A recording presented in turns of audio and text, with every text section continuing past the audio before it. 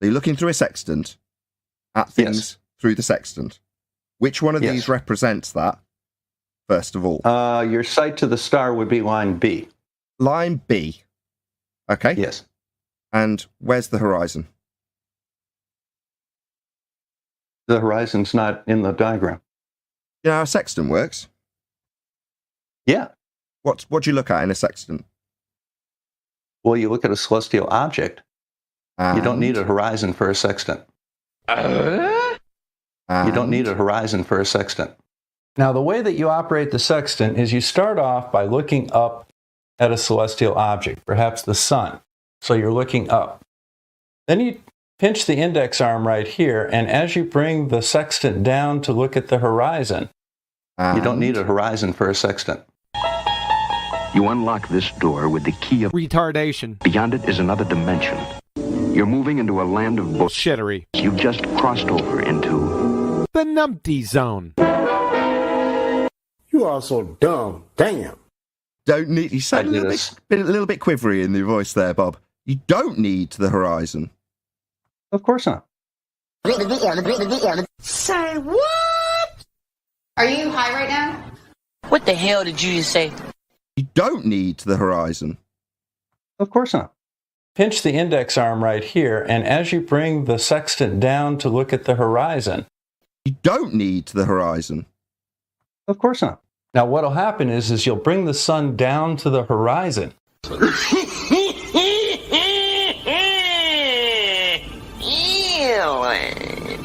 You're just being asked, do you know what dip correction is? If you don't, that's fine. Just say no. If you do, just tell us what dip correction is, Bob. Dip correction is related to the angle formed between your horizontal and the horizon as you look down from an elevated height. You don't need a horizon for a sextant. Pinch the index arm right here, and as you bring the sextant down to look at the horizon, you don't need a horizon for a sextant. Your HS is your angle, is your altitude from the celestial object to the horizon. You don't need a horizon for a sextant. Now what'll happen is you'll bring the sun down to the horizon. Is that what you're stating the horizon dip correction is? Well, you look up to the celestial object and down to the horizon. You don't need a horizon for a sextant. Well, you look up to the celestial object. You don't need a horizon for a sextant. And down to the horizon.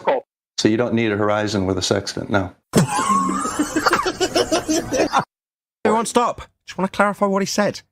So you're saying that when you use the sextant, it's literally pointed downwards towards the lower horizon on your sphere. I'm not going to try and get you in a gotcha. I'm just clarifying your position, Bob.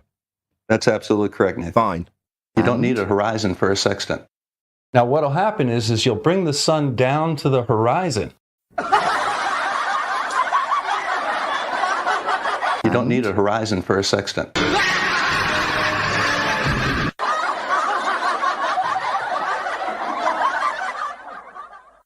ahead, 10th. He said he doesn't use the horizon. I want him to affirm that. Yes. Now the way that you operate the sextant is you start off by looking up at a celestial object, perhaps the sun. So you're looking up. Then you pinch the index arm right here, and as you bring the sextant down to look at the horizon, so you don't need a horizon with a sextant, no. Oh, son of a... That's going to leave a mark. Your HS is your angle, is your altitude from the celestial object to the horizon. So you don't need a horizon with a sextant, no.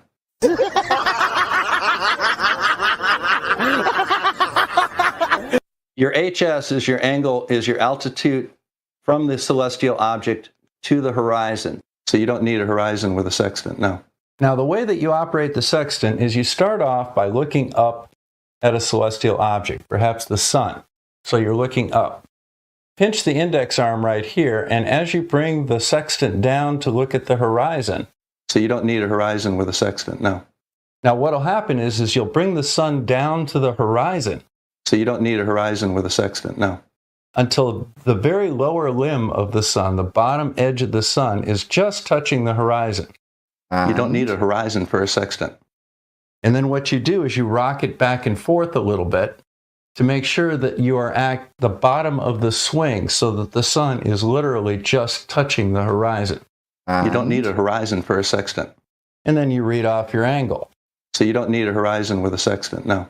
Turn out the lights. Double speaking, pretend to clown face monkey. The party's over. They say that all good things must end. Ballers scattered on dawn's highway bleeding. Fallacies and gravity crowd their fragile eggshell minds. Oh, well, everybody's heard about the bird. The bird's a winner. You're a clown.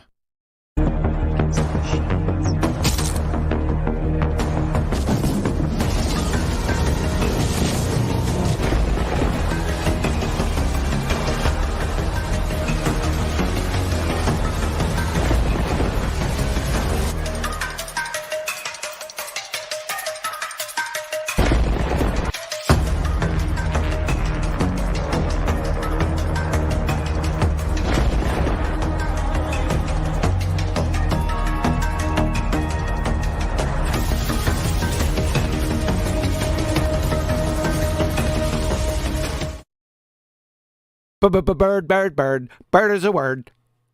Hey, what's going on out there, guys? Welcome to the show. Got a good one lined up for you today. Hopefully. As usual, if you'd like to support this channel, there are PayPal and Patreon links in the info box below. Speaking of beautiful old birds, I wonder if Betty's out there. Hey, Betty. Old birds? Doesn't sound well. Yeah. Sounds good, right? What's that? It was just impromptu. I'm just making it up as I go. Yeah, well, being very on difficult territory, right? Like a minefield. Yeah, it was sort of a shit sandwich because I gave you beautiful and then old bird. So Yeah. Thanks. Well, I do have to say that some women do age well. Right? That's better than others, right? Yeah, generally, no. Generally, no. Unbelievable. Now, who we got in Discord, girl? The Adam Meekin's in here. Look at that. Yeah, the one that ages well. Yeah, he is. I know he's about ready to speak and come off mute, but his second grandmother's mother-in-law from his the three previous marriages didn't have a birthday today or something, right, Adam? Jeez.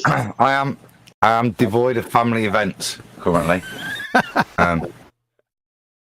So, just the question tonight then: the bird that is the word, is that bird a rubber ducky tonight?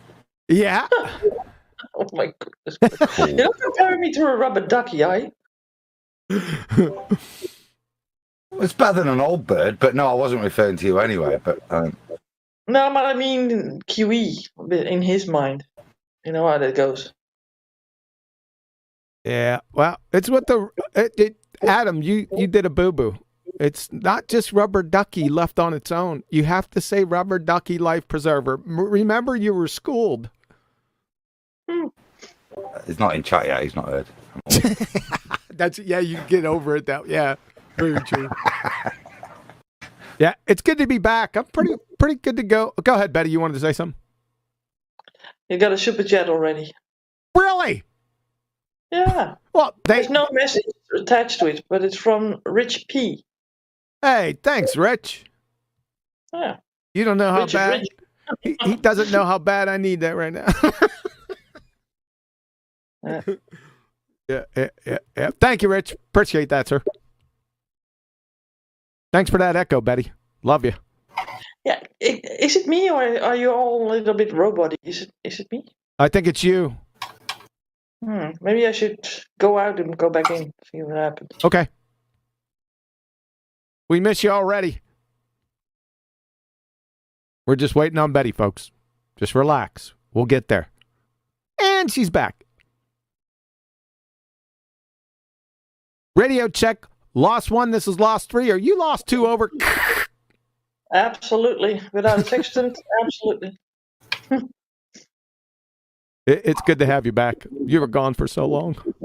Oh, did you miss me? Yeah, I did. And I'm still getting the echo, so welcome back. Oh, yeah, well, I go on mute then.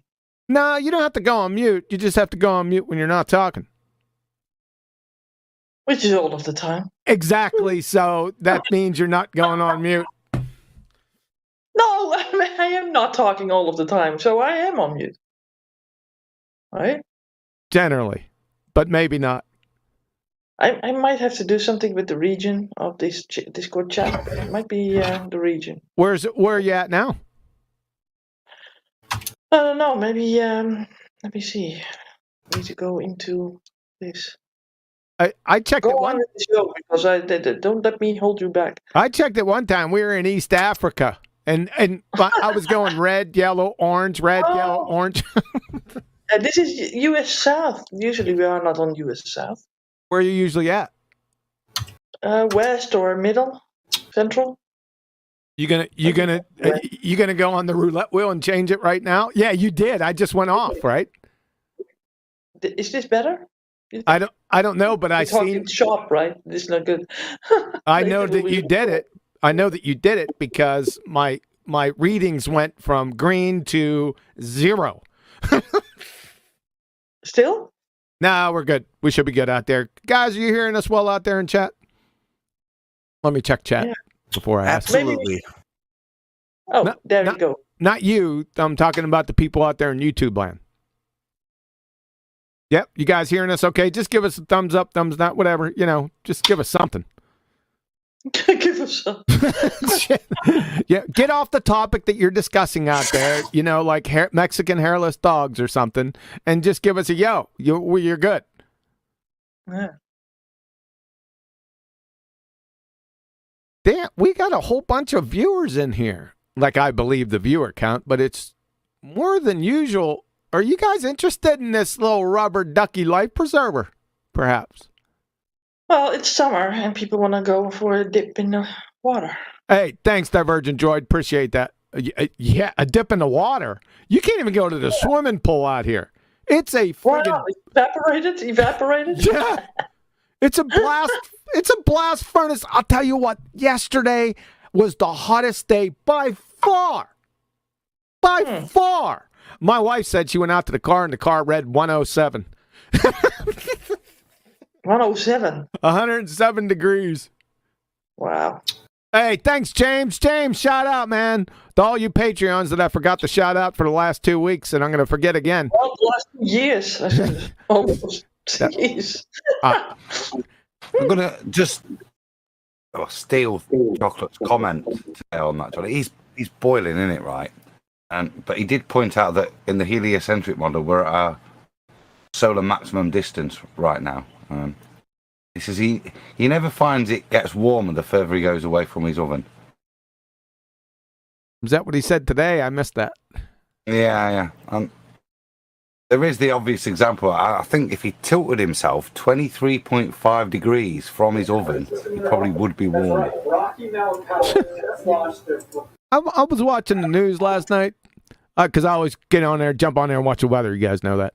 So I'm watching it late last night, and they're going through the weather forecast, and it's like all this week is 96, 96, 90. Well, Wednesday it's supposed to be a little cooler, but for the rest of the week, 96, 96, 96. That's degrees Fahrenheit, which is smoking hot, right? Add in humidity, look out. But anyway, he said at the end of the 96s, he goes, be careful next week. It's going to be a real scorcher. I'm sitting there, well, what the heck is the 96? Chopped liver? It's going to get hotter next week. Look the heck out, man. It's we're done for here. We're just baked. My grass is like straw. It's just like blowing around in the wind, man. It's going to get bad here, dude. And more so, you friggin' chiggers. The chiggers got me again. Right? They're nuclear chiggers. Listen, I've been bit by chiggers in Louisiana, in Georgia, not so much in Pennsylvania and northern regions. But northern Missouri, and yeah, they're painful. They'll wake you up because you're always itching. They drive you absolutely nuts. But down here in southern Missouri, home of the Missouri boat ride, these give you blisters. I can't believe it. There's something going on down here. There's some nuclear friggin' chiggers, and they're on me, man. I'm even in the grass. Now, I'm close to the wood line, but I'm even in the grass, and they still get me. You wouldn't believe it, man. I'm not going to show it because I want everyone to stay here for the show. But you wouldn't believe it. It's the second go-around. See, the first go-around, I thought it was poison ivy, and it gives you sort of blisters. Nope, wasn't poison ivy. It was friggin' chiggers. So, and one of those little suckers crawled up my leg and bit me right in the arse. That didn't give me a blister, thankfully. But the one on, I got another blister down on my leg. They got some nerve. They got some damn nerve, man. I'm going to take a flamethrower. Chigger spray, mate. I'm going to take a flamethrower down there.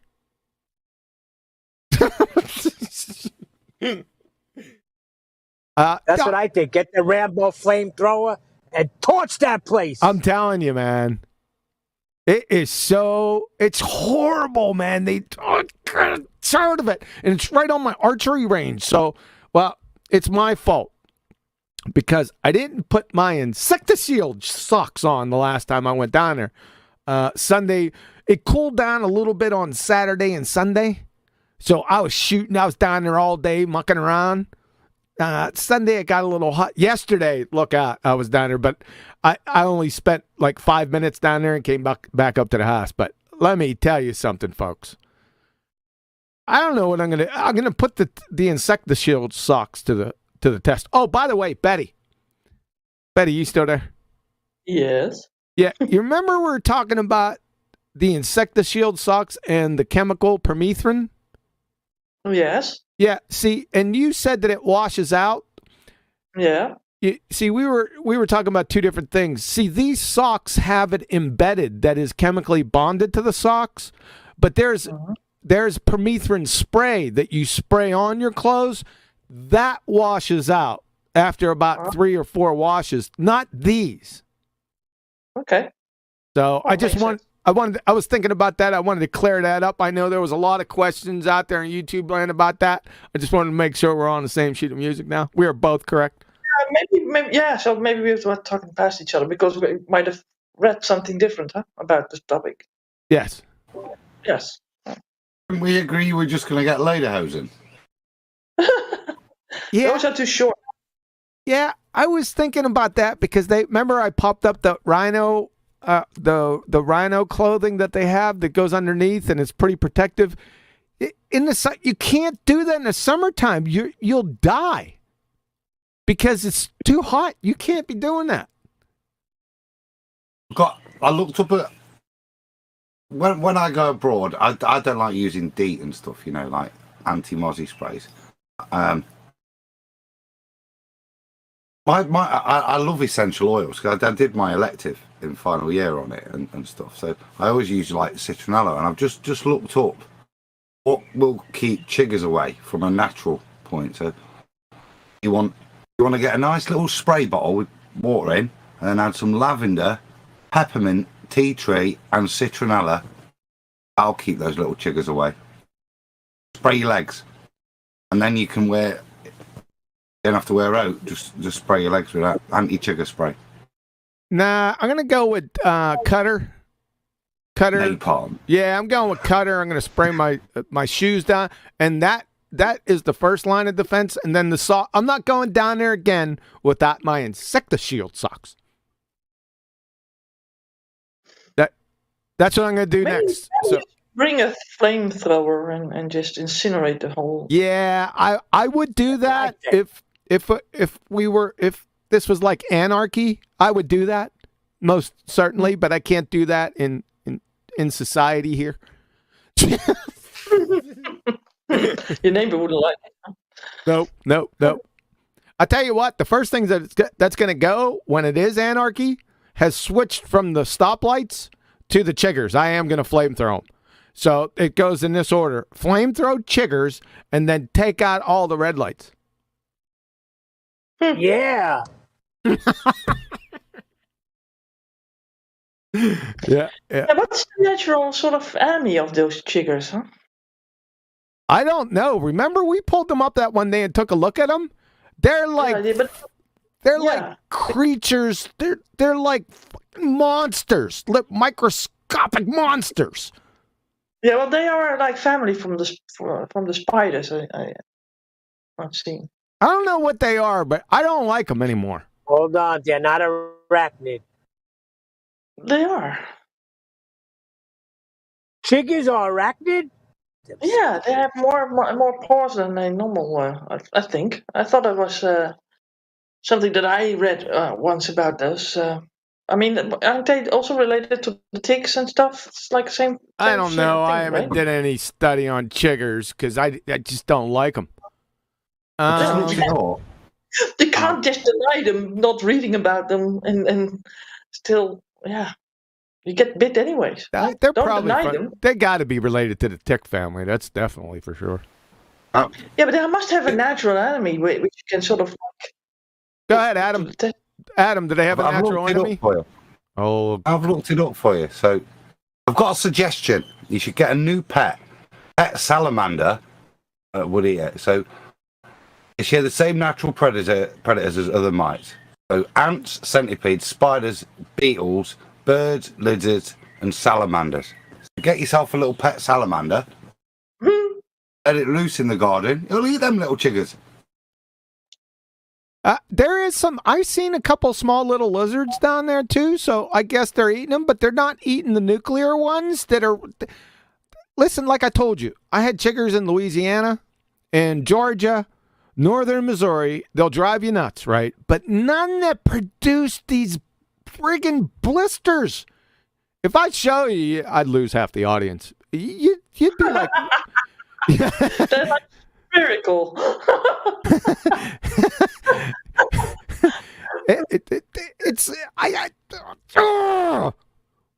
So what I got. You haven't been much outside in the last couple of years, so you might not have encountered them. What does that have to do with anything? Well, that means that you said, well, I've never seen them, but that's not true. I didn't say I never. That's not what I said. I didn't say I never seen them. I didn't. Those words never came out of my mouth. But from a distance. I said the nuclear ones. Yeah. Well, the nuclear ones are ones that you don't see, I suppose. Yeah, they must. I don't know. They're infused with something, but that's all. It's really, really terrible. My wife had to do 2 bites, right? It's not like you're like all over the place, like bitten.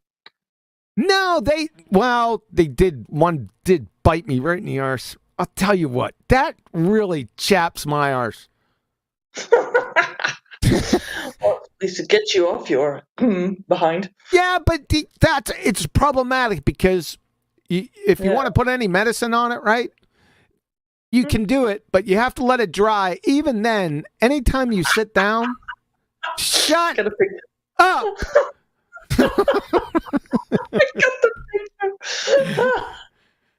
It's you just don't want to know. But these, my wife. Apply it maybe because that's you can't see where it is at exactly. So we don't want to see where it is at exactly. It's in the soft spot. Yeah, nice for your spouse to get that done, huh? Yeah, I had to have her. I said, honey, you're the only one that can see this. Just I may see this. That may see this, yeah. I said, just make sure it's not a tick. Come here and take a look at my arse. Red meat was like done for, huh? Yeah. You got to make sure. Yeah, but see, the ticks are a little bit bigger, and they have a larger footprint. And whenever I've had ticks on me before, even down there. I told you they got the Rocky Mountain. They don't have the Rocky Mountain. They got the Lone Star tick down there. I already showed you a couple pictures of that. But when they get on you, I can feel them. Chiggers, you're not feeling these chiggers. That's the problem. Here's a good one. I'm not going to show you a chigger. I'm going to show you. Oh, I can't because I can't do that. I'm not going to show it. Everyone knows. Let's get off the chiggers because it's really depressing. I know I brought it up. I'm sorry, folks, but it's really. Nobody thought about it but you. It's really grinding on me. So let's finish it up. My wife had to do surgery again. So we had, you got to pop. The blister is so. It's so tight, it hurts. Not the blister, but it pulls the skin, right? So she had to do, this is the second time she had to do surgery. So you know what we do, you got to pop the blister. So I pop many blisters. You got to be careful out there. Make sure you pop the blisters appropriately or you can get infection. So what we do is we fire up the edge of the pen, right? And sometimes if you use a lighter, it'd be better if I had a torch. If you use a lighter, you get the black stuff all over it. You don't really want that. But I don't have a torch laying around, so we use the lighter. And then what you get is you get 91% isopropyl alcohol, and you dip the end in there. So I pulled off a lot of that charcoal off the pen, and then I gave it to my wife, and I said, be gentle. And I said, you got something for the pain? I don't get it. Why don't you put that hot poker pin in there immediately? Well, yeah, you got to do that so you can drain the blister. Mm-hmm. Yeah. I mean, then you're gonna cool it off with alcohol. No, it's not cooled off. The alcohol. Boy, you're kind of dizzy today, aren't you? Dizzy. I don't get it. I mean, okay. See, you don't put alcohol on the blister. You put it on the pen. I know. I am not daft. Okay. But you already disinfected it with hotness, with fire. Yeah, right? but it's just and if you keep the pin not in the flame, but a little bit higher up where it's the hottest, by the way. Yeah. There is no soot that it's, and otherwise you can wipe it on a piece of gauze or something. Yeah, so I dipped it in the isopropyl alcohol for about 30 seconds because isopropyl alcohol, 91%, it'll kill everything. So that's what it's used for. It's a disinfectant. And you don't need to make it hot. But it's a shield. It's another shield. So I wiped it, I soaked it, and then all the stuff came off it anyway, so it's good. We're good. Mm. I think. All right. So chickens unite. So what? Chickens unite. I thought you said chickens unite, you rooster booster. No, I'm the Daffy Duck. Oh, I got that thing still running. Sorry about that, guys. I was into the conversation. Chiggers I just get passionate about it because it really chaps my ass. So there you go. Let's roll with that. All right. Totally, we're on the roll. Totally chiggered out, but I just want to make a special shout out, and that's to your wife. From having listened to that story, respect to her, and she never knew that was coming when she took them vows, did she? Yeah, we were talking about that last night. I said, yep, you signed up for this. And then I started going through the vows, and I said, oh, maybe not. And I said, oh, in sickness and in health, you're screwed. For better, for worse, for sickness, and for health. Yeah. Yeah, that's exactly what happened yesterday, Adam. That's too funny. Too funny. I can see you guys going over the laws and stuff. Yes. Yes, we do. She's contractually obligated. Yeah. You know that's also the other way around, you know? I don't know what you're talking about. Well, that you have to do the same for her. Yeah, men don't need inviting to squeeze a woman's ass. No, looking at nasty stuff on certain places. That's what I mean, Adam.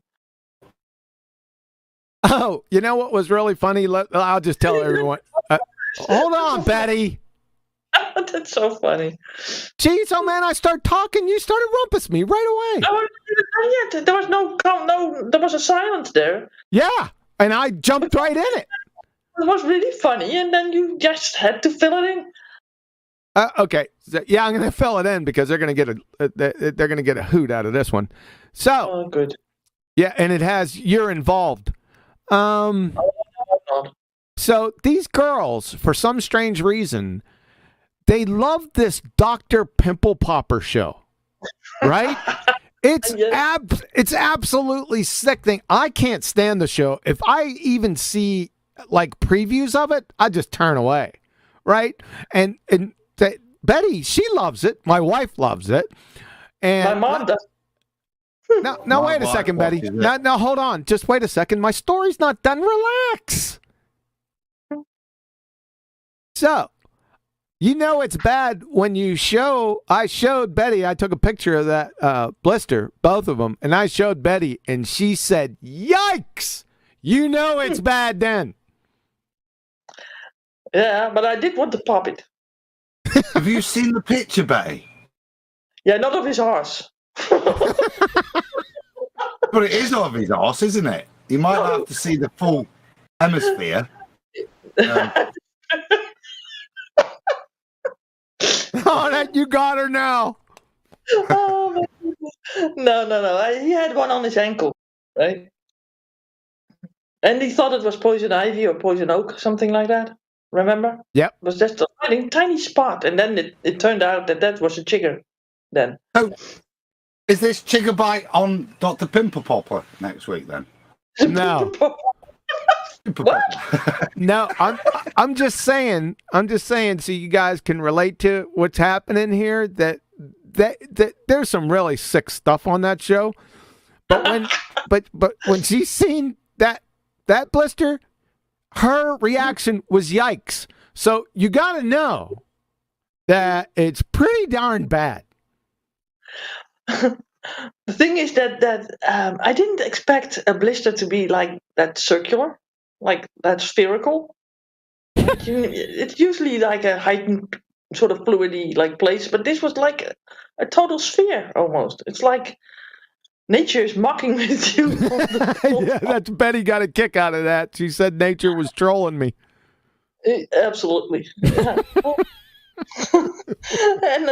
and I think that it's good that women like that Dr. Pimple Popper because that means that we have a sort of a caretaker's role in this. We like to take care of that sort of stuff.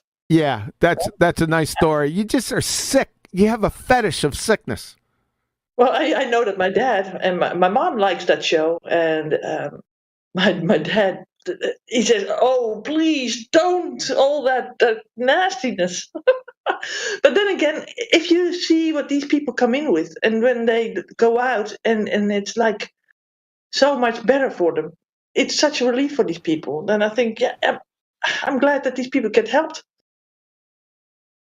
Right? So yeah, but that doesn't have anything to do with the actual. It's the sidebar. You're trying to, put lipstick on this. It ain't gonna work. I'm a woman. I put lipstick on anything. On anything that I like. Yeah. I'm not gonna. So we got a super chat from Tony Whitcomb, and he says, "If this is an open panel, check out the mantis shrimp or camel spider." It's a camel spider, not a caramel spider. Camel. Yeah, camel spider. Yeah, I've seen those before. I don't know about the mantis. Oh, I've seen the mantis shrimp before. Yeah. Yeah, awesome killers. Hold up, Betty. Hold up, Betty. I'll take this one. Okay. Oh, now you are. Yeah. If this is an open panel, check out a mantis shrimp or camel spider. Awesome killers in the animal kingdom. Yep. I've seen them before. I don't know camel spider. I know mantis shrimp, but what's special about a camel spider? They're pretty insidious. Is it just venom or like mantis is like Sonic Boom, isn't it? Like Street Fighter. Sonic Boom. I have no idea. Knocks them out with a Sonic Boom. So that camel spider, does it have humps on its back or something? So look, I'm gonna have to get a picture of one of these things, right? I suppose so. Yeah. All right, hold on. Never seen them. Are these poisonous too? They're pretty nasty. I know they're nasty looking. I've seen them on a couple shows. Yeah, there's one. I think you have one of the beautiful spiders with beautiful colors, right? Of course, Google doesn't give pictures like they usually do. You have to. I hate this. Usually you have to go to the site to see them. Yeah, like you used to. So I'm just going to post it up. Heck with it. Not the site, but what I got. So you guys will be able to see it. So, yeah, camel spider. Little suckers. Probably. Let's see if we can't get another.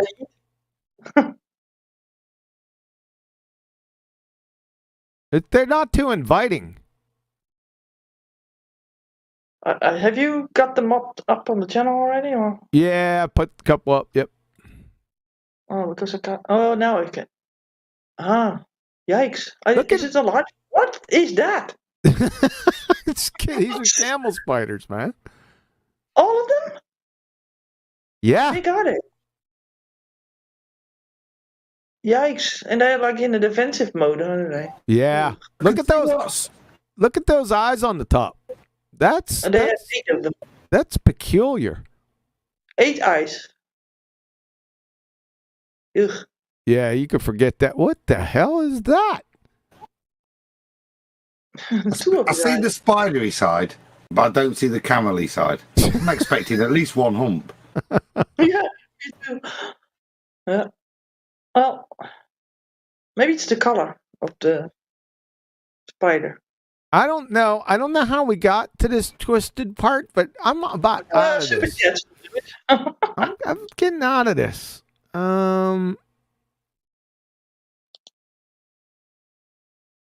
Let's get back to that. What it does remind me of, back in the day, a long time ago, I went into the Weekend Warriors just for a brief respite. I didn't want to have a break in service, so I got out of the military and went in the National Guard. And I had to do one of their 2-week extravaganzas before I went back in the military. Anyway, I went to, we were in the mountains in Virginia, and it was so funny. Bunch of tomato heads. We're not going to go down that trail anyway. They gave me a mission. It was one night. They gave me a mission as an outpost. So you're outside. An outpost is some distance away from the main party, and you're an OPLP, observation point, right? And I had to stay out there all night. So the Toon Sergeant gave me the location, and I went to the location. I'm sitting out there, and I'm looking on the ground, and all I see is the ground moving. And I'm like, what the fuck? So I look a little bit closer. There are thousands of spiders. Thousands of them. Big, tall, black, blue, different color, rainbows. I'm looking down on this, and I'm sitting there. He wants me to sit out here all night? That ain't happening. No chance. I took a stick, and I went to poke one of them, and he whacked the stick. He whacked the stick with one of his legs. I said, no, I'm not. This is National Guard. I'm not staying out here, dude. No, it's just no. Did you quit the job on the spot? Say again? Did you quit the job on the spot? I can't quit. I just refuse to stay out there. Oh? Yeah, it's a National Guard. I don't have to follow their direction. Is that why you call them numpties? Yeah. It had a lot of old timers, active duty old timers in there and stuff. It was really funny. It was like a comedy show for 2 weeks. And they act like they're military, but they're really not. So it's like you can follow orders, and sometimes you really don't have to. And you took advantage of that, then, huh? Yeah. Yeah, I just wanted to bring it up because the spiders, that's what reminded me of it. It was, and copperheads everywhere. It was like infested with spiders and copperheads. That's what the military does. All their places, their training areas are always messed up like that. Every single last one of them. They got one catch. For the most part, they got about 50 catches. But there's always something up. People sell them property that's not very good property. In Louisiana, besides the chiggers, were the snakes and the gators. There are gators every damn where. You can't get away from them. They'd be in the wash racks. We got to wash our equipment, all the tanks and all the tracks and stuff. And they got big reservoirs of water. We'd feed them MREs. The MREs that we didn't eat during the field excursion, which were many. Bargain bastages. Yeah, we'd feel that we'd have some extra MREs, but didn't have any trash, so we'd just throw them down in the wash racks and feed them. They loved those MREs, boy. MREs. Meals ready to eat. Oh, thanks. Yeah, they were nasty back then. They're a little bit better now, but we're getting way off the subject here. Yeah, I got a super chat that was just posted by Lumpy Gas in a Vacuum. He says the Mick West pummeling was a real treat. Mick West pummeling? What Mick West pummeling? Oh, that old one that's on the channel? That was a long time ago. Is that what he's talking about? I have no idea. Maybe he rewinded it to see what Flat Earth looked like when it was like. Yeah, maybe he can go. Maybe he could be a little bit more specific, because I think that's what he's talking about, but I'm not sure. What was the Mick West pummeling about, by the way, when you did it? Yeah, he went to 24/7, and he was talking about his fairy tale refraction and his globe Earth, and I just trounced him. Wasn't he the one with the calculator? Yeah, Mick West has the calculator. Yeah, he used to do ad hoc changes. I remember that Does he still? I haven't been there in years. Is there still a bulge? Does he still got the bulge on there? I have no idea. Where's Adam at? Adam, you been there? Yeah. Yes. Of course, the bulge. It's fundamentally geometric. Let me look it up. There's. You say he adds stuff on. This is the bit I remember towards the end, after he's destroyed. Where is it? Okay, so he's done all the bit, and he's refracted this in, stuck a refracted horizon and stuff. But it says, this makes me laugh. It's like, well, what's the point then? So, got all this stuff, all the calculator. Then in big red, note: not accurate for observations over water very close to the horizon. Yeah. He put that in after the Black Swan. Yeah. It's not accurate over water, over flat water. But he's such a clown, that guy. I don't get it, man. That is hilarious. Yeah, he had the last time I looked, like I said, was years ago. It did be little changes. Every month or so, there'd be another little click or another little asterisk. It's friggin' hilarious. Mick West, on your little bulge there, do you live on Mogul Earth? Because wouldn't there be bulges for everyone? Looking every different direction? So you must live on Mogul Earth. I don't know. They're retards. I don't know, man. I don't get it. Speaking of retards, we might as well get into the subject, right? It's going to be a short subject, folks. Well, go ahead. Before you do, chocolate's arrived, so better say hello, Chocolate, as well. Hello, Chocolate. As I gave him a shout out earlier. Hello, all. How are you? Absolutely spiffing, old boy. Absolutely spiffing. Cheerio, Gov. That was weak. Is he still your homie? Yeah. That's homie all day, bro. Yeah.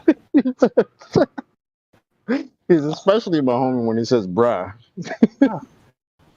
Did he say bruh? I'm glad you caught it, Chocolate. Always. Yes, I didn't hear him say bruh. Sorry for rumpusing you. I didn't hear him say. Betty, did you hear him say bruh? Yeah, kinda. Yeah, it's not. Yeah, kind of. Either did or he didn't. Well, yeah. I mean, bro is like really with the O, and bruh. Yeah. I'm sorry, I asked. Yeah. Can't go either way. Bruh. Bra is the new bro. Apparently. Well, all the men are wearing bras now. Oh, brother, here. Yeah, I should have known better. It's not bra, it's bruh. Bruh. Oh my goodness. The small nuances, huh? Exactly. Details matter, man. Absolutely. I agree. All right, give me a minute. I'll be right back. Betty, you got the con. Really important, right? If you were going to a party and somebody said to you, "Bring your bra," and you didn't understand which one, and you Exactly. That would be, yeah. Hilarious, by the way. Yeah, absolutely. Well, with the Chinese, if you make a wrong emphasis on a word, you can say something totally different, you know? So they have a language that's like a tone language. And if you say the word ma, like ma, then it means something different as ma or ma. But it's all, for us, it sounds the same, right? But I think that one is a horse and the one is your mother. So you can call your mother a horse. If you don't risky pronounce language that sound. Yeah. But I do have to say that also the English, like if you write it down, it doesn't, and you say certain words, then it's the same. The pronunciation is the same, but you write it a different way. And then I'm thinking, how can you guys understand each other? Right? There. Yeah. Well, language is cool, right? I'm glad that we can sort of learn the different languages and get along with one another. Hopefully for a longer time, right? So do you think that QE is going down to get some content for a show now? He's on banana time. Hey now. I knew that would get you back in. Divergent droid. QE has to have a banana. I'm eating that banana right now. That's not the reason why I left, but that is too funny, man. Okay, so was there a cohort of chickers coming down into your room? No, I had to take a little rest break. Oh, wowie. Where did you take that at? At the kitchen? Oh, brother. We'll get to the topic here in a couple seconds, folks. Don't worry. It's going to be short. Real short. Like a couple sentences. People are not here for the shortness, but more for the content, right? Yeah, it doesn't. The length doesn't matter. Well, it's too easy. It's too easy. It's not what she said. I left that out. I wasn't taking that bait. Yeah, because of all the people, Betty's the one. Yeah, Betty, her mind's in the gutter constantly. It's so Benny Hill. Oh, I get infected by you guys. We don't do Benny Hill puns. We do intelligent, literary puns. No one does knob gags on debate. Sorry, I got that wrong. I did love me some Benny Hill when I was a kid, though. That was hilarious. Oh, to put that guy always running after the women. Yeah, all right. To put a damper on all this, I think Nathan is going to be looking for you, Betty. I think he's got a small mission for you. For me? Yeah, I think he needs you to make another room, a special room, because people are trying to promote his channel, and I think they want to have meetings and stuff. I just want to give you a heads up before he does. Yes. Okay. It's Divergent Droid Bay. Been modding on Nathan's channel for a while, doing a sound job. Right, so we're giving him a couple of good shout outs. He came on the after show today and just talking about ways in which I think he's prepared to put some time and effort in to get all of the multitude of channels we've got between us extra promotion. So going to the place and saying we do advert swaps and so on and so forth. So that's kind of what he's doing, but he thought it'd be useful if you could set a room up in Discord that specific purpose to meet up and just discuss. Is it a voice channel or a sort of event like agenda thingy? Well, I think definite voice channel would be wanted, but maybe with chat and. Hey, Divergent Droid, he's saying we're going to brainstorm to get you views too. That's okay. I wasn't saying that. I'm not disgruntled or anything. I'm all for it. Okay, well, I'm open for suggestions, and well, we have to get Righteous Force into this because he's my moderator too, and he knows a lot about the Discord server as well. So if you have to set up roles or stuff, then yeah, okay, I can do that. Yeah, I just set up a room. I didn't want the discussion to go on for 20 minutes. I was just letting you know, just a heads up, that he's probably going to be contacting you. Okay. It came to mind. Oh, wait, you can have an audience. It came to mind. So I was trying to figure out how to introduce this short, non-lengthy topic, because this is really real belly laugher. And we're talking about dip correction. Am I allowed to talk about this now, Adam?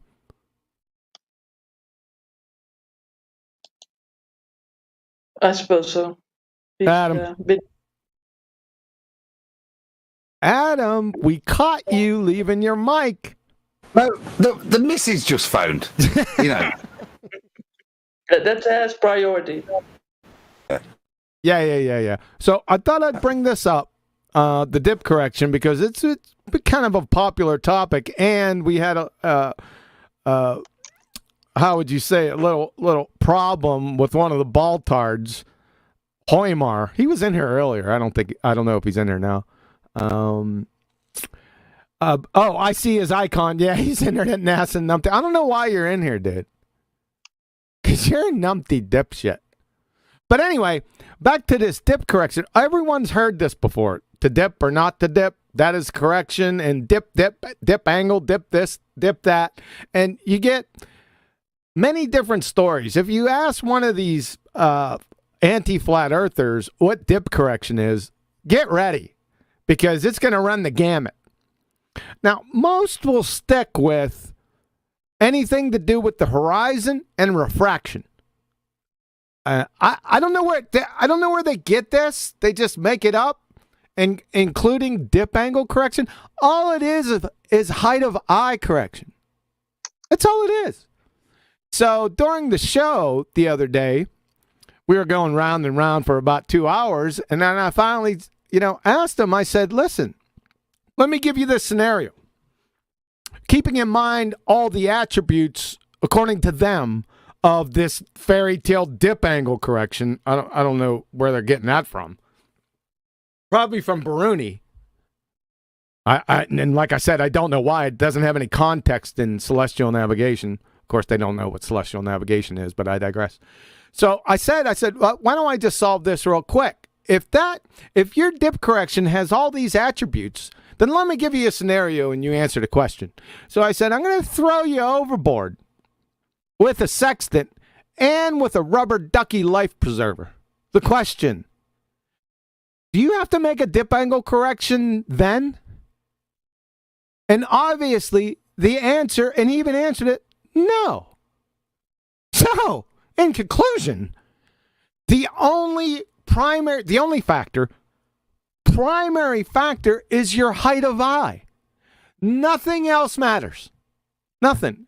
The only reason why you have to do height of eye correction is because that adjacent line that you're looking to the horizon to, and the line that's going up, that is the GP, and the line that's going up to the celestial body, that adjacent line that you're on is slightly acute, depending on how high you are above the water. That's it. It's slightly acute. And what you have to do is you have to drop your eye line down to sea level. That's all you have to do, so you flatten that line out. You get rid of the small acute angle. Right? So that's it. It's all it is height of eye correction. So let's take a look at this. Sorry it's so big, I couldn't get it any smaller. Introduction to Nautical Science by Carl A. Chase. This guy's a real knucklehead. We're gonna talk about a few things, but let's stay focused on the primary. So let's see what he has to say. We're going to read through this, and then I'm going to circle back and then focus on the primary. But there's another thing in here that is I blocked it off. We'll get to it. So, page 172 from this knucklehead. The next thing we must account for is the fact that the horizon we see is not really 90 degrees from our zenith or from the vertical, unless our eye is right at sea level.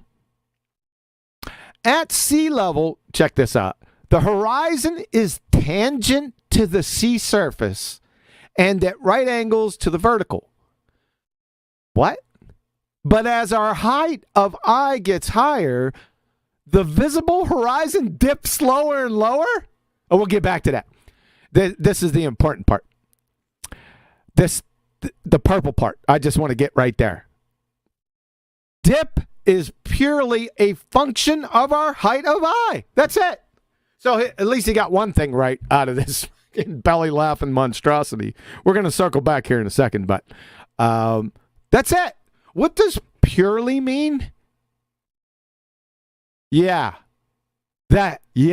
Purely height of eye. Nothing else. It's all it is. You have to account for the height of eye. That's it. Period. End of story. Done. That's why I gave him the rubber ducky life preserver. So let's circle back here. Let's take a look. I'm going to read this again. See if you can follow this. At sea level, the horizon is tangent to the sea surface? What? Does he even know what a tangent is? This is batshit insane. This is non sequitur from the Black Lagoon. Let's stop right here. Adam, what the hell is going on out here? If it was a tangent at sea level, and there wouldn't be a need for dip, would there? How is the horizon a tangent? At sea level, the horizon is tangent to the sea surface. What? That's what I said. What? Doesn't mean anything more to at sea level. The horizon is tangent to the sea surface. This is batshit insane. At sea level, the horizon is tangent to the sea surface. That makes no sense. It's nonsensical. Yes. He doesn't know what obviously doesn't know what a tangent is. This is nonsensical, but it's a belly laugher right here. So let's continue. At right angles to the vertical, this is another good one. But as our height of eye gets higher, the visible horizon dips lower and lower. Really? Can somebody show that? I want to see that.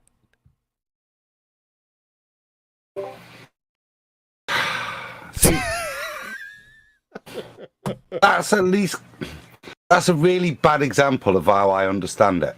It's a very poor description of things.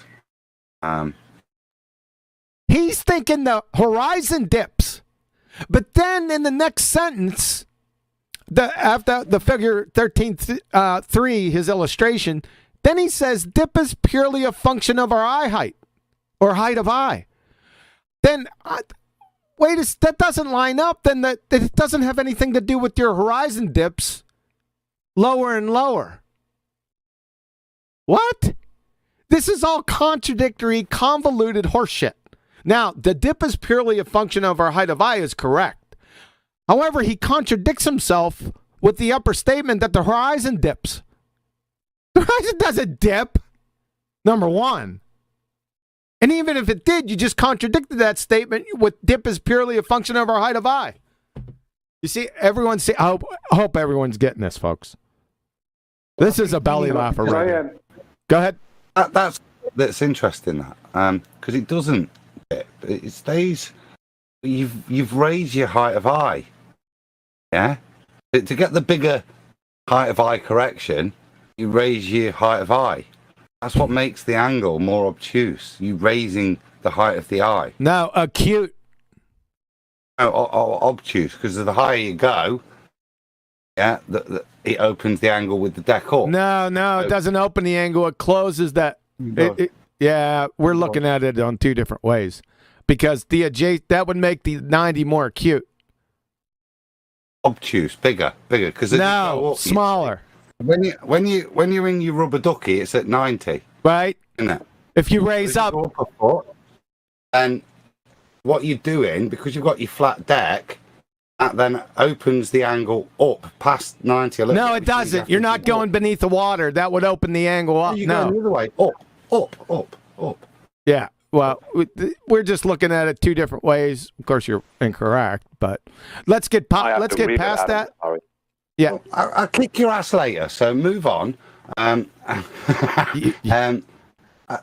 This is the point I'm making, and the important point is what he's doing is just, and this is the important, and this is why I asked for the age of this citation, this little bit. Where is it from, and what year? Because Gene 10's been going through stuff where they're trying to ascribe it the opposite way. It's purely a geometric function, and which is really interesting. And we've got this at 1850, them doing this.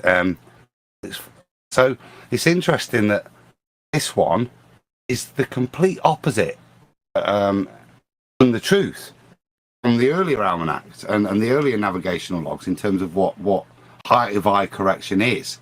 It's a function due to how high the eye is off the surface. What year is it? I don't know. I can't see it. It's too big. Send it as late. Yeah. No. We'll just send it as late, because that's interesting. Because it doesn't matter which way they do it, whether they ascribe it this way and we thank them for it, for being honest, or whether they want to ascribe it as a geometric issue in terms of curvature. It ruins them either way, but that's interesting. This one's, because it just reads later than 1850, this, John, which is why I find it interesting. Yeah, I don't want to lose focus on one correct statement in here. Dip is purely a function of our height of eye. So if it's purely a function of our height of eye, then it doesn't have anything to do with anything else because of this word. You see, purely? That's what that means. It's without insult from anything else. Purely. So let's go to another one.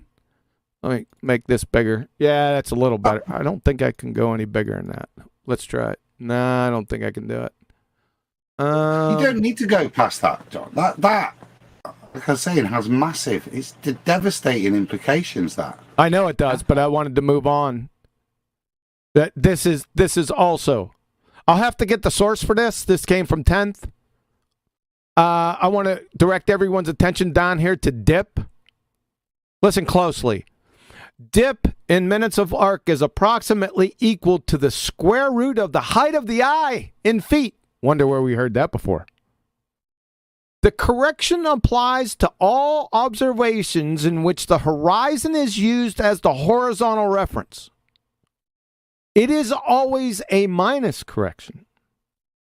If 0.1 degree, hold on, I'm getting to the punchline. If 0.1 degree accuracy is used, no dip correction is needed for a lifeboat heights of eye.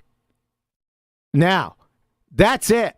It's all over. Those two kill it. If you hear any baldtard dreaming up his fantasy of all these attributes of a dip angle correction, which they're somehow connecting it to Bruni's dip angle. I don't know why. It's height of eye. That's all it is. And this shows you right now, if you're on a lifeboat, you don't even need it. If you're in a rubber ducky life preserver, that's even closer to sea level. So you most assuredly ain't going to need it. And if that's purely a function of the height of eye, then it doesn't have anything to do with anything else other than the height above sea level. Everyone follow? I hope everyone got that. Adam, you want to comment on this one? Oh, that's it. This one is as you say, Al-Biruni's reification, the higher you go. But just, I say, it's always a minus correction. Because you've opened the angle up above 90, because you've raised the eye above the deck, it makes the angle obtuse, so you have to take a No, it doesn't. You're still trying to go on this. We'll do this after the show, and I'll show you where you're wrong. Okay. So I just want to focus on the lifeboat and heights of eye. So all Dip is concerned with is the height of eye correction. That's it. We good? He did say if we allow for 0.1% accuracy. Yeah, but that's because he's in a lifeboat, because he's a little bit above the water, isn't it? Because when you bring the angle, the vertex onto the water, that's when it's absolutely accurate.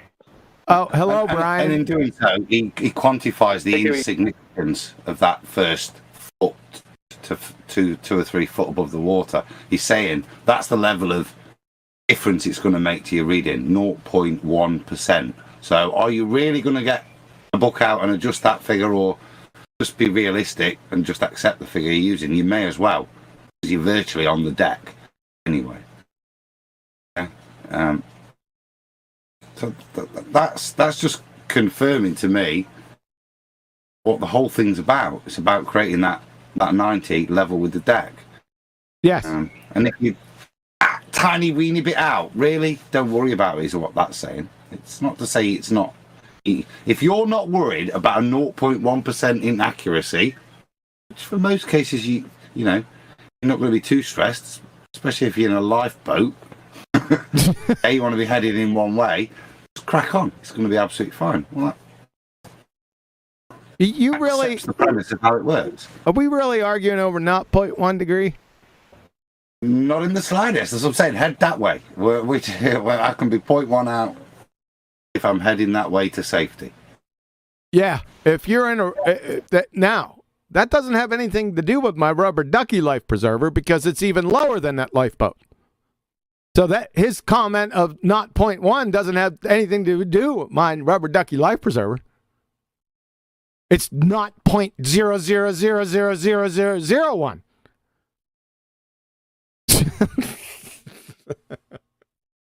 Too funny. I told you that would be a short presentation, folks. I mean, what? There's really nothing more I can do, because that's all there is. Yeah. I got a super chat for you. That's what I'm talking about. Okay, so you got one from Unitox Famu. It says, sea level is sea surface. We learned something. Oh, he taught us something with those train wreck comments. This friggin' guy, Mr. Chase, whatever his name is, thinks as he raises up in height that the horizon drops. I don't know. I've never looked down at the horizon. Has anyone ever gone high up and looked down at the horizon? I never have. I've never even seen What an idiot. There's a number of What an idiot. yeah, a number of people back in the 16s, I think, did it with. What's interesting is it does move. It does move, but it doesn't move in any. So at certain heights, it was higher, and certain heights, and as you went even higher, it brought it back up. Yeah. So I'm trying to think who did it. It was Stan Smith and South African dude as well. That'll come back to me, but they did a lot of showing where the point of optical dissolution is. So remember what this is. They're trying to reify it, yeah, into something. So whether it's here, there, or anywhere, inference, please, is what I would say to you. But what we do know, and what you can't infer from it, is it's the leading edge of a ball.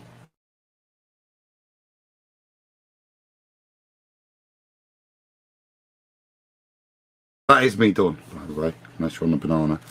Has anyone ever seen, yeah, you're never going to see this. Anyone ever seen Mitchell from Australia when he starts his drone off at the ground and he slowly rises up and rises up and rises up? His statement kind of back-engineered reality to fit what he believed, which was that what actually happened is sea level stayed at sea level and he went up higher than he was above it.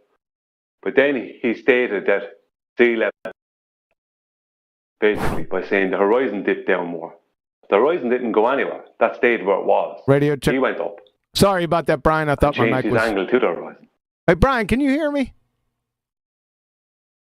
Just now I can. I didn't hear you before that. Yeah, sorry about that. My mic went out for a second. That was really strange. Sorry to interrupt you. Go ahead. No, I'm finished. Finished what I was saying.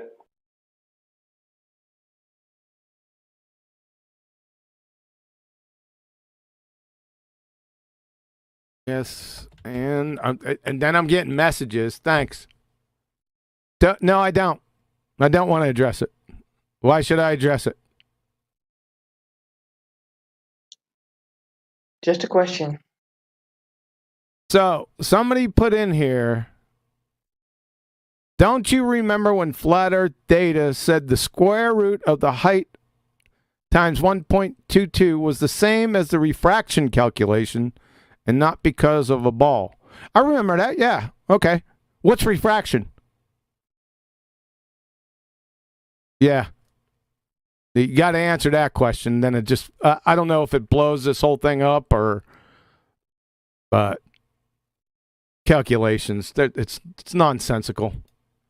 I think that's a misquote, to be fair. I think the comparison was the 1.22 in the Rayleigh criterion for optical resolution.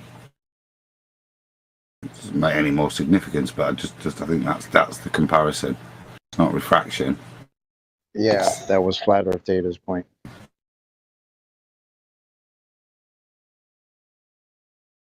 Yep. So anything else on dip angle correction?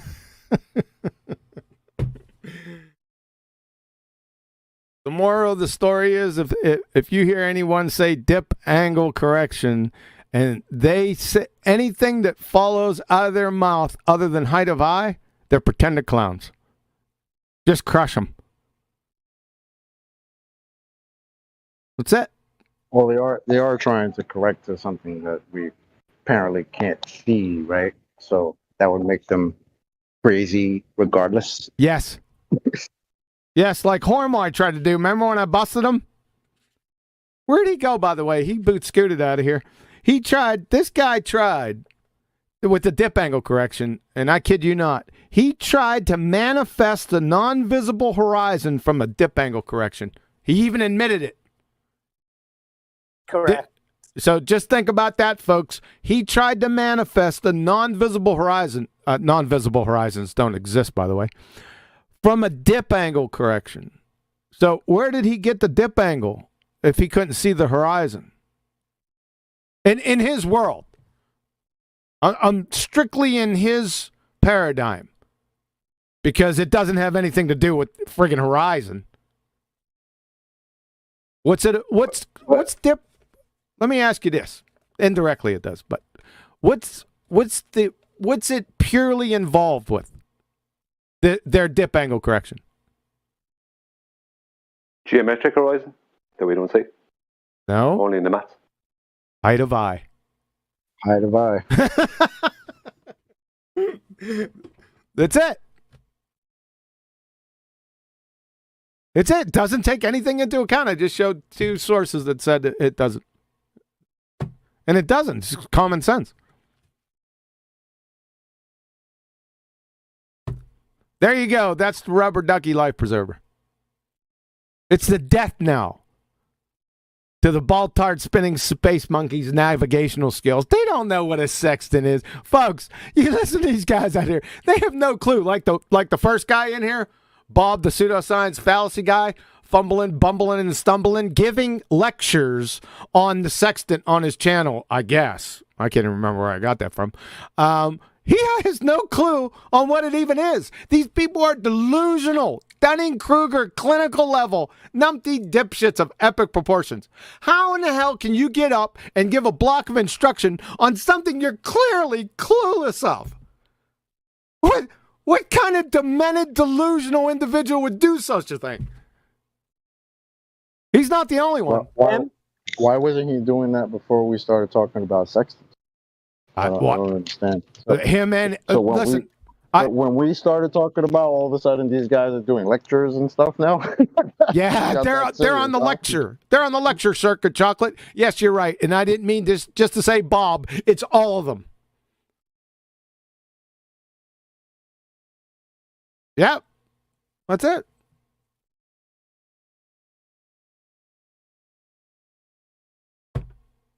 Well. Uh-oh. Getting messages again.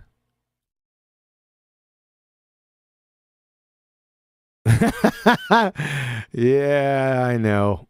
We might, maybe not.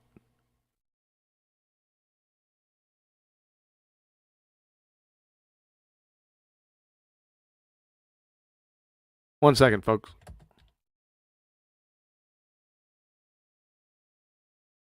Dead air is okay air to me. Oh, what's up? I'm sorry. I sent a message. Hold, muted. That's it. Oh, damn. Obstruct. I'm sorry about that. You're not muted. I am muted in. Oh, thanks. But then again, nobody dares talk when you're talking. Oh, here comes the backslides. I was waiting. I do. Yeah, I do. I just had it going to say an odd two singles is greater than 90. Your mic is a train wreck. What up, AI? Give me a radio check, AI. Radio check. Get closer to the mic and stop mumbling, sir. It's too low power. Oh, I hear him well. Too low a power. Well, Scotty, we need more power. More power to the warp core. I like the scratching and stuff. All right. He's trying to get the price tag off. He's trying to get the price tag off. They got another two super chats from Fiber Roads. That's what I'm talking about. 1683, never forget. 1683? What happened in 1683? I don't know. It must be someone that made maybe Baruni or someone else. Whatever. You know better than I do. Baruni was a little bit before 1683. Oh. Baruni's around 1100s, if I'm not mistaken. We've got Siege of Vienna. The Siege of Vienna. Mm. And okay. What was the number one song in 1683? Für Elise. Well, I'm just kidding. Who knows? Fiber Oats, you got us perplexed here. Yeah, maybe he's going to get It's back. the end of the domination of the Ottoman Empire in Eastern Europe. Oh, Fiber Oats, that's the FED episode. Make sure you put FED 1683 because Wow. Nobody's even thought of that. No, it's pretty bad, isn't it, that we're starting to regulate time by Nathan's shows. Yeah, that's right. Not a... Yeah. Stardate. In the year of our Nathan. Yeah. Yeah. Nathan date 1680. Yeah, Fiber, you had me going back. Okay, 1683. What the heck? It sounds like a year, right? It's like, what year did you start? Episode 143. Yeah, FED 143. I like it. That was actually my first episode. That's why I remember it. When was your daughter born? FED 23. You would be baffled by that, but you were thinking, oh, yeah. Nice.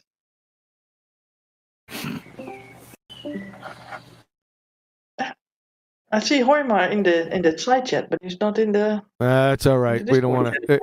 Just go to 1683, Betty, and you'll see why. Probably. Yeah, because Yeah. he was the one that brought out he didn't bring it out. He just brought it into the vernacular, the rubber ducky life preserver. But I had mentioned that a long time ago. I think Glober. Oh, brother.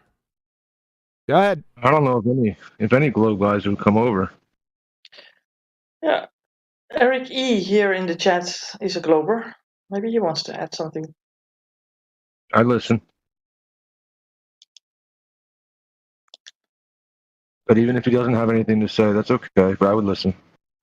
Lost him. All right. Well, he just disappeared. All right. Too bad. I was going to say something. Nobody dares talk here anymore. I was going to say something before I was rumpus before the last rumpus. See, I won't say anything more because I'm scared. You're okay. I just lost my train of thought on what I was going to say. I had something. I had something important to say, but I lost it. It usually isn't important if you can't remember. Here we go. Oh, that's not. See, I anticipated the backhanded slight, and it wasn't a real one.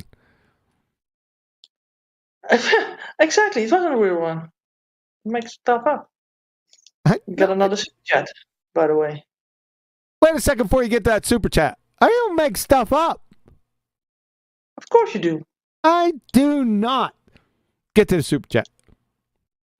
Fiber roads.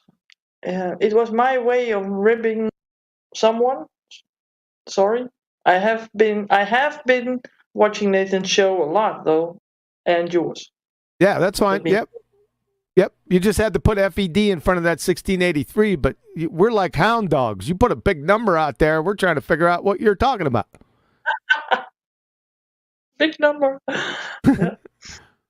Say star date. 1683. That's a nice ring to it. So, do you want to go over the list, or do you want to what? You're going to have to go, right? In about 7 minutes, I suppose. Yes. So we got 7 minutes to fill. Yeah. Well, 7 minutes. We have people in the chat. Right? Yeah. Go through it. We'll see how it goes. If we jump on another topic or not. There's nothing here with this topic. This is what they call in the industry a slam dunk. There is no discussion with this. What industry is that? The chigger industry. They bite you. Yeah. Go ahead, Betty. You got the con. So, abstrused angles. That's a nice name. You want to add something, say something on this topic or another? That's AI. Don't tell anyone.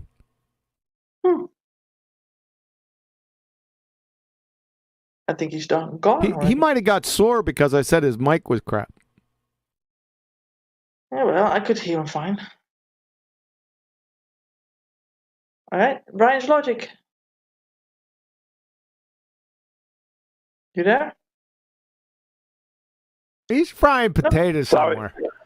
Everybody's Oh, there he is. Sorry about that. We're rumpusing you and giving you backhanded slights. Go ahead, Brian. Yeah, no worries. I had to turn off the Hoover, so I didn't want that answer with the Hoover on. All I'd say is that the dip angle correction thing, that in today's celestial navigation, or the most recent use of celestial navigation with a sextant, the dip angle is a mathematical dip to a geometric horizon. It's not, and they flip between. So I didn't hear the episode with the lad Heimar I was talking to you, but when he said, I heard that he said that when you brought up the rubber ducky life preserver, he said there was no dip correction. That's an equivocation between the two, the old and the new dip correction. But that would mean he wouldn't be doing any height of void correction. Yep. But the problem with that is the dip correction he would have been claiming prior to that had nothing to do with the height of void correction. It was got to do with dip angle to a dip angle to geometric horizon. Exactly. Then they use 7/6R to correct. Exactly, Brian. You're exactly right. Yep. Okay. Good catch. All right. Chocolate. Wanna add something? In other words, what you're saying with that, Brian, is that in their model, they would still have to do that dip correction, as opposed to him just saying, well, no, I don't have to do that dip correction. Well, yeah. See, what he would have been originally, what he would have been originally claiming was the dip correction that is the current dip correction, which is just a mathematical globes begging the question fallacy. That's all it is. They mathematically correct from a geometric horizon that they don't see and is only in the maths up to the actual horizon, and then they do height of Y correction. Whereas at one time, height of Y and dip correction were the same thing, and that's what QE was referencing. But when Hoymar agreed, when Hoymar was asked by Quantum Razor, if I put you in a rubber ducky life preserver with a sextant at the water line, will you have to do dip correction? And he said no, but it's incorrect for his original claim, because he would still have to do dip correction within his paradigm. The important point right there. Oh, yeah. Hold on. The important point that Brian mentioned, within Hoymar's fantasy delusion, he would have to.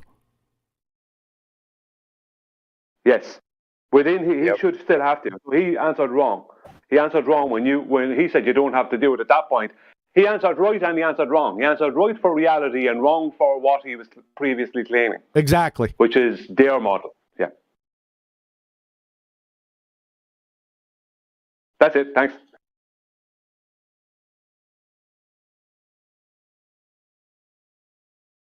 Betty? Yeah, so there's another super chat that I just wanted to read out. Unitux Vemu says, how deep correction will form curvature in reality? How deep? Thanks a lot, Unitox Vemu. How deep correction will form curvature in reality? Well, it doesn't. It has nothing to do with it. That's actually what Brian just brought up. When dealing with reality, as in you put your eyes on the damn water, you don't need that, apparently. Right? But before that, you needed to dip correct. Oh, yeah.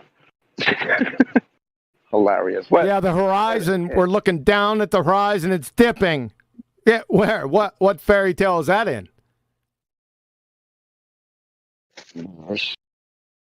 Yeah, well, the point is, Chocolate, he'd still have to do it within what he was previously claiming. He'd still have to do it even in a rubber ducky life preserver. He'd still have to do the mathematical correction he was claiming if that was something that he felt he had to do. Because that's just a mathematical correction from a globe Earth's geometric horizon refracted up to, with using 7/6R to the horizon we see, the real horizon. So he still would have had to do that. Not that you would do it in reality, but do you know what I mean? But that's all it is. Yeah, I get it, bro. I get it. Yep. Where does the horizon occur? Sorry, Chuck. No, go ahead, man. The way that I try to fit is that question. Where does the horizon actually occur? Is it out there where I'm looking? No. It only occurs in my eye. That's why if I take the Black Swan images, that horizon's way past where I can see. I've got a different lens. It occurs in the lens of the horizon. It's a limitation of view. Some of it's due to the air, but most of it is down to the nature of the lens. And it's a limitation that occurs in that lens. And the way it forms is because we're looking over a flat deck. It has such regularity because it's not dealing with a curved deck. Yeah, when its limitation is running out, it's always, when we're looking over sea or really high up, we're looking with a pretty much a flat deck. But that horizon, it's not real, is it? It's only a point of non-rendering in the lens. They don't know that. They think it's the leading edge of a sphere. Wait, it has to be for them, Neil, and that's the point in this, isn't it? For them, has to be. They have to look down to the geometric edge to adjust their level, knowing that what they're adjusting to isn't really there. Make the adjustment, it's somewhere else. They're not sure where it is. Yeah? To make that adjustment off a geometric point. Nothing to do. The lens is accurate 100%. Yeah, that horizon is formed by geometry. It's to align a tangent to that point. Then calculate that tangent to realign it down to the surface, which is flat but isn't flat because you've been able to create a tangent to it. It's double speaking. It's almost when you look at each bit they try and break down. Fundamentally, it's about their biggest is to reify the limitation of a lens into a geometric curve of their Earth.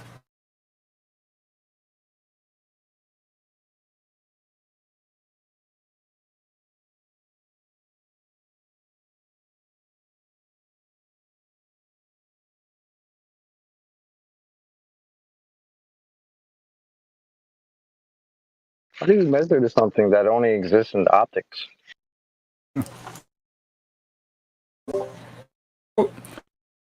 It's described as the line where the sea meets the sky. Is that a real point? No. Nope. You know what I We mean? know that. No. That's what was interesting in that.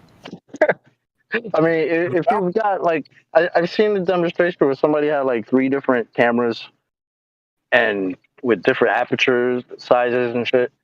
And it's like, okay, so there's 3 different horizons with all 3 devices. So which one is the actual horizon? How do you measure to that? If you've got 3 different optical things looking at this apparent place, and they're in different places. How do you have a mathematical equation to that place? You out of your mind? That's crazy. Well, there's no horizons on maps, is there? You know, there's no location to the horizon. Not it. You won't find it. Still trying to look for the address, but I can't get it.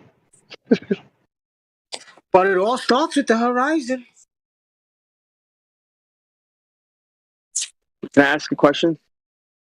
The ball starts with the presumption that the horizon is the leading edge of its geometry. Like what you said, though, it's in our eyes.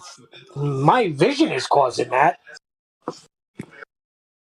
Nathan mentions it when he says, like, you know, you go to the coast, look out, where's the horizon? You can crack your P900 out, get the horizon further, you get your iPhone out. It's even shorter. All to do with the size of that lens, put simply, isn't it? And the optics in the lens as to where the horizon resolves. Or that lens. The horizon is.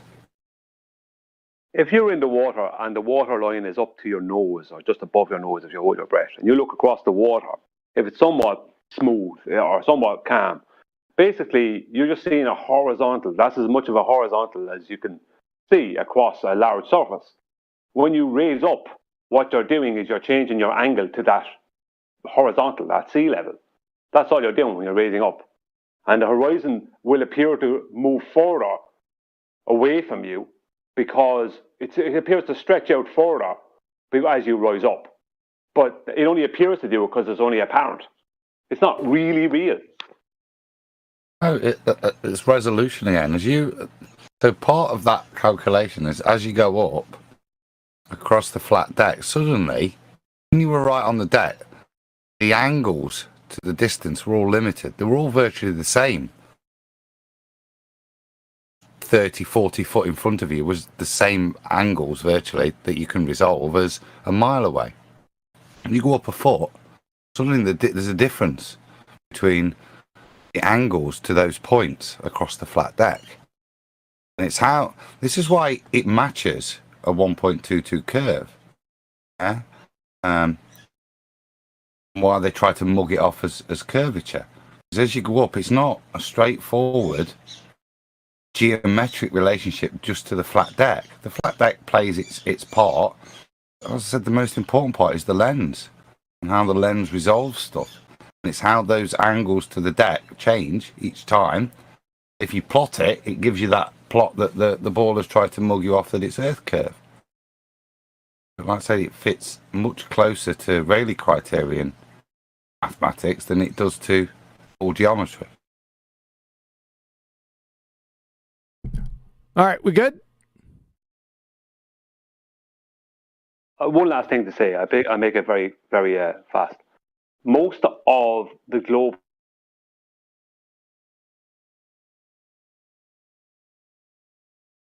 That was fast, wasn't it? That was quick as shit. Thanks, Brian. Go on, Brian. Do it again, mate.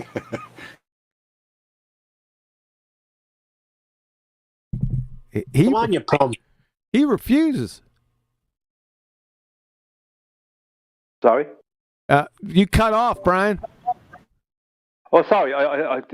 For some reason, my headphones went off. I thought I was out there getting it in. I'll say it again. Over the years, most of the claims from our opposition have been through the use of angular measurements. Now, angular measurements are measurements of perspective. So, measurements of perspective and angular measurements and perspective itself is not part of the globe model. The globe model hijacks perspective. All the globe model's mathematics are orthographic mathematics. We don't view things orthographically. So there is no perspective in globe Earth mathematics. Why does Polaris appear to rise and drop in the sky on a globe Earth? It's due to Earth curve, not perspective. So there is no perspective or angular measurements possible on a globe Earth.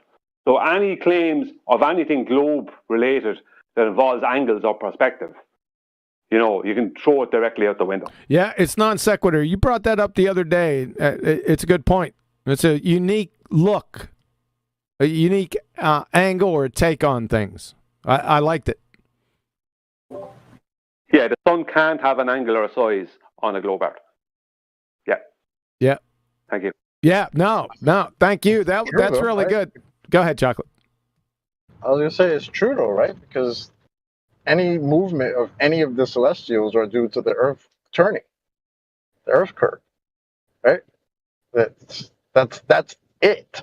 That's why they don't have any perspective in their calculations. It's a good point, man. We were discussing this, weren't we, with Brian? And I brought up the cake and cutting a slice of cake, and this is the thing. Whenever we're looking at the sun, looking at these things, we're using lenses, and we're actually, as celestial navigation kind of shows, we're using perspective to define distance, not size in these things. But all of these things change, and the cake's a good thing. If I had a 45-degree segment in front of me, and the further away I move that cake, if I made the cuts each time, every cut, the further it away, would be different to those 45 degrees. So as you move away, I think this is the point you was saying, Bright, yeah? If you try and make 45 degrees in your eye, it's not even necessarily that in the distance on the deck. If you're trying to form these things, all these things are perverted by perspective, and we have to understand that. And that's the fundamentals, like I say, of celestial navigation, is it's that recognition that these angles aren't angles of curve, they're angles of distance due to perspective. And that's what we use within celestial navigation and the use of triangles to calculate. You're going to open up another can of whoop-ass with that angular distance. You don't expect me to sit here and not say it. Hold on a second before you rumpus me. You don't expect me to sit here and take that, do you? What? No, I was going to be cheeky. Mr. Obtuse. I'm very obtuse sometimes. No, no, explain that, because that's I use that in terms of that statement in terms of celestial navigation, because that's its gift, for want of a better phrase. That's the inner workings of it, isn't it? I know. No, we've done this. We've done this, haven't we? We bloody have, you fucker. Yeah, but you tried to sneak it in. I didn't mean to. I did preface it when we did this that it was perfectly permissible if we preface with celestial navigation. Other than that, it is a nonsensical statement. I do concede. Yeah.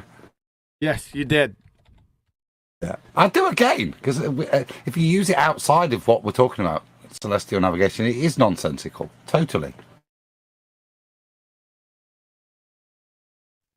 Well, with celestial navigation, yeah. With celestial navigation, you're measuring a distance via angles, but you're not measuring an angular distance without the multiplication by 60. You're measuring a distance via minutes of degree, a conversion from them.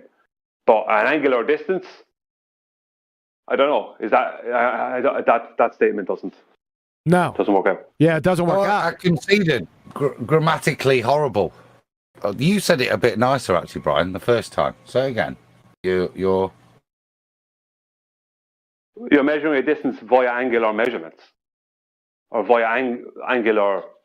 I can't remember what I said. No, you've ruined it now. It was best. I can't remember.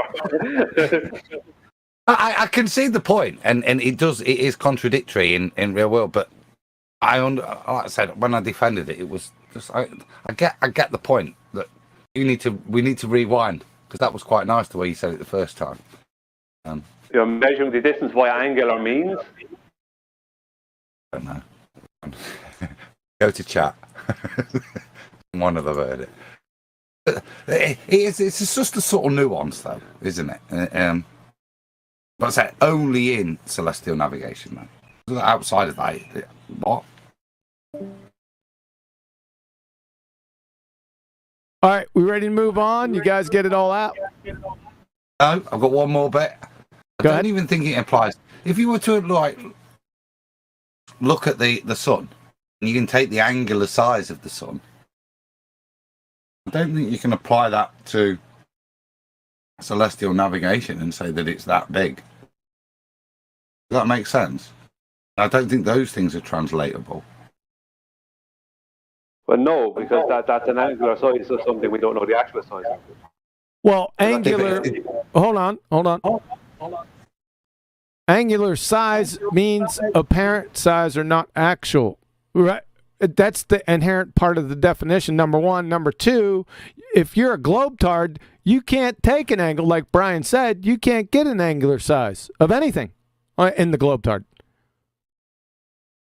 I'm not talking globe. I'm talking translate. Because you look at this stuff, and if we've got this ability to translate into navigator's minutes, and that have an effect on a GP on the surface, and surely these angles in the sky mean equivalences, have an equivalency. And the point I was making was that if we say the sun's or the moon about 1 degree, aren't they? That doesn't necessarily mean that it's 60 nautical miles wide to me. That's the point I'm making. I don't think, as I've said before, these things are translatable back up there. So whilst we can use these angles to define distances down here on the surface, that's what's left. I don't think it's translatable to say that if it's 1 degree wide would mean it's 60 nautical miles. No, that's based on a radius value underlying it. Well, just the width of what you're seeing up there. And what I'm saying is I don't think the reverse applies. Right. In fact, it can't, the more I think about it. But Precisely. You got it. All right, where are we at? We have a couple people jumped in here. We have Cuddles the Pirate. Cuddles the Pirate. Questions, comments, concerns, preferably about the, not about Cheggers, but the actual short presentation. I missed everything so far. I showed up really late. That's okay. You're forgiven. All right, Neil. Yes. Sounds like I didn't say Betty. I said Neil. Oh, yeah, I sounded like her, didn't I? Yeah. Great show. What else can I say? Keep them coming. QE is ace. Well, thank you. That was very nice to say. I didn't even have to pay you much. No thanks. Questions, comments, concerns, preferably concerning the show, minus the Checkers.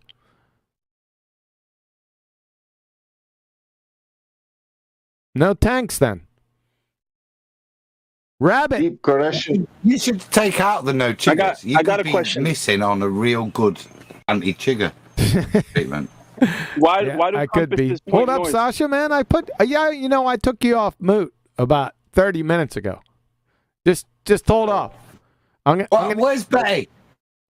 Betty had a prior engagement she had to take off, and I sort of went long, so she left. So everyone say bye to Betty. Bye, Betty. Bye. Is it midget golf again?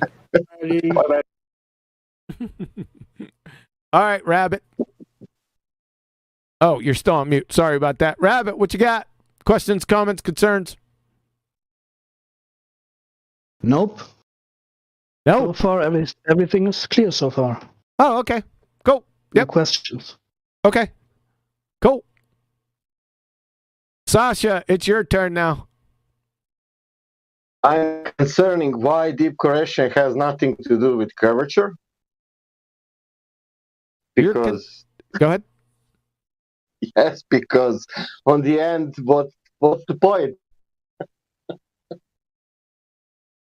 There is no point. If somebody, yeah, of course. Then in the sentence when you wrote that is like you ask Adam, this is like not nonsensical. But the sentence was something like the sea level is and sea surface, and then I was totally confused. Like, what is different between sea level and sea surface? Oh, that one. Okay, let me put it back up. There you go, so everyone can see what he's talking about before. Yeah, this is a real cluster gaggle. Except the purple outline, he is correct right here. Dip is purely a function of our height of eye, but everything else, he needs to be institutionalized. There was something else you read in there. Something about perpendicular to 90 degrees, something like that. What was that line? Yeah, I can read it. I put it back up on the on YouTube, so it should be getting you. Chocolate, if you're watching, it'll pop back up. See if I can make it a little bit bigger. Damn it, I wasn't watching. Give me a second. Yeah, I'll go ahead and read it again. And this is from Carl A. Chase. Nautical science. Nautical, that's a contradiction in terms. Well, it's not a natural science. So he says, the next thing we must account for is the fact that the horizon we see is not really 90 degrees from our zenith. I'm going to come back to that. I kind of missed that. I kind of went over that part. We'll come back to that. Or from the vertical, unless our eye is right at sea level. Oh, I see what he's saying. Yeah, that's correct. This is the quite troubling part. At sea level, on many levels, at sea level, no pun intended, at sea level, the horizon is tangent to the sea surface. He's about one step from cutting his own ear off. This is a ridiculous statement right here. At sea level, the horizon is tangent to the sea surface and at right angles to the vertical. But as our height of eye gets higher, the visible horizon dips lower and lower. He's a basket case. The higher our eye, the bigger the amount of this dip angle. Yeah, right. And Anna Nicole married for love. On a ball. And Anna Nicole married for love, and Pol Pot was her florist. Let me finish, Adam. Figure 13-3 illustrates the situation. Yeah, right. I bet it does. Another friggin' crayon-munching cartoon. Dip is purely a function of our height of eye. That is correct. You still need institutionalized. So if that height is known, dip can be calculated. A table on the inside front cover of the Nautical Almanac provides the amount of dip to be whatever. So there you go, Chocolate. The bit where you've got the blue line, at sea level, the horizon is tangent to the sea surface and at right angles to the vertical, but our height of eye gathers the visible horizon dips lower and lower. So that statement there is a confirmation of a geometric realignment to define a horizontal to the 90 degrees where your feet are, okay, on the ball. Okay, and to me, anyway, right. Then it then says the higher our eye, the bigger the dip of angle, which I would concur with. If the higher you go above the surface of the deck of a curving ball, the more obtuse the angle will be. Right?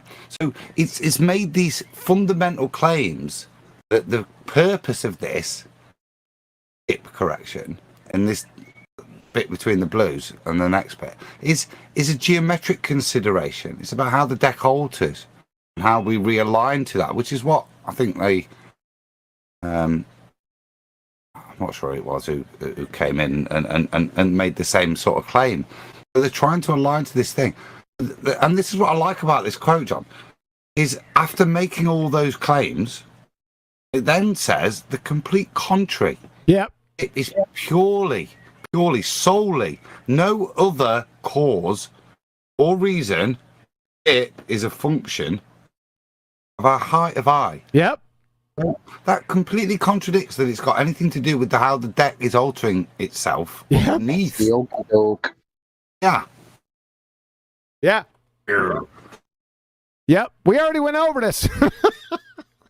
I know, but it was that first bit, because the first bit is all right, but it's the bit in the blue and then the sentence afterwards before the pink that is really contradicting itself. Now I've had a chance to read it a couple. You know what I mean? It's because we weren't sure what it was saying. At sea level, the horizon is tangent to the sea surface and at right angles to the vertical, but our height of eye gets higher, the visible horizon dips lower and lower. But that's exactly what it's saying. We reify the horizon as the leading edge of a ball, and as we go higher, we have to adjust more and more because it will go lower and lower. Therefore, we have to adjust the angle more because it gets further and further away from the horizontal at our feet, the 90 degree zenith. The dip is purely a function of the height. What's tangent to the sea surface? yeah, right. Chocolate. I stopped right there when I first seen it. I said, this guy needs to be rubber roomed. That's the bit that commits them. That's the bit that commits them to a geometric point. So when they're claiming a tangent, they're claiming that this is now a curve. Because the only thing your straight line of sight can see to, in terms of a tangent, where a tangent would be relevant, would be if you're to a curve. So they're making the claim in, that's what I was just like, wait a minute. Tangent to the sea surface. So that's another okie doke. You're just automatically assuming that's the sea surface is a freaking ball. You can't make a tangent. How would you have a tangent to it? Yeah, you can't make a tangent to a flat surface. Yeah, because you just intersect it straight away. Yes. The point of the tangent is to just touch it at one point and never intersect. It touches and goes off away again.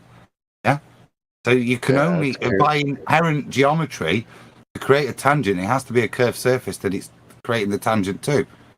This is what I say there's a committal with in silence. Well, it seems to me that when it came to reality, he didn't know how to describe it, because technically what he says makes no sense. So he didn't know how to describe reality. So he added in what he thought would kind of get past people. Because how do you describe that it's not a curve that he's seeing? Because that's the point, isn't it? The horizon is what he's just putting himself in a position where from his eye line directly out, if he put his eyes on the water, directly out is the horizon in a horizontal line. Whereas that can't be on a globe. So he had to put in if tangent. and if you're saying tangent, you could just assume, you could just kind of just put out there that there's a curve without actually saying the word curve. Yeah. If you don't know what a tangent is, you're just going to be like, yeah, all right, that checks out. Yeah, Until that's you know right. what a tangent is. Then you're like, hold up, hello. That's what I said. That's what I said in the beginning, Chocolate. I said this numpty doesn't know what a tangent is. Just take this in, folks. At sea level, the horizon is tangent to the sea surface. A tangent is a straight line that intersects one small point on a surface. Does the horizon intersect one small point in your field of view? This guy is insane. The only way, yeah. So go on, Brian. No, you go, Adam. The only way, from a geometric point of view, that you can do that is if you're on a ball, to use the word tangent. Otherwise, it has no relevance in the geometry you're describing. That's why I say it's a hidden kind of tacit. Yeah, but the horizon isn't a tangent to anything. It is if you reify it as the leading edge of a ball. No, it's still not. No, it's not. No, I know that. I know that, but if you put it orthographically, then suddenly people can visualize it and kind No, of they can't. move on from. No, they can't. After They a couple, shouldn't. maybe They do. after you're going to rumpus me, aren't you? Maybe after a couple bottles of Jack Daniels, maybe. But that doesn't make any damn sense, even on a globe. But this is the back calculation, exactly, isn't it? Because this line that they're drawing, this tangent they're drawing, is their adjustment angle for creating a level at 90 degrees at the feet, so the zenith, right? No, but they no. No. I know that. but this is where it's not where it's is where it is. Yeah, it's moved by 7/6 or whatever reasons. Yeah, this is the rhetoric we're given, and this is in all the stuff. This is the offing as they're describing it, and you get a bastardization of the term offing. So it's not where it is, but you're going to make an adjustment for it. Yeah, and then we finish with, but it's not that. It's just solely a function of height of eye, purely a function of height of eye, and that's my point. It's that complete contradiction, not the nuances of our understanding a tangent, but I mean the tangent does describe the surface is curving, because you can't have a tangent otherwise. They have to be balling it up. There's something there. What? Sorry to interrupt. There's something even more disturbing that I ran into with this statement. At sea level, the horizon is tangent to the sea. This is giving the impression that it's different above sea level. That it's not tangent. Did you catch that? This is deeper level stuff. It's parallel, isn't it? The fact it doesn't make any sense at all, does it? You're trying to interpret into sense, but yeah, I'm just tearing it apart right on the surface. This is batshit insane, and anything on the surface that's batshit insane, if you tear it down, it gets worse. But this is just crazy. This is lunacy. I don't know what he's been drinking or snorting, but he's in more than a shroom-induced coma with this. Go ahead. Sorry about that. He's contradicting several things, because he's contradicting the reason that he talked about the oil line going down there in the first place. The point he's made is so you'd have a horizontal meeting a vertical, creating a perpendicular at 90 degrees. And then he's claiming that the horizon is a tangent, which it isn't within his model anyway. That's a contradiction of his model in what they're claiming. It's a refracted horizon, so it's not a tangent. It's not touching. It's not even touching the sphere. At sea level, his eye is the tangent on a ball.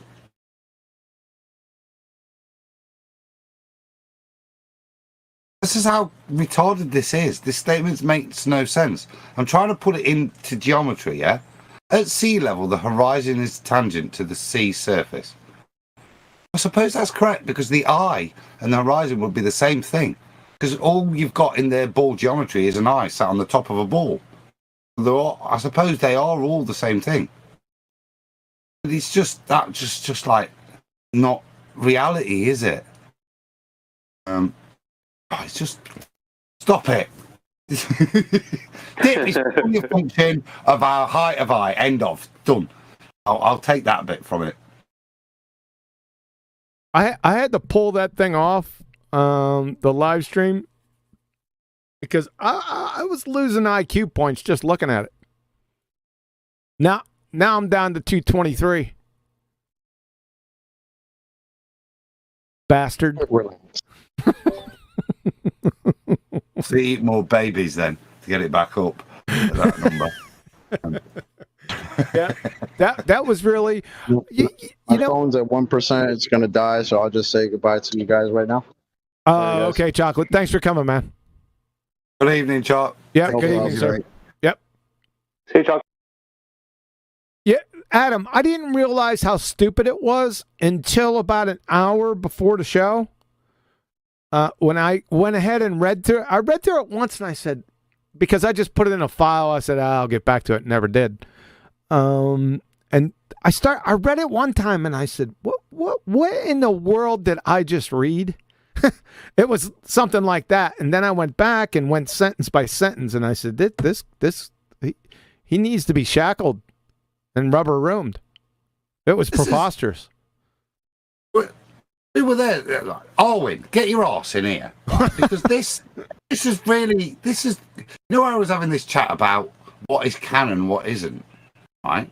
Well, this reads like anti-flat Earth rhetoric that's being put in stuff. It's convoluted, it's nonsensical, it's contradictory, yeah. All to try and strap a dingleberry on there, yeah.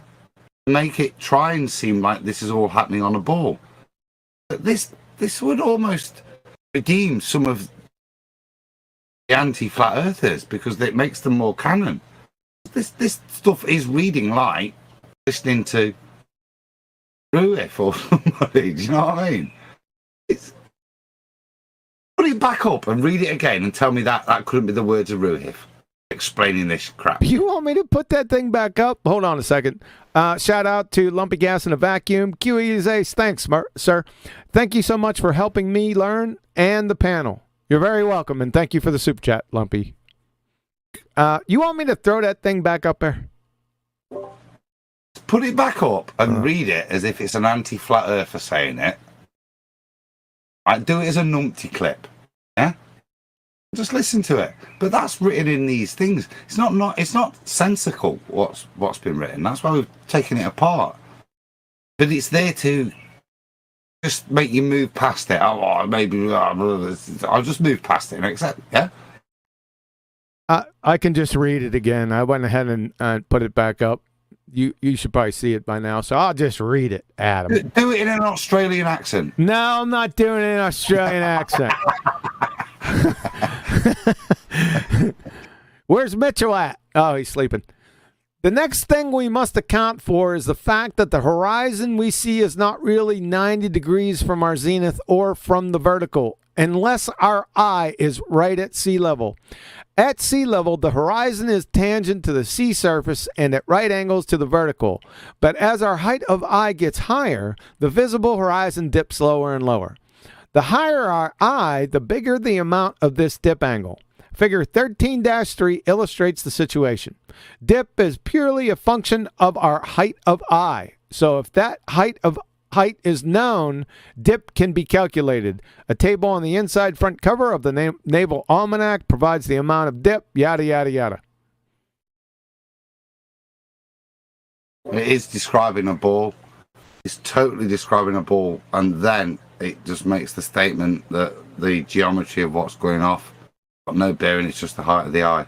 It has to involve, you have to make the statement, dip is a function of height of eye and R. Yeah? Good point. For the previous statement to have any significance, because they're clarifying at sea level, at sea level, the horizon is tangent to the sea. Yes. Yeah? You're correct. Simple.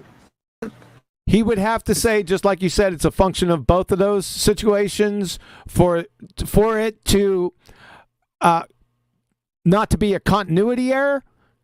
But that doesn't relieve him of these statements up here. I mean, those two statements would then work in and of themselves with continuity, but this is batshit insane up here.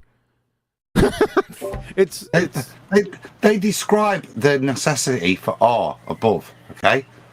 It describes it. At sea level, the horizon, when your eye is on the surface of the sea, it's a tangent to the sea surface.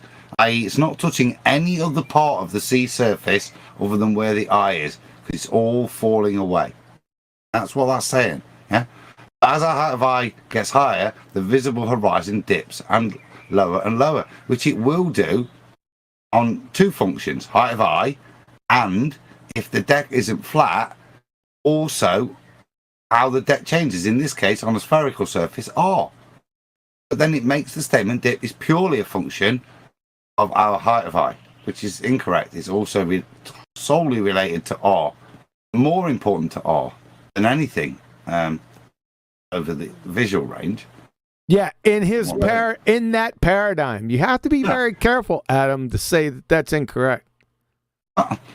I'm totally in their paradigm right now because I'm trying to get my head into what he's actually claiming. Do you know what I mean? In terms of if you go any deeper into this, we're going to lose you.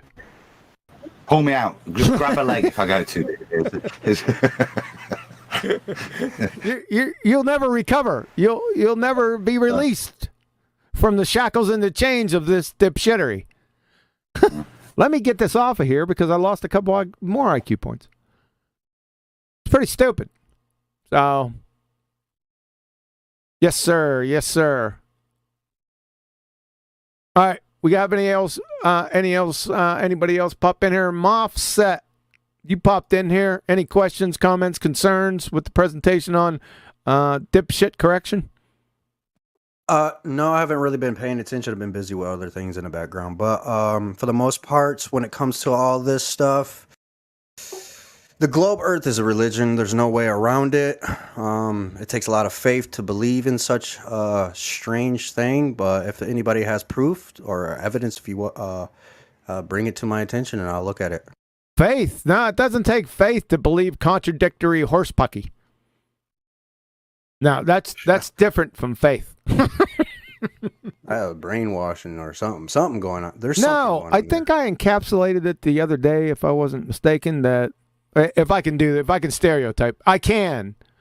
It's not fallacious in this specific case because I've been around literally thousands of anti-flat earthers that all they are in general, most of them, 99.999%, just parrot wiki mindlessly. They don't get that in the wiki paradigm that there's contradictions on top of contradictions within an overall contradiction.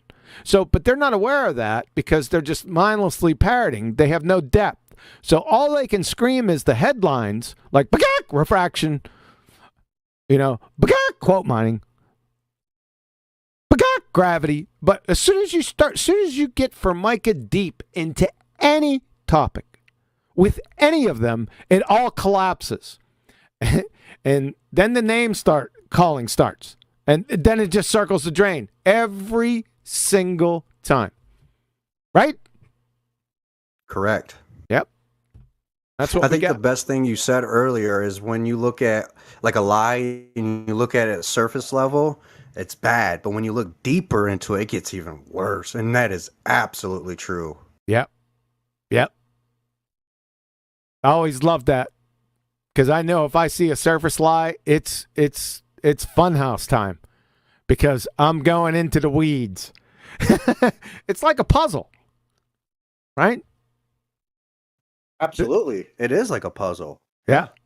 So you find all the subcategories, sub-content that connects the lie together, and you're always going to find contradictions in lies. Always.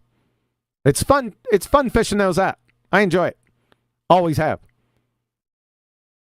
And I'll tell you what, with these anti-flat earthers. Business is booming.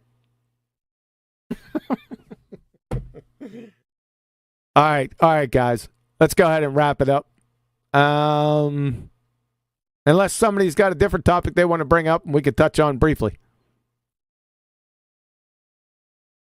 I got to get my act together here so I can mute you. Oh, we got another super chat. Hey, Goldie McKernan. That's the first time I've seen that name. Big love from South Florida. Hey, thank you very much for the super chat. Appreciate that. I'm glad I bounced back here. My co-pilot's not here, so I had to cover that myself. So, we good? We good for today? Yeah, apologies on that. Apologies, John. I should have been looking. Ah, you're fine. It's not your responsibility. I've had a song. Like, as a kid, I used to love Sesame Street. And I'm sure it's Kermit that sings it. Rubber ducky, you're the one. You gave him ballers. Oh, so much fun. Rubber ducky, the sexton's awfully fond of you. Boop, boop, boop-be-doo. Boop, boop, be-doo. That's great, Adam. Yeah. Thanks for bringing it back, man. Appreciate that. I'm going to put you on mute now, everyone. Yeah, y'all guys going on mute. That was a pretty fun show. We'll go ahead and wrap it up here. For Saturday, make sure you're here Saturday because we're continuing on with natural science and the scientific method. Don't miss that. It's going to be a good one. And as the distinguished Nathan Oakland just posted, I think there's a flat earth debate going out here in a few minutes, if I'm not mistaken. So make sure you guys check on that. Be good. Hang in there. And if these numpty dipshits bring up dipshit correction, make sure you correct them. Okay? Out. So you're looking through a sextant at things through the sextant. Which one of these represents that, first of all? Your sight to the star would be line B. Line B. Okay. Yes. And where's the horizon? The horizon's not in the diagram. You know how a sextant works? Yeah. What do you look at in a sextant? Well, you look at a celestial object. You don't need a horizon for a sextant. You don't need a horizon for a sextant. Now, the way that you operate the sextant is you start off by looking up at a celestial object, perhaps the sun. So you're looking up. Then you pinch the index arm right here, and as you bring the sextant down to look at the horizon, you don't need a horizon for a sextant.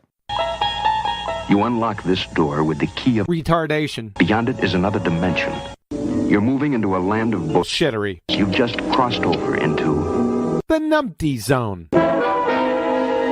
You are so dumb. Damn. Don't need. You sound a little bit quivery in your voice there, Bob. You don't need the horizon. Of course not. Say what? Are you high right now? What the hell did you just say? You don't need the horizon. Of course not. Pinch the index arm right here, and as you bring the sextant down to look at the horizon, you don't need the horizon. Of course not. Now, what'll happen is you'll bring the sun down to the horizon.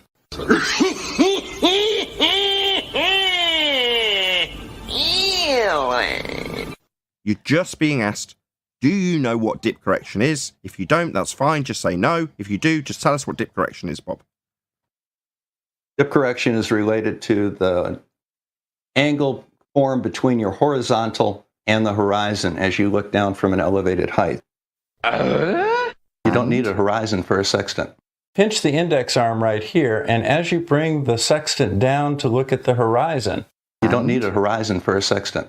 Your HS is your angle, is your altitude from the celestial object to the horizon. You don't need a horizon for a sextant. Now, what'll happen is you'll bring the sun down to the horizon.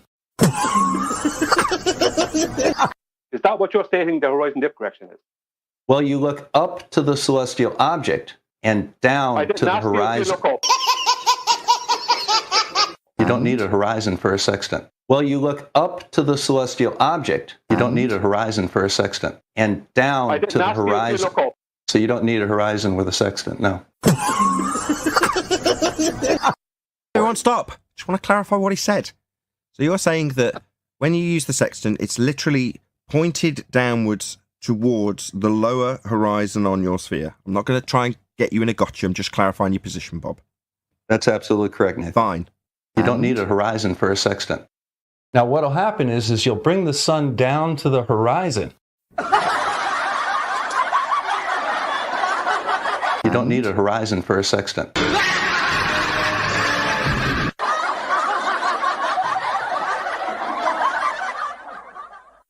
Go ahead, 10th. He said he does. He said he doesn't use the horizon. I want him to affirm that.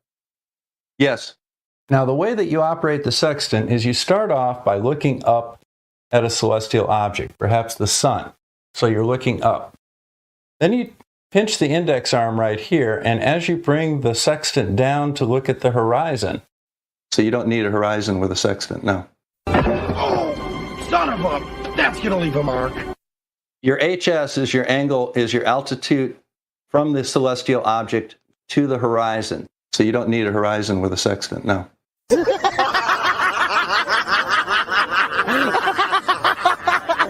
Your HS is your angle, is your altitude from the celestial object to the horizon. So you don't need a horizon with a sextant, no. Now, the way that you operate the sextant is you start off by looking up at a celestial object, perhaps the sun. So you're looking up.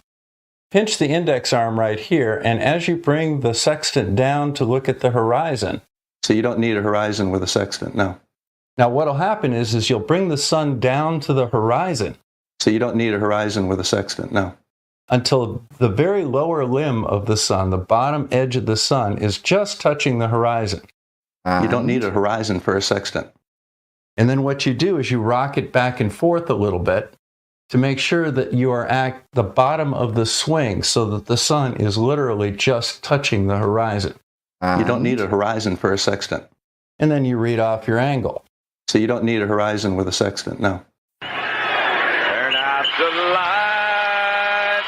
Double speaking, Tender Clown Face Monkey. The party's over. They say that all good things must end. Ballers scattered on dawn's highway bleeding. Fallacies and refravity crowd their fragile eggshell minds. Oh, well, everybody's heard about the bird. The bird's a winner. You're a clown.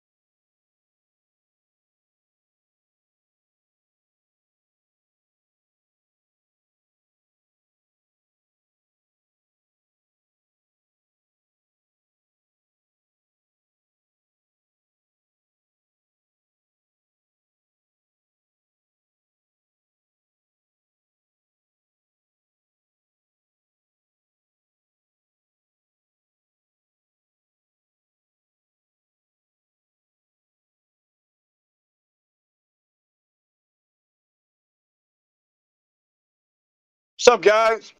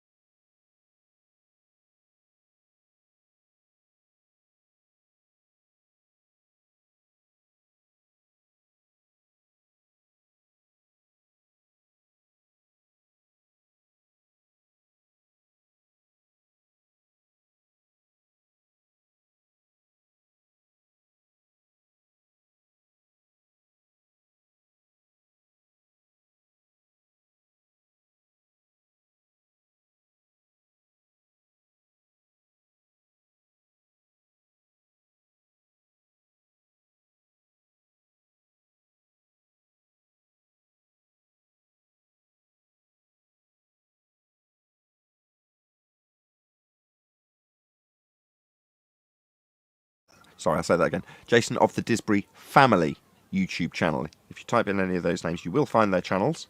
Trinity 4, all one word, and Jason of the Disbury Family. And they're generally broadcasting the entire time they're in these town centres. And they've done quite a few already. It's been going on since last Sunday, I believe.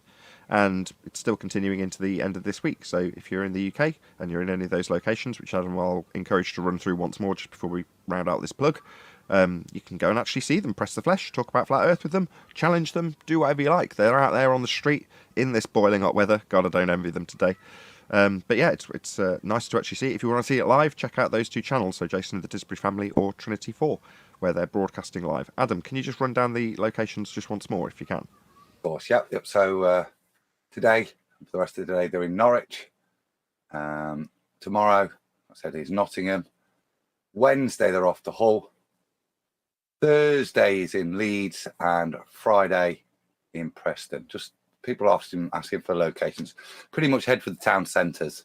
Log on YouTube and you'll find them. You'll recognise the point. But I know Nottingham is likely to be Market Square, where most of the folks will be. So, thanks. Excellent stuff. Any other comments on this before I move on to the next housekeeping question? There was one bit, because I was mentioning about chakras and religion and so on. It was just that point. I wasn't having a dig at Christianity. I was trying to make out that Christians will affirm their worldview, their flat earth, with their scripture as well. Now, we don't do that here. And QE is the greatest exponent. There's no one with a stronger Christian faith that I know of, but I never hear him using scripture or his personal worldview, to back up flat earth. And I think that was the criticism, but some people are always going to do that. That would be the distinguishment, I think, here. When we argue it here, we've all got very different beliefs. You know, we can go loopy, we can go this. We've all got our own viewpoint. But actually, the common thread we share is to stay away from that and just stick with the housekeeping questions. You know, the straightforward empirical evidence we can demonstrate. Loopy. I was just going to do that. Loopy. Okay, any evidence of axial rotation of the Earth-based variety? That's proof that Earth is a sphere spinning. By the way, good morning, everyone. Good morning. Hey, Chocolate. Proof of Earth spinning. Well, the proof is that everything isn't spinning except for the stars, and it's all relative. Now, of course, that's not an official globe claim, but since the Earth isn't, there is nothing deviating up there. Yeah, some people that really want to believe in the globe, they just draw this conclusion themselves. And they even have people in physics and mathematics to back them up in that assertion. So it's like a grassroots belief that we wouldn't expect to see any deviation. Are you denying galaxial rotation? Yeah, that's the point, isn't it? The grassroots belief that Arwen's describing might be some very small grassroots movement of people that delude themselves into thinking that they're globe believers. But the globe has a very specific claim of axial rotation proven by Coriolis deflection observable from the ground. That's their claim. That's the globe claim. We all have heard the claim that globe has Coriolis effect. It's fairly well known. People don't understand what it is, but that's what it definitely claims. Now, when you show, or we show, flat earthers show, there is no Coriolis deflection to observe, we get told all the reasons from this grassroots movement of why there is no deflection. But that's not a globe defence. That's not a globe claim, and it's certainly not something that these people on the anti-flat earth side, the globe heretics, are putting forward in defence of a globe claim, because they'd have to be defending Coriolis effect. As soon as we show there isn't any, that's it. That's the end of the argument. There's no need for a new belief to be inserted by these heretics. But they do, because they don't believe it either. Go ahead. Right, sorry. To be fair, Nathan, the people that we face and we talk to, they don't really even believe in the Coriolis effect. They just believe in globiolus. So if you ask, but we don't see any deviations, then they pretty much indirectly come back with, but then what causes tornadoes to spin, right? Which has nothing to do with Coriolis, but if you Google it, there's a substantial amount of text that suggests that, besides the very little piece of text that actually explains what Coriolis effect is. So, you know, Indeed. it is kind of, they did make the ground for it.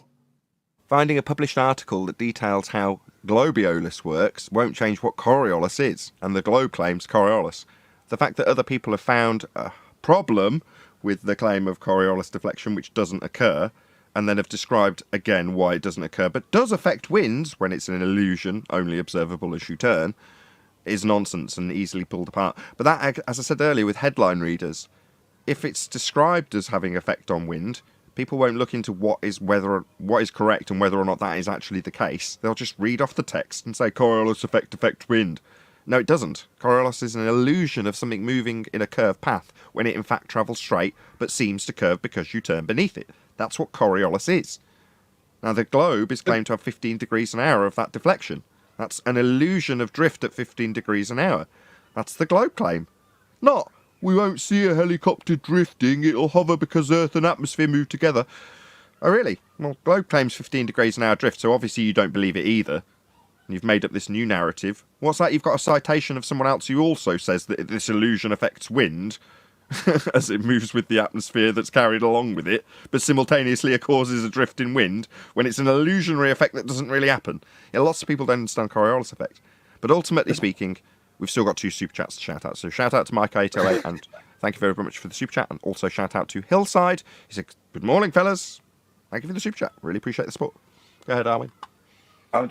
It was me, the stutter in there. This is the point where we need to get tickets for the Science Museum for them, isn't it? Take them in, show them the Foucault's pendulum, and say, there's your claim. Look, the Earth is turning underneath, Look at that deflection. That's fundamental to their claim. So when they deny it, we've got to take them to a science museum. Right. Their claim is that globe turns underneath the deflection of the stars at 15 degrees an hour, and they say it's proven by showing that the globe Earth surface is that rotational reference frame. They claim to demonstrate it by showing a pendulum also drifting at 15 degrees an hour, a la the stars, because it's in an inertial reference frame, and the globe Earth is turning beneath it as a non-inertial turning reference frame. Well, that means the globe Earth is turning underneath stuff. That's what the pendulum and gyro are claiming to show. Well, if Earth is turning beneath stuff in an inertial reference frame, a la the stars, and balls, and flights, then you'd notice. And we don't. There's no deflection to observe, and if there was, it would shorten the flight time. Because you turning underneath a plane to see it seem to curve when it's in fact travelling straight means it's travelling straight with Earth turning beneath it. Well, that would shorten the flight times, and we don't observe that. So it's easily debunked, and because it's easily debunked, we have people on their own, away from the globe claim, in fact heretics, telling us why planes don't deflect. Like, well, they would. That's the globe's claim, that they do. 15 degrees an hour is what we're supposed to see. We don't. Beyond that, you telling me why we don't isn't proving that we do, because we don't. And the globe says we will, and we don't. So we debunk the globe claim. They then take on a new religious belief in Globiolus. Might have citations from people who've published it. Might be well-known names like National Geographic. Does it alter the fact that it's an illusion only observable as you turn beneath stuff? To have this effect, we've got to turn beneath stuff. Therefore, we're turning beneath stuff according to the globe claim. It definitely doesn't happen. Simple as that. Every denial of Coriolis is a welcome to flat Earth moment. Absolutely correct. The moment you have a fundamentalist religious zealot telling you about why we don't see drift at 15 degrees an hour or Earth and atmosphere moving as one, and you say, all right, welcome to flat Earth. You don't believe it either then. You don't believe there's drift at 15 degrees an hour to observe, because that's what the claim says there will be. Not you on your own telling me why there isn't, because that's definitely not what the globe claims. They claim there is. Coriolis effect. Not, here's why it won't happen. Moving on, any evidence of the distance to the sun? Oh, yes, it's over there, and I think everybody can attest to that.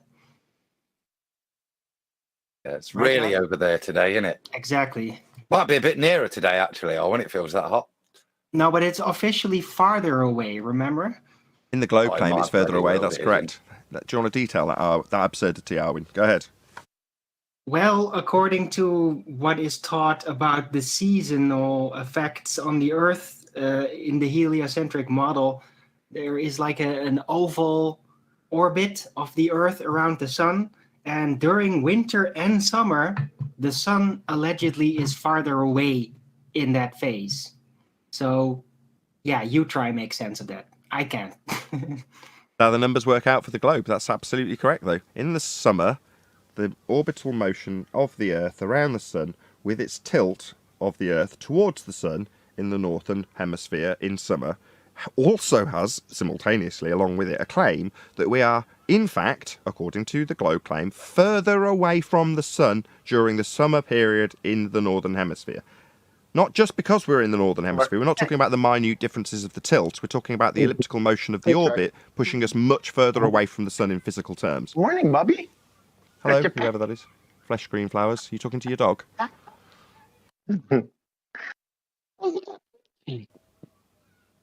Fresh grown flowers. Did you want to add something? Oh, I'm sorry, I'm talking to my kid. You can mute me. I didn't know I was hot mic, and I apologize. That's all right. It was cute. But yeah, Owen, spot on. Meanwhile, the sun, when I'm observing it in winter, stays low to the horizon. Now, low to the horizon in perspective terms tells me it's further away. I don't know that to be the case because I don't know what the sun is. However, in terms of how it presents itself to me low to the horizon during the winter and being cold, that suggests it's further away. I don't know that's the case, but that certainly seems to be the case after tracking the damn thing. So either way, when it's summer, the sun is almost, in fact, at one point was directly above me here in the UK a few days ago. It doesn't quite reach that anymore. It's already gone past that point. But it's really high in the sky and in the sky for a lot longer during summer. So high in the sky here for a lot longer, hot, low in the sky, not here for very much time, cold and dark. That's all I know from my observations. That's it. As for the distance of the thing, in either respect, me saying perspective would suggest that it's far away because it's low to the horizon. Doesn't mean it is. I don't know. I have no idea what it is. Who's got this? That's a good point, actually. Because if, according to the orbit of the Earth around the sun, there is an oval shape, well, then wouldn't we also have to see an angular size decrease during summer and winter? On screen. Or is this the claim to be the angular size difference? I love it. Yeah. I did a little bit of reading when Brian was talking. It just set me off on a little path. So there's a couple of bits. The first is that, just to demonstrate, because obviously I'm thinking, well, hold up. There should therefore be a relationship here. So I'll just describe it first. So look at aphelion, you're at 152.1 million kilometers, and perihelion 147. So about 5 million difference. Now I've got feedback there. Oh, Brian, brilliant, you've arrived. Cool. I'm just doing this bit that was.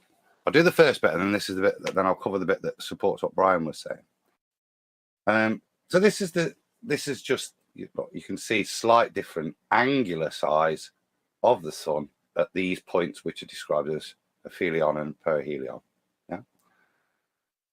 The same is true for the moon as well. So apparently, during its transit between the tropics, it has perigee and apogee, its peaks are called. But again, you're looking at differences a lot of 356,000 miles and 406 kilometers, 1,000 kilometers. And what Brian, so that they're just the basic numbers. And you know me, I like to do a calculation.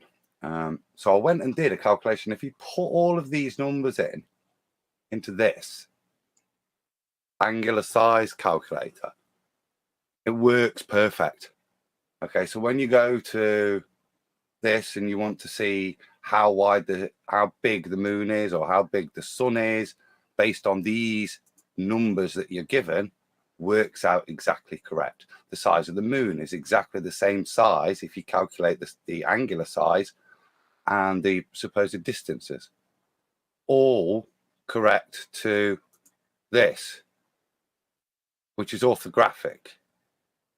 So when the moon is, however wide it's claimed to be, it's the same width at 100,000 miles, 200,000 miles, 300, and the same for the sun. There is no shrinking due to perspective in any of these measurements whatsoever. Perspective is not here. It's all orthographic calculation that makes it all marry up. That was it. I hope that supports Brian. So when they're comparing it in an orthographic way, what you've shown me on screen now at the top, just go back one diagram. It looks like an angular measurement. There's 2 lines, right? Sorry if that's too small for you guys in the audience. Is it just a single line? Because are they presenting it as is that diagram representing an angular representation? Because you said it's orthographic, but didn't expand on how you've got this seemingly angle measurement in orthographic. Yeah, so if I'm looking at this picture here, the A is the observer, C to D is the width of the moon or the sun, okay? And your angular size is that angle there, CAD.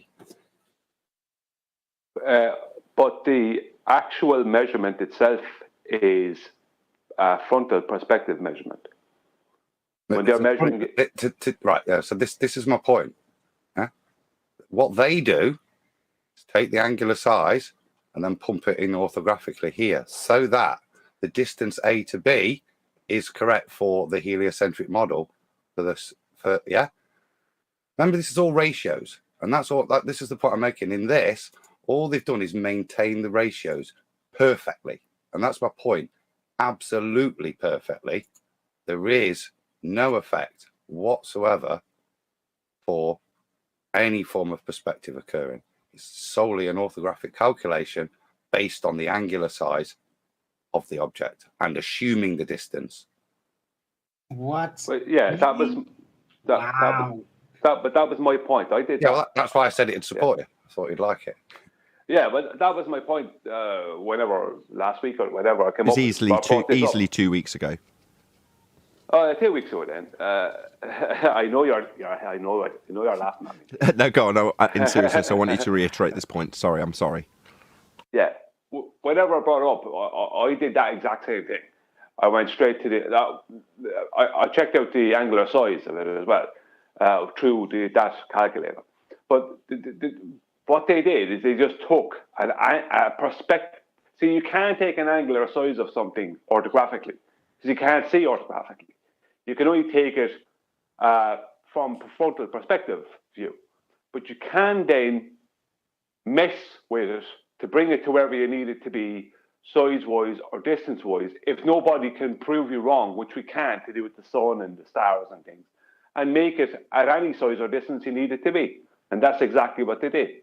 So they took an average of the angular size of the sun between December 21st and June 21st, and they took those 2 angular sizes, and they made them, like, their claim is all based around that angular size, something that does not exist on our globe, because you can't have an angular size measurement in reality orthographically, because we don't see orthographically. Orthographic view is a view on paper or on a computer screen. It's a 2-dimensional view. There is no 3D orthographic. Can't have a 3D orthographic. You can only have a 3D perspective, maybe, if you know what I mean.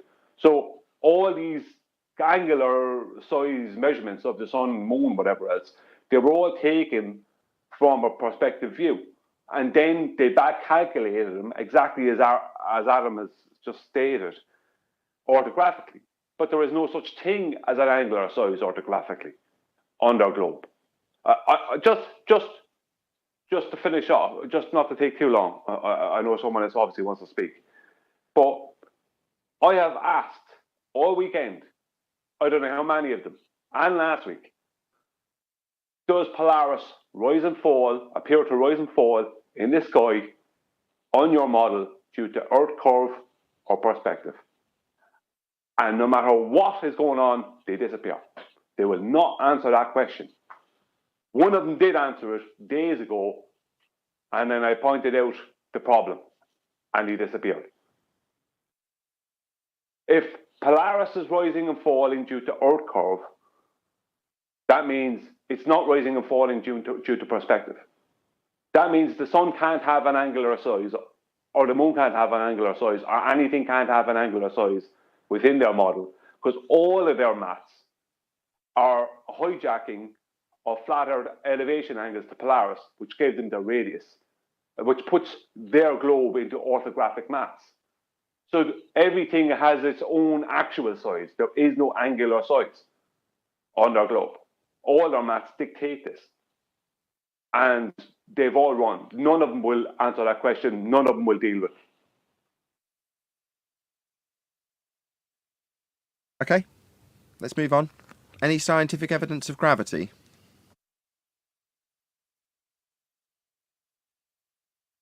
What's gravity? Currently, it's the Einsteinian bending of pseudo-Riemannian for space-time as a result of the uneven distribution of mass. Sounds like a bunch of bullshit to me.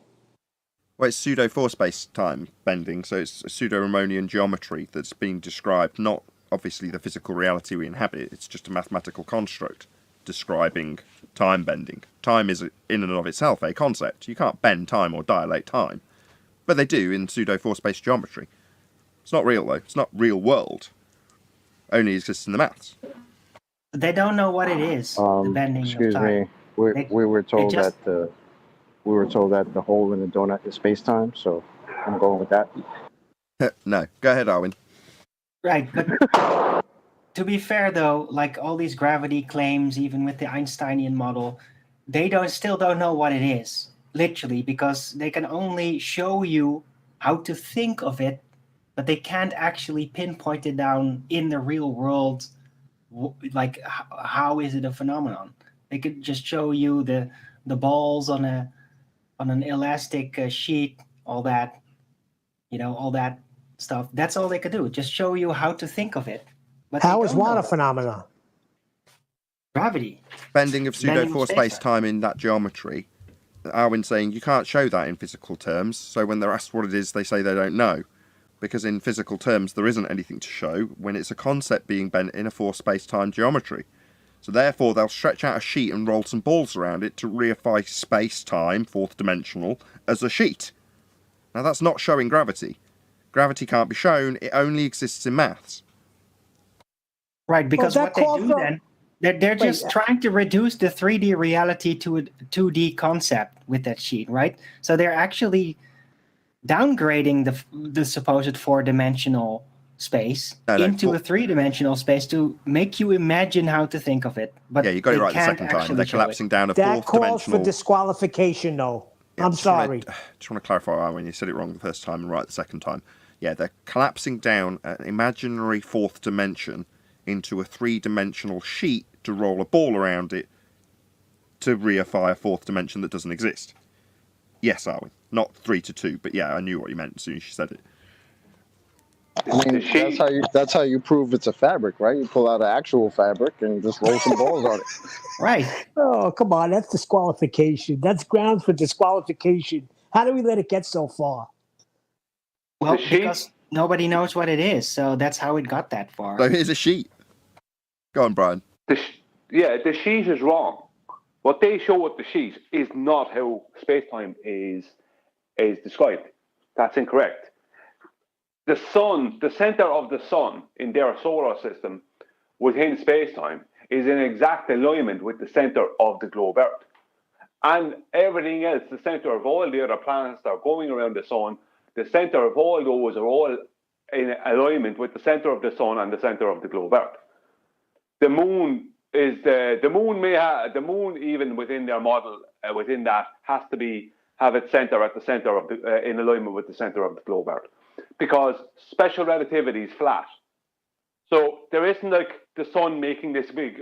The sun does have within that model what they call a gravity well, but the problem is that it's not described as the Earth falling in towards the sun.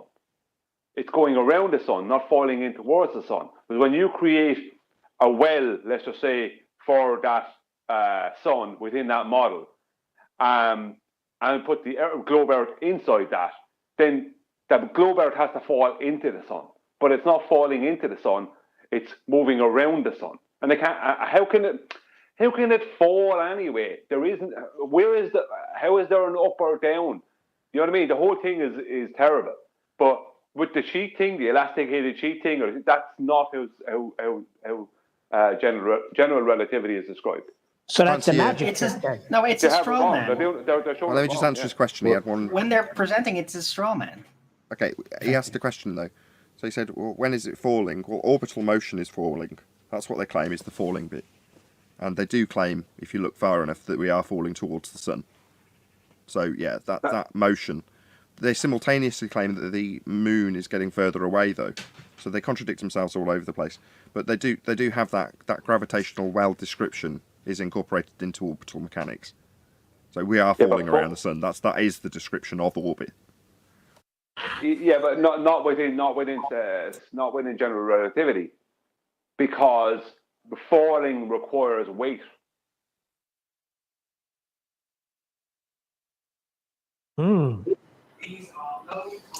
Did anybody catch the debate with, forgotten Russian vids? No, I saw him calling out Alex Steen though, saying he's somehow I'm going to just say paid shill. That's the easiest thing I can think of to summarise what he's putting down. So we had a debate with a guy, and the guy's main point, he didn't want to talk about anything else. He didn't want to talk about any other angle at all. He just wanted to talk about moon bounce. And he basically said, if the Earth wasn't a sphere, moon bounce wouldn't work. And to be fair to Russian vids, I don't think he knew the rebuttal for it, or a decent rebuttal. He just basically tried to say, look, there's so much other evidence, but he didn't know that one. He didn't know how to respond to it. And I was just thinking practically as a ball earther. It's difficult to think as a ball earther, but practically, if you remember Marconi's like ping to and from, what was it, Canada, and from Cornwall, and from Wales to Australia, the excuse that they gave as a ball earther was that it was bouncing all the way around the Earth because of the ionosphere, right? They invented the ionosphere afterwards to explain how it's possible that you can ping a radio wave from Wales over to Australia, which would be 180 degrees of the ball. It would be after going through the Earth, wouldn't it, on their model? They bounced it off the ionosphere. So I was thinking, how could you get a moon bounce if it's got to go through the ionosphere? Because like the ionosphere is supposed to be a reflective layer of whatever, of nothingness that allows radio waves to bounce off it. So how would you be able to get past that? Then not only hit the moon, then penetrate it back on the way in again. How would you be able to get past that? Because it seems to be a direct contradiction for me. If you're a ball earth believing idiot, does anybody have the explanation? I have more problems mathematically with it. Well, I have a problem that is typically always the problem I have with any Anthony Riley argument that's put forth here. Why are you allowing them to beg the question? Sorry, so their excuse for why we have a straight line of sight for these radio waves is, I on a what now? I on a what now? So to answer your question, I allow them to beg the question because I think it's a direct contradiction in terms. I don't think that you can have ionospheric bounce to explain Marconi and also have moon bounce at the same time, because they seem to be directly contradictory. So that's the reason why. But it's about the sphere thing. If you just call it the air, like an ionosphere is still allegedly some kind of air. Maybe it's ionized. So is there any demonstration of ionized air being able to reflect a radio signal? Almost there, are we? No. Almost. Sorry, sphere-shaped ionized air. Yeah. What do you mean, yeah? That's where the argument gets cut off at the knees. I already addressed that. Oh, he's only been talking for about 2 minutes, and I can already feel my skin crawling. Anthony's right, so let's just get past that so he doesn't focus on that bit, because he hasn't had an acknowledgement. There is a contradiction, Anthony. Well done. A contradiction after you let them force upon you the assumption of sphere-shaped ionized air, correct? That's their explanation that you're going to work within and around to find a contradiction. Yeah. I know the answer they're going to give you, Anthony. Yeah. I know the answer. The claim is that they're using a microwave. And so the microwave will go through the ionosphere, whereas a lower frequency wave would bounce off of the ionosphere. That's how they communicate within space. I think I have to check up, but I'm pretty sure they use microwaves to communicate with the astronauts on the moon. Oh, we heard. Okay, sorry, it's Brian. We heard. Hang on. There's more. It can't. This whole claim requires a two-way speed of light measurement. Ah, And which requires a one-way speed of light measurement. okay, yes, So that what was you're also saying- true. Hold on. Yeah, okay. So somehow the floodgates starting to crack. No, yeah, that's right, within their begging the question fallacy. But, sorry, so let me get your first part of this explanation straight. When we're assuming sphere-shaped ionised air, certain light frequencies can travel through the sphere-shaped air we're assuming in a straight line, and other light doesn't travel through it, the sphere-shaped ionised air, it bounces off it. Is that what I'm correct in terms of where we need to go forward from to talk about the speed of light? We're going to assume sphere-shaped air and the behaviour of microwaves through sphere-shaped air that we're assuming. Is that correct? No, I'm just letting Anthony know that that's the answer he's going to get off of the ball side. So my rebuttal to that, if I can get it in, Nathan, would be, so the ionosphere is picky with the frequency of light that it lets through. Some frequencies it lets through and other frequencies it doesn't. Is that what they would say? I'm being ignored here. Whistling straight past no, it. Nathan, you're right.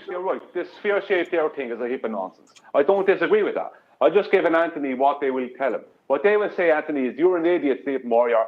Microwaves are a high concentration of light. They're high frequency, so they go through it. But lower concentrations, lower frequencies won't go through it. That's what they'll tell you, and they'll laugh at you. I'm not going to be ignored. No way. No, you're not going to rumpus your way through this with your begging the question fallacy. Brian's just changed sphere-shaped air, we're assuming, into it to make it a bit more vague so I don't pick up... No. What's it, Brian? Do you want to just clarify what it is that these ionised particles are for microwave light to travel through straight? Yeah. Sphere-shaped air. Please stop stamping all over me. Sphere-shaped air we're begging the question of. We're just going to assume this to overcome it. Right, we're going to assume it alongside them so we can overcome the assumption we're making with them of the sphere-shaped ionised air. Right, but we're trying to. I'm talking to Brian. For you bypass overall, Alwyn. I'm talking to Brian and Sleeping Warrior. More Sleeping Warrior than Brian. Oh, sorry, I thought you were talking back to Brian. Don't play coy with me. You know what's going on here. You've come across an argument that if you beg the question alongside the sphere-shaped air assumption that they've made within the context of the argument that you're taking apart, then you can take apart an assumption that you didn't need to make.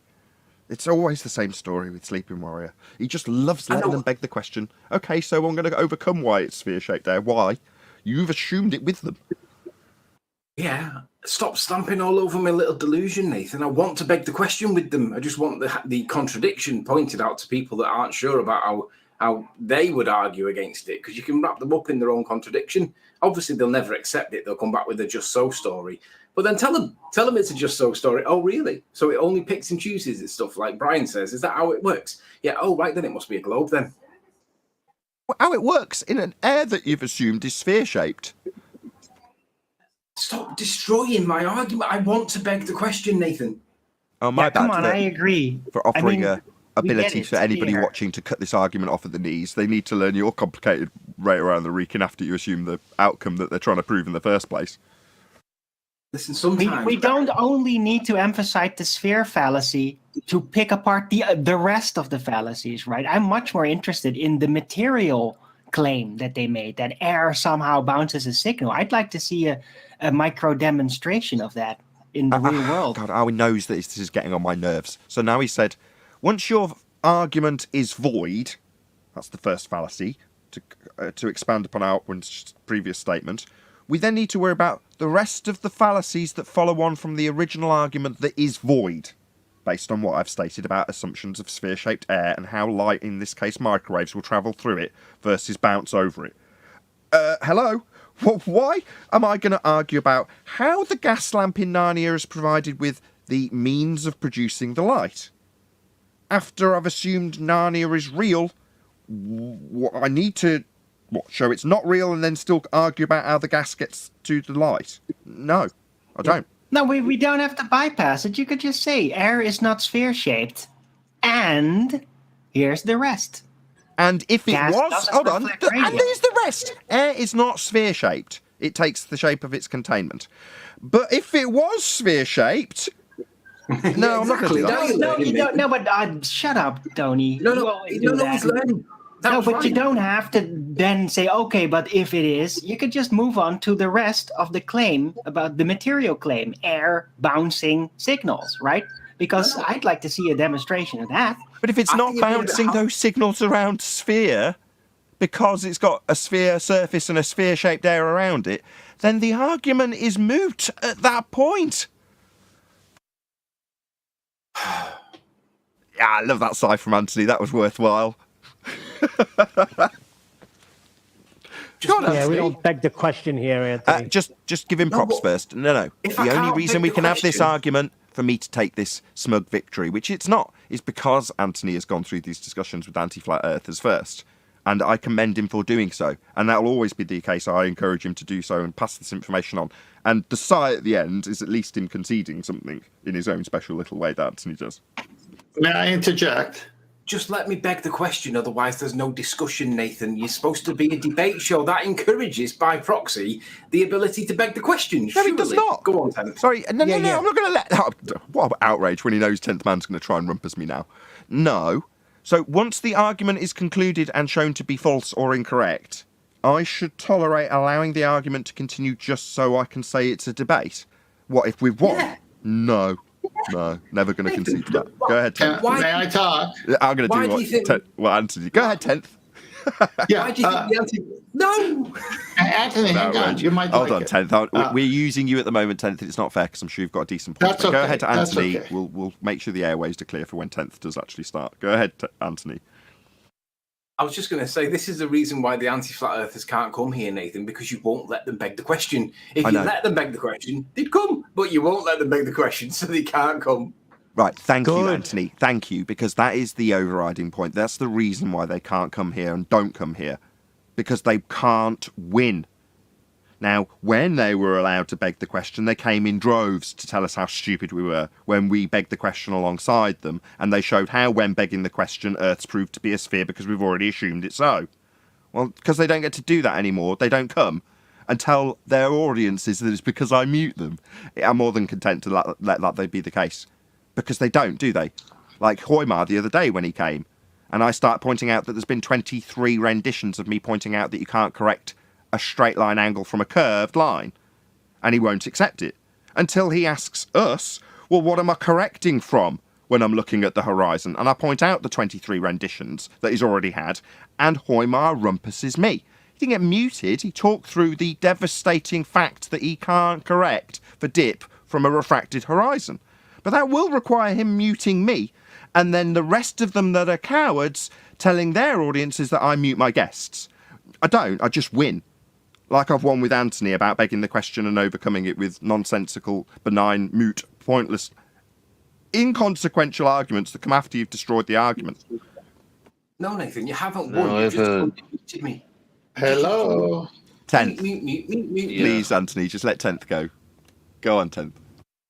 What if Anthony just pointed out the contradiction, having a law of non-contradiction violation with their claims?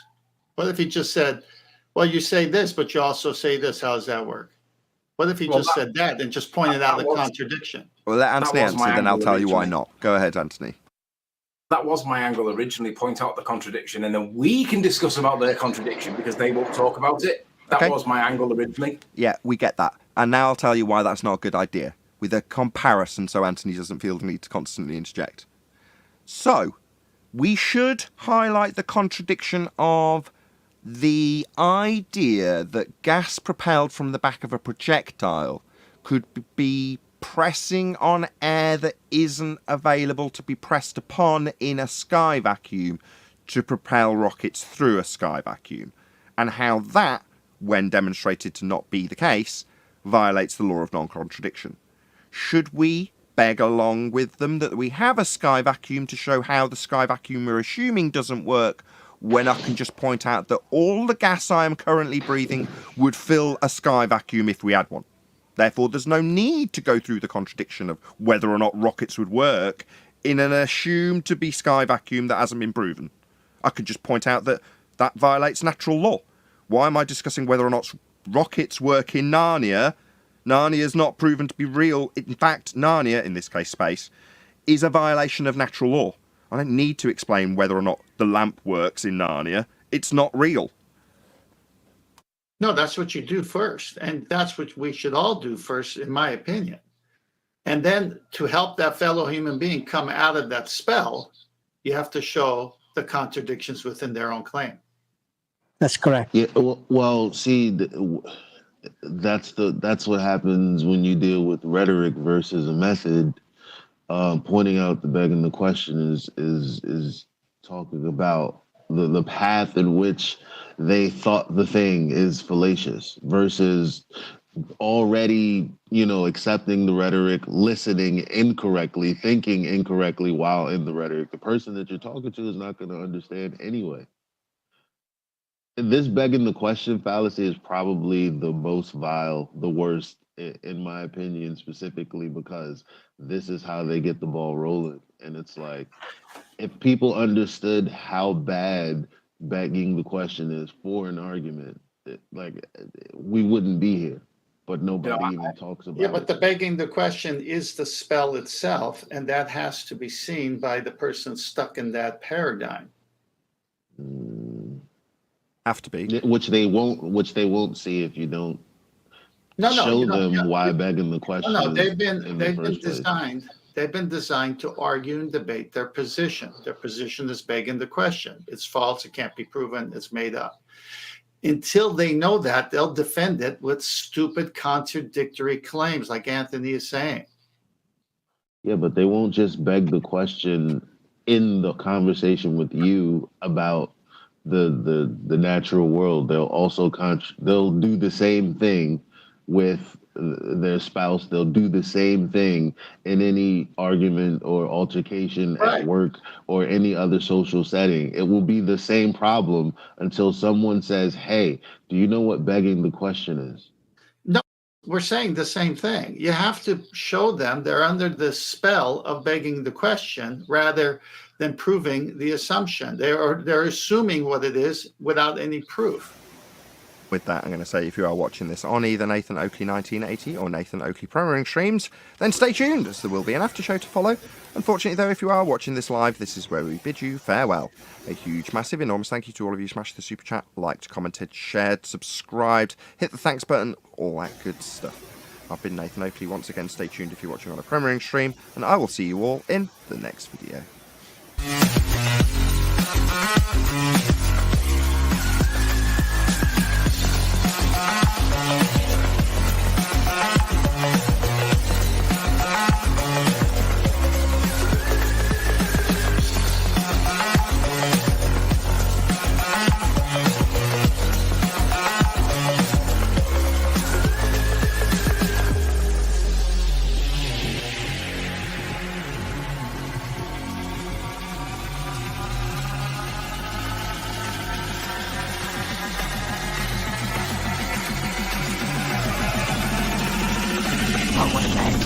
What a lovely day!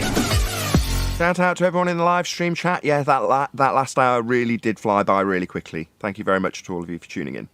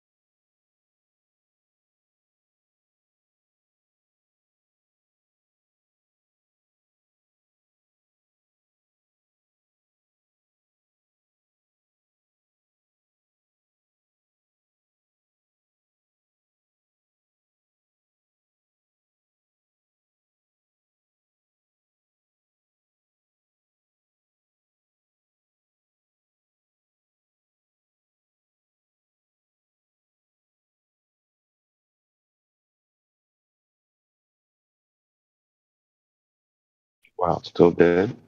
Yikes.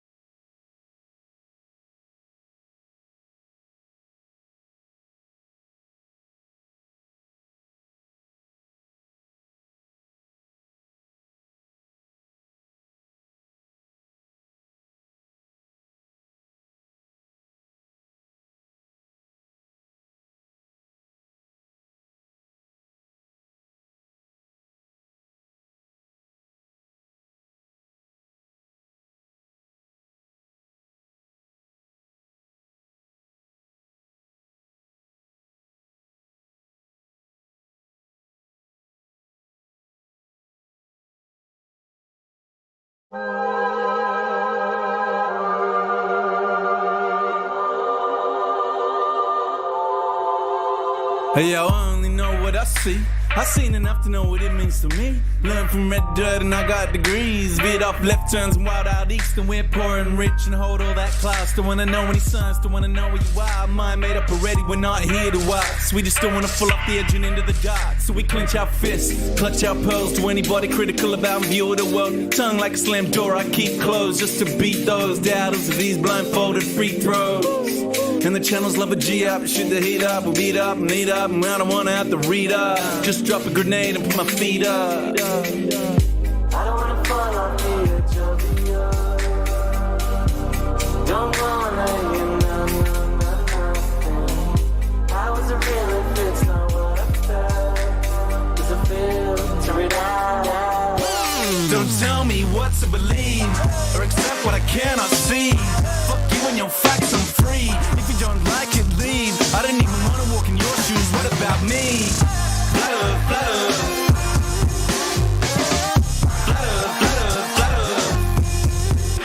World gone mad and it's too PC. And they're trying to take away the freedom that I wanna speak. Click, click, click, cut them off, run them out of town, shut them off. Shh, I don't wanna hear another beat. But my gut got this, then my head take note. Cause I know when this story's a slippery slope. So stay in your lane, son, stick to your songs. I don't care where you're coming from, just a simple answer to confirm a doubt. And then baseless opinions that come out of my mouth. In a nut, tell me, I don't know what I'm talking about. When the so-called experts ever sorted this out. When we're swamped by Muslims, swamped by Asians. Different time, same old station, crowd ovation. Whip up hatred, that old chestnut, that vocation. Do anything to truth, but face it.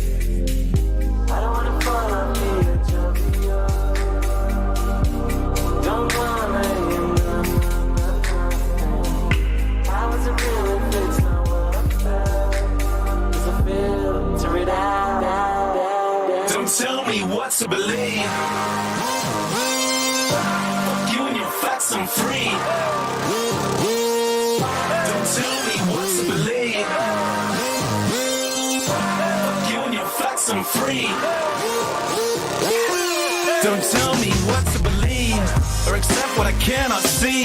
Fuck you and your facts, I'm free. If you don't like it, leave. I don't even wanna walk in your shoes. What about me? Blah, blah.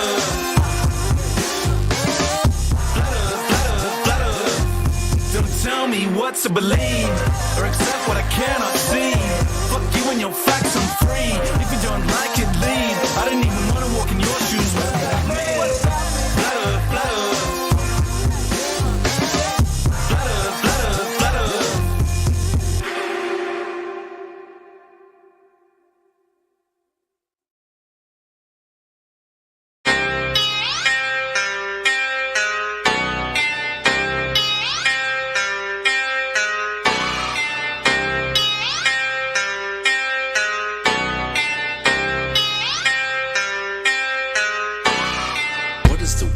What is the world that we're living in now that we know we're not spinning? What is the world? What is the world that we're living in now we know courage is missing? What is the world? What is the world that we're living in now we know flat earth is winning? What is the world? What is the world that we're living? It's like a brand new beginning. We know that most of y'all sitting there wishing, probably just itching for us to go away, completely dismissing things that we say like our minds have gone missing. Meanwhile, you're really the only one shifting reality as if it was switching, like it was some type of fantasy pitching. Next up the bat, but you wind up just whiffing. Nothing but air, you just can't do no hitting. Running around saying that water sticking to outside the balls, your logic is slipping. I understand that you might think I'm tripping. Pay attention to the words that I'm spitting. Only thing that really needs any fixing, your view of the world and the way that you're thinking. No need to go always screaming and kicking. No reason to think that Earth might be tricking. If it was spinning, then we would see drifting. If it was curving, the ships would be sinking. Logical fallacy, keep on insisting. Probably just listen. How about you try some form of consistency? Ships disappear due to angular distance. Makes a lot more sense that the curve's not existence. Why the persistence? Why the pursuit of unending persistence? Fighting a war like a soldier enlisted. Really seems as though you got it all twisted. Why not just be a bit more optimistic? realistic. Lies you've been told, the veil has been lifted. Now you've been gifted, given permission to take a position. Not in opposition to the world that we're living. Key ignition, start up the engine. Choose to accept it, now this is your mission. Tell us why the damn curvature's missing. Maybe just call up a mathematician. Give him a listen. Have him tell you about his presuppositions. Talking about how it's not superstition. A vacuum and air pressure juxtaposition. Make a decision. Tell us how this model came to fruition. You have the right to enact your volition. Right up to the day of mental acquisition. All I could do is provide ammunition. Can't take the heat, stay the fuck out the kitchen. Judgment day or to the last demolition. You can see this as an act of attrition. On the condition that after admission, do you a favor and start the forgiving. Then go out and share your newfound position with everybody who's potentially victim. Falling for the global prisoner system. So many flaws, no woman can list them. Shout to my beautiful parents, I missed them. Taught me to think for myself, I could kiss them. Now to the day that I'm able to whisk them away in my arms, I will reminisce them. Yeah.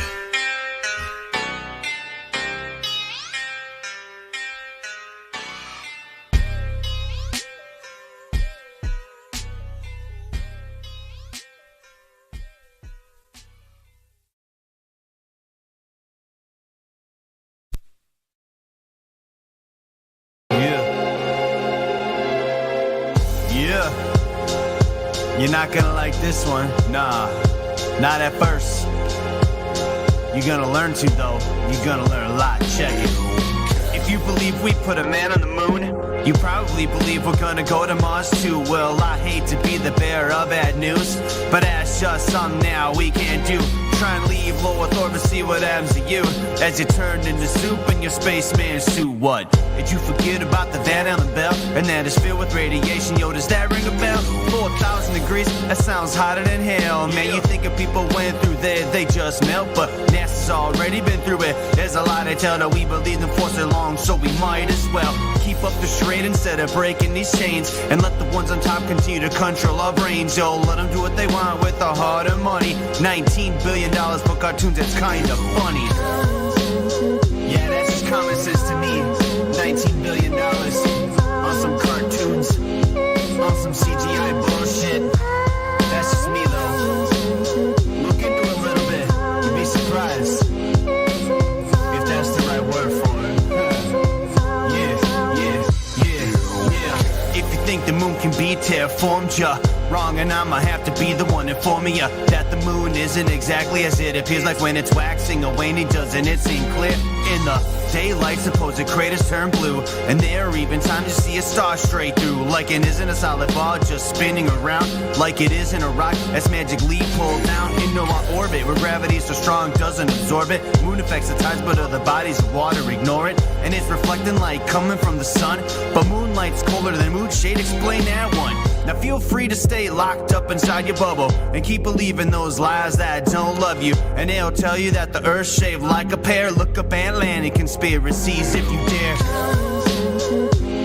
Yeah, I'm not gonna say anything that's gonna change your mind, right? I'm just gonna plant a seed. Yeah, you've been lied to, you've been deceived, just like me.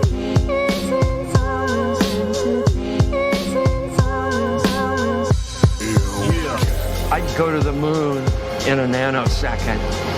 The problem is we don't have the technology to do that anymore. We used to, but we destroyed that technology, and it's a painful process to build it back again.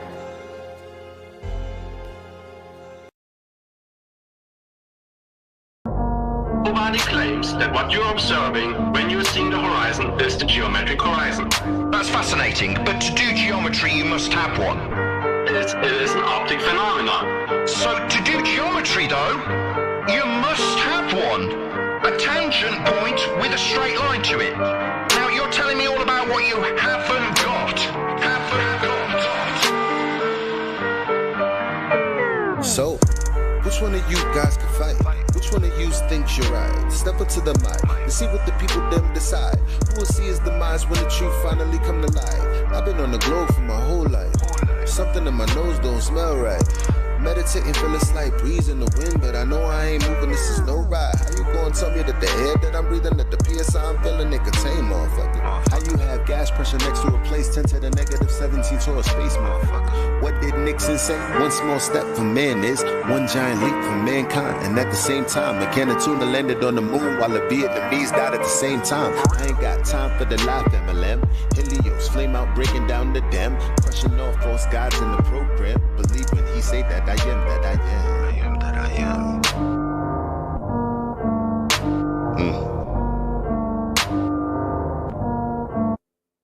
So, which one of you guys can fight? Which one of you dies tonight? Step up to the mic and see what the people them decide. Who will see his demise when the truth finally come to light? You should raise them to be free. If not, they might rebel. You are not an educator, you bringing me down like an elevator. Better yet, an escalator. You keep gumming my shoes so that I never make it. I'ma put you down like you a tire levitator. Speaking of the elevation, the black swan, why is the horizon 10 times further than the geometry you predicated? Probably cause you never did it. Never did, never will. Now globe, tell me how you really feel. This is not a globe, this is the appeal. This is not a globe, this is just for real. This is for your soul, something you can feel. Saying you won't change, but I know you will. Here's your Dr. Bill.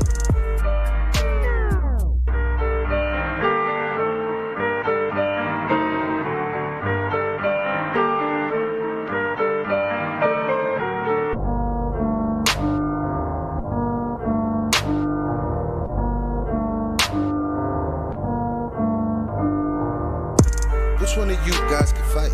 Which one of you thinks you're right? Step up to the mic and see what the people them decide. Who will see his demise when the truth finally come to light?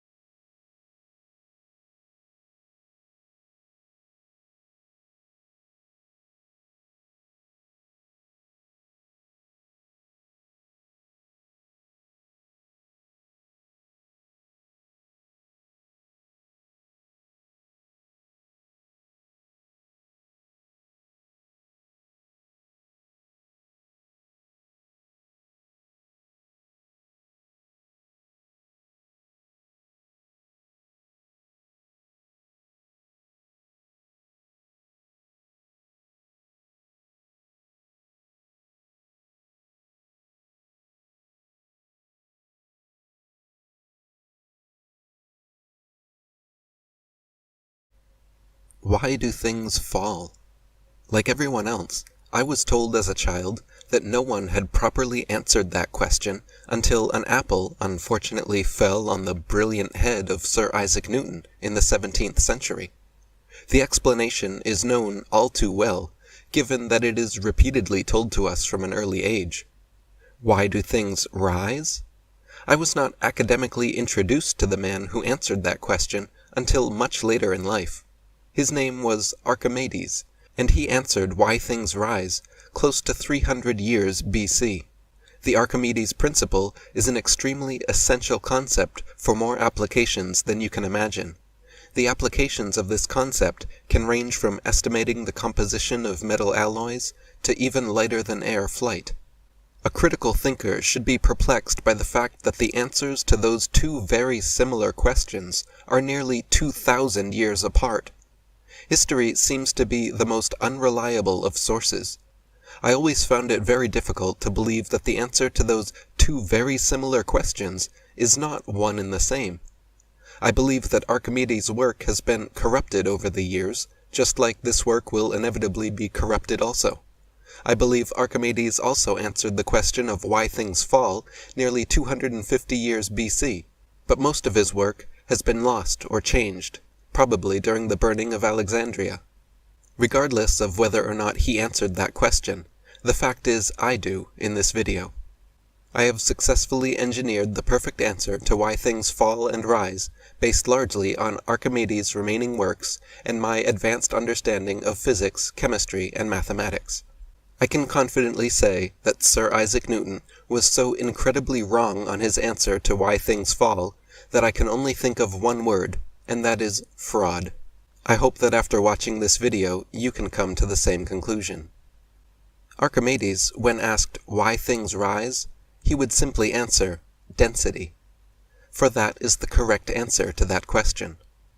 The Archimedes principle is that which governs the motion of helium balloons, hot air balloons, submarines, etc. The principle states that the upward force of an object immersed in a fluid is equal to that of the weight of the fluid it displaces. Simply put, if an object is less dense than the medium it is in, it will rise. The force at which it will rise is mathematically expressed as the following. For a fully submerged object, for example humans, or any other physical object in air, the amount of volume the object displaces is equal to the volume of the object. V displacement equals V object. Also, floating objects are partially submerged, and therefore the resultant force is practically zero at floating rest. The previous explanation has been good enough for everybody so far, kids and academics alike. This explanation of why things rise being solely based on the density of the object, and the density of the medium it is in, has always been sufficient for everyone. Yet, when asked why things fall, Isaac Newton came up with a much more elaborate answer, one that required the assumption of the mass of the Earth, and the creation of a constant which conveniently cannot be measured in a lab, and can only be measured at the most massive of scales, the cosmic scale, rendering the constant as purely theoretical and impossible to measure on a repeatable laboratory scale as science has always demanded. In a way, Isaac Newton was a pioneer in turning science into the faith-based phenomenon that it is now. Newton was the first to come up with theories that necessitated having faith in him and could not simply be tested by anybody. It is a common misconception that Isaac Newton is credited with finding g equals 9.81 meters per second squared. The truth is, long before the times of Newton, people knew about the fall rate of objects. That is why the constant g is included on the formula for the Archimedes principle, which was a known concept thousands of years before Newton. Thanks to the knowledge of the fall rate of solid objects, which is easily observable, humans have been able to build infrastructure such as cathedrals, bridges, aqueducts, and other infrastructure for thousands of years. The study of static forces and dynamic forces is much older than the times of Isaac Newton. What Isaac Newton is truly credited with discovering is the reason as to why things fall, for which he came up with the most intricate and peculiar of explanations. He said that matter attracts matter, but only if matter is heavy enough to be significant. Basically, he said that unlike your everyday objects, the Earth is the only object big enough within our range to affect us in any noticeable manner. He invented, fabricated, and imagined the following equation and constant in much the same manner that J.K. Rowling dreamt up the wizarding world of Harry Potter. F equals G, m1, m2 over r squared. He quite literally manufactured the G constant, and assumed the mass of the Earth, which still today is not proven, in order to get a G equals 9.81 meters per second squared equals G times the mass of the Earth over r squared, where r equals the radii of the Earth. This sort of science can only be compared to that of science fiction and fantasy writers. The truth is, the only factor which governs the vertical motion of matter is density. Both Newton and Archimedes think of mass wrongly, and not at all as it truly behaves in nature. We have often been taught to think of density as mass over volume. Although this is mathematically correct, the proper way to express the relationship between density, volume, and mass is the following. Expressing mass in this way, the truth becomes clearer, that mass is a variable dependent on the volume of an object. The true constant in an element or compound is density. Expressing mass in this way, the truth becomes clearer, that mass is a variable dependent on the volume of an object. The true constant in an element or compound is density. In other words, if we were observing and plotting the mass of a 1 meter cubed sphere, we would integrate its density over its volume and plot the mass as we go from the center of the sphere, which is at 0% volume integration, to the outer shell of the sphere, which is at 100% volume integration. Mass would be on the left axis, y-axis, and volume on the right axis, x-axis. Both would change, but the density of the object will be the slope of the curve and will remain constant, if the sphere is made out of a uniform material. For example, assuming a 1 meter cubed water sphere, it would look a bit like the following graph. The slope would equal the density, which is the only thing that truly remains constant. Understanding this statement is crucial to fully understanding how matter behaves, mainly because how matter behaves in a vertical direction is solely dictated by the density value of the object and the density value of the medium it is in, nothing else. Density is the only value constant in every element or stable chemical compound, meaning, under the same conditions, a single hydrogen molecule has the same density as a balloon holding 1,000,000 hydrogen molecules, but they do not have the same mass, nor volume, yet they both rise in air. The law of matter. If the object is denser than the medium it is in, it will fall. If the object is less dense than the medium it is in, it will rise. In this video, I will prove without room for doubt that what we think of as the force of gravity and buoyancy force are actually one single force. A density force is the name of the force that determines and dictates the vertical motion of any physical object at free fall.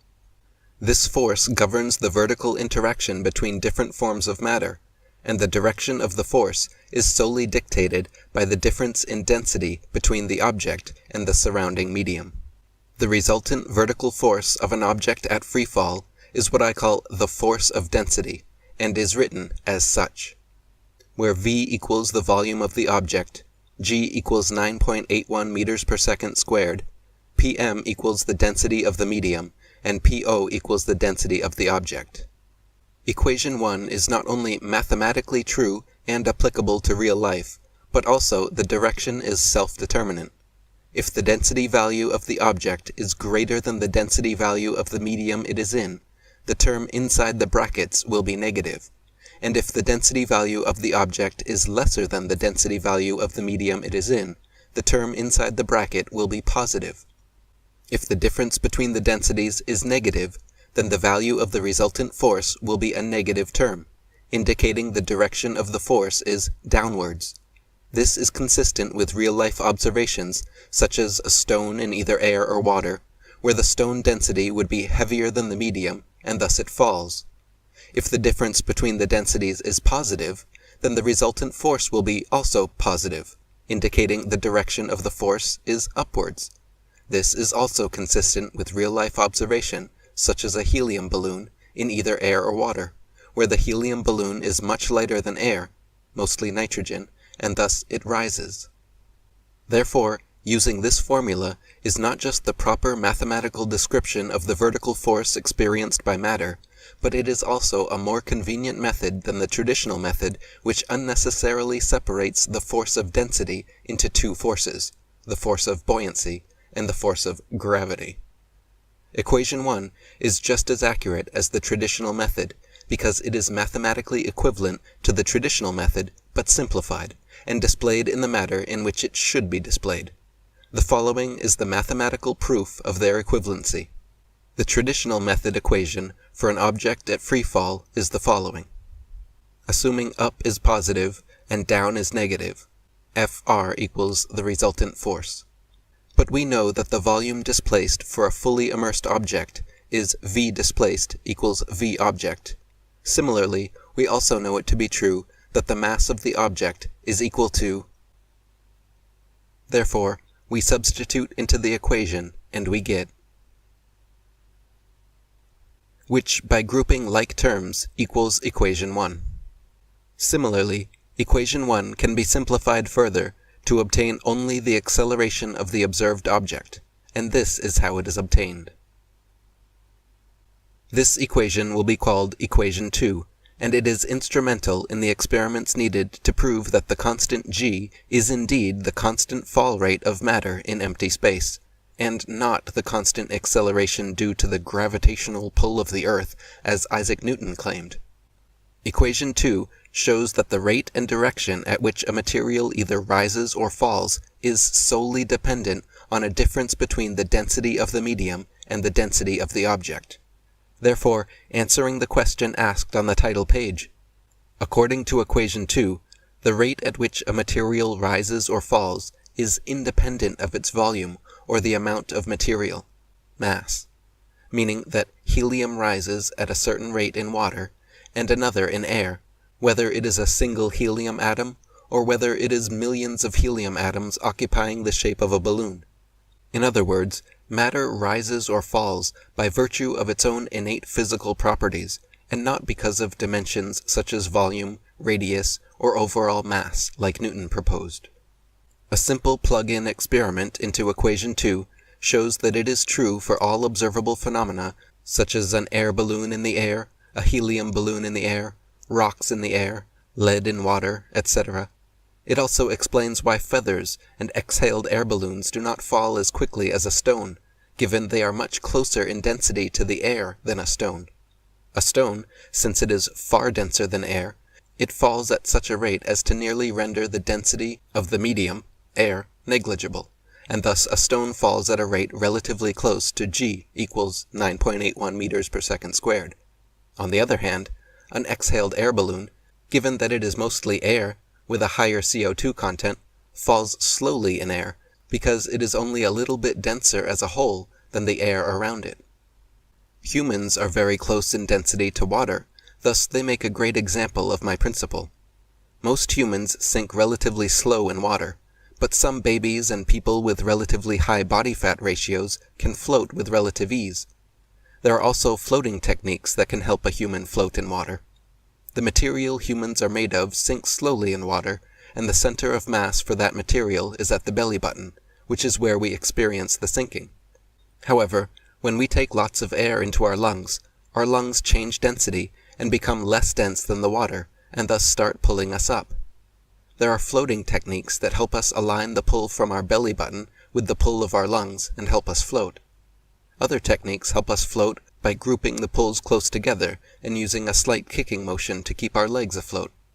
Similarly, you may have noticed that if we take in a lot of air into our lungs, descending becomes very difficult, but if we purposely exhale all the air in our lungs, we start to descend quite rapidly. The most misunderstood yet most important experiment on the subject is the Brian Cox experiment. It is an experiment where he drops a bowling ball and a feather from the same height and records it using a high-speed camera, slow-motion capture. As repeatable observed phenomena shows, in air, The bowling ball falls much faster than the feather, but in a vacuum, as demonstrated by the experiment, they fall at the same rate. The biggest fallacy of the experiment is the assumption that Brian Cox makes. He believes that this experiment proves gravity because since the air is removed and the medium is now a vacuum, empty space, thus there is no resistance from the medium, and thus no buoyancy force, and the only observable force left should be gravity, and thus they both fall at the same rate. But, and a big but, if you notice my formulas can precisely and mathematically explain without failure the observable phenomena in the vacuum, because in a vacuum, the medium is nothing. The medium is empty space, and the density of empty space is zero. Then think of matter as occupied space. If we plug in a density of 0 for the medium into equation 2, the equation becomes the following mathematical limit question. Therefore, density cancels out, and this means that according to the math of equation 2, all matter falls at the constant acceleration g in empty space regardless of the object's density. The limit evaluations show us that as the density of the medium approaches 0 in a vacuum, then the observed object's rate of fall approaches g equals 9.81 meters per second squared. Therefore, since both the feather and the bowling ball are infinitely denser than empty space, which has a density of 0, then they both fall at the constant fall rate of matter in empty space. Matter is infinitely denser than empty space. Therefore, the vacuum experiment is proving without a doubt that g equals 9.81 meters per second squared is the constant fall rate of matter in empty space, as proven by the equal fall rate of a feather and bowling ball in empty space. There are two ways to obtain the value of the constant g according to equation 2. One is using multiple runs of an object or various objects which densities are known, and observing and recording their fall rate or rising rate in different mediums which densities are also known. In the experiment, the observed acceleration and direction must be recorded, and by plugging the observed acceleration into a y-axis and the densities into the x-axis, then simple data analysis can be used to obtain the constant g, which would be the only value constant throughout all the experiments with different densities. The other way to obtain the constant g is the Brian Cox's vacuum experiment, given that by making the medium in the experiment empty space, then the constant g becomes the observed acceleration. Thank you, Brian Cox. I would have never secured the funds for such an experiment, but I have your blessed naive ignorance to thank for proving my equations to be mathematically true with your experiment. In conclusion, here is where I ask the reader to reconsider their previous beliefs.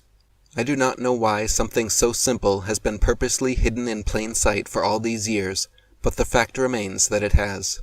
The world we live in has rules, and the rule that determines whether an object falls or rises is not the size of the earth, or how much it weighs.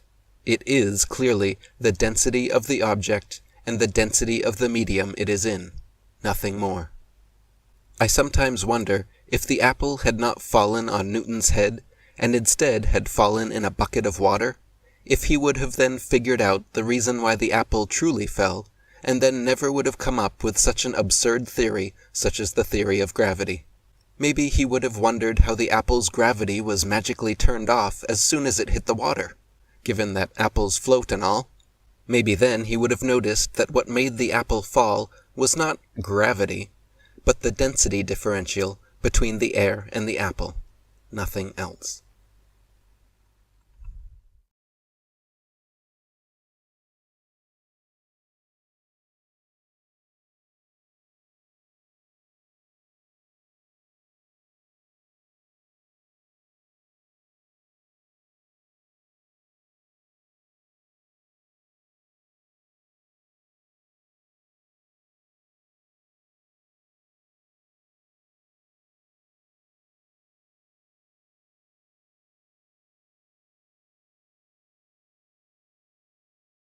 If you were Newton, would you have eaten the apple?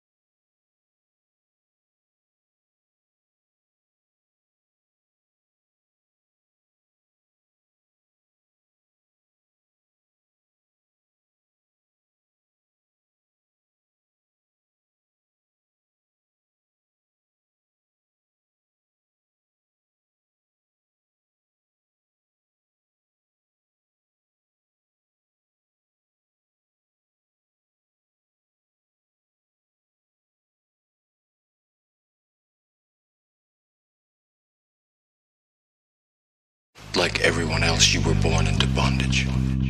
Born into a prison for your mind. Buckle your seatbelt, Dorothy, because Kansas is going bye-bye. You'll want to remember this moment as the last time you thought the flat earth was stupid.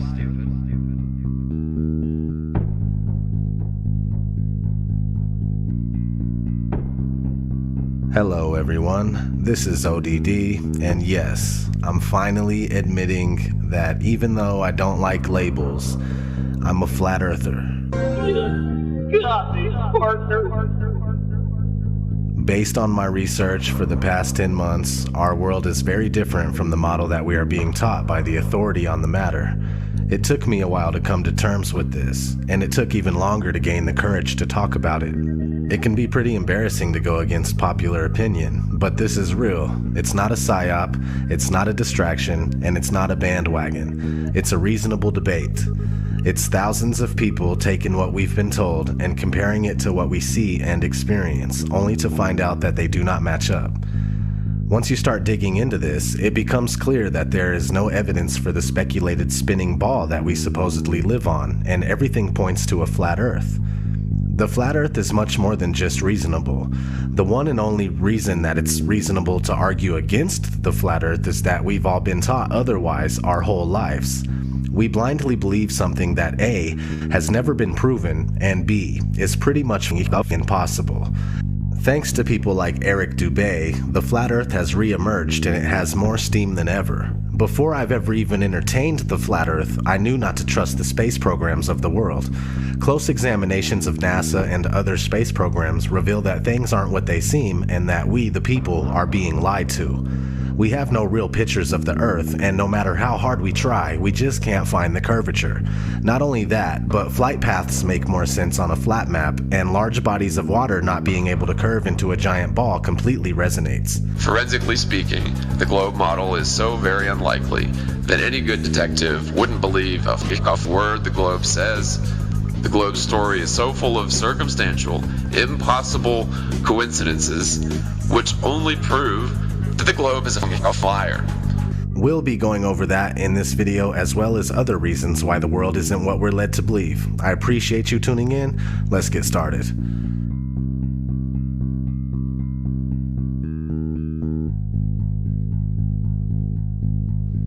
Our daily observations of the Earth are consistent with a flat and stationary surface. Most, if not all, ancient civilizations knew that the Earth was flat. The people of today would say that ancient cultures were ignorant and unaware, yet they accomplished great feats that we still can't accomplish to this day. The truth is that they had real knowledge, and some of us only have an education. But what is an education? Education is when you are told what to think and how to think. Those that are able to remember and regurgitate what they've been told on command are considered well educated. But there is a big difference between being educated and being intelligent. Just because you believe what you've been told doesn't make it true. In fact, the flat versus spherical Earth is a debate that has never really died. It's been raging for centuries. It was a huge argument as recently as the early and mid-1900s, but with programs like NASA, founded in 1958, the latter half of the 20th century was a win for the spherical Earth. It wasn't a question for the average person anymore. Though at the time the shape of the Earth was still up to be proven, NASA claims that they went to the moon and captured a shot of the spherical Earth as if they always knew it was indeed spherical. Those of you who think this technical difficulty was planned and think I'm scamming you, go do it for yourself. Because you're going to find the exact same thing. I got nothing to hide here. This is live on the air, okay? I'm going to zoom in on the Earth in Photoshop. Can you see the Earth? To image, adjust, levels, and I'm going to bring the levels over here, and I'm going to bring the levels up. Uh-oh, what is that? Why is there a square box around the Earth allegedly taken from the scientists on the moon in Apollo 17? And people wonder why I don't trust NASA. That's why I don't trust NASA. I mean, they're always out there saying, you know, Rob, everybody's trying to show you stuff from space and you keep rejecting it. This is why I reject it. These guys are liars. you know? What are some of the basic observations someone can make to ascertain that the Earth is neither a globe or spinning? We've been taught that we're on a ball spinning around the sun, and so to hear that you might be on a flat plane, motionless at the center of the universe with all the celestial bodies spinning around you, just as it appears, actually comes as a surprise. But it shouldn't, because our eyes, experience, and common sense all tell us that the horizon is perfectly flat, and we feel motionless. We don't hear ourselves whizzing by at thousands of miles per hour. No matter how high amateur rockets or balloons have gone up, the horizon rises to the eye of the observer all the way up, and that's only consistent with a flat plane. Their theory just gets more and more wild as time has gone on. And so, yeah, it began with the spinning Earth going 1,000 miles per hour, which is then circling around the sun at 67,000 miles per hour, which then they decided the sun wasn't a heliocentric model, but more of an acentric model, where they don't know where the center is, and we're just exploding out of a big bang. So the sun, we're spinning around the sun, and then the sun and us are spinning around the Milky Way galaxy, they say, at 500,000 miles per hour. And then the entire Milky Way galaxy, they say, is shooting off from the Big Bang at 670 million miles per hour, almost the speed of light. So there's at least 4 rip-raging, contradictory motions supposedly going at all times, yet you don't experience any of it, nor can you measure any of it using the stars. The flat motionless Earth, not only is it the greatest conspiracy of all, it's also the easiest to prove. I mean, it just is flat and motionless, just as it appears. Look into it more and more, make it a thing to try and debunk it, if you will. You know, even if you want to do it that way. Negative reinforcement works too. Try as you will, you're only going to find proofs for the flat motionless Earth. You're not going to confirm that you're on a spinning ball.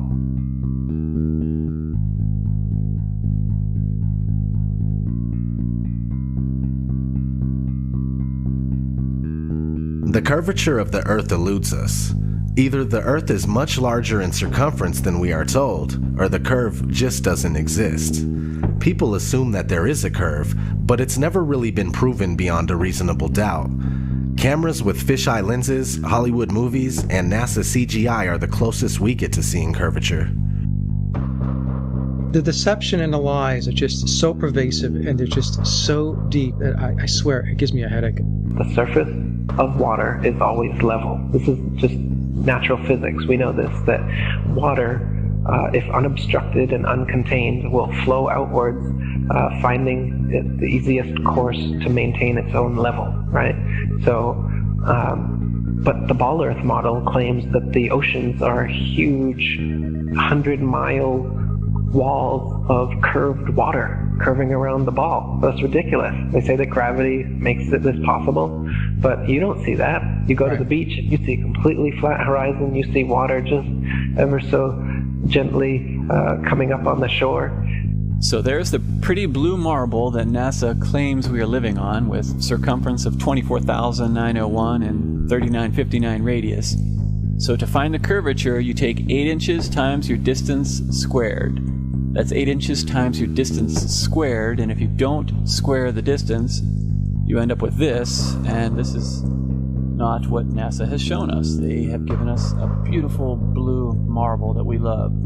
So you get 8 inches for 1 mile, 32 inches in 2 miles, 16.6 feet with 5 miles, so on and so forth. So what I did is I shot this pier, which is in Daytona Beach, Florida, and as you can see, between the water and the walkway of the pier is about 12 to 16 feet based on the height of the people and the railing. So I started at Granada, which is 4.92 miles away, and I shot this, and based on that distance and the formula, there should be 16 feet of curvature, but obviously you can still see the entire gap under the walkway there between that and the water.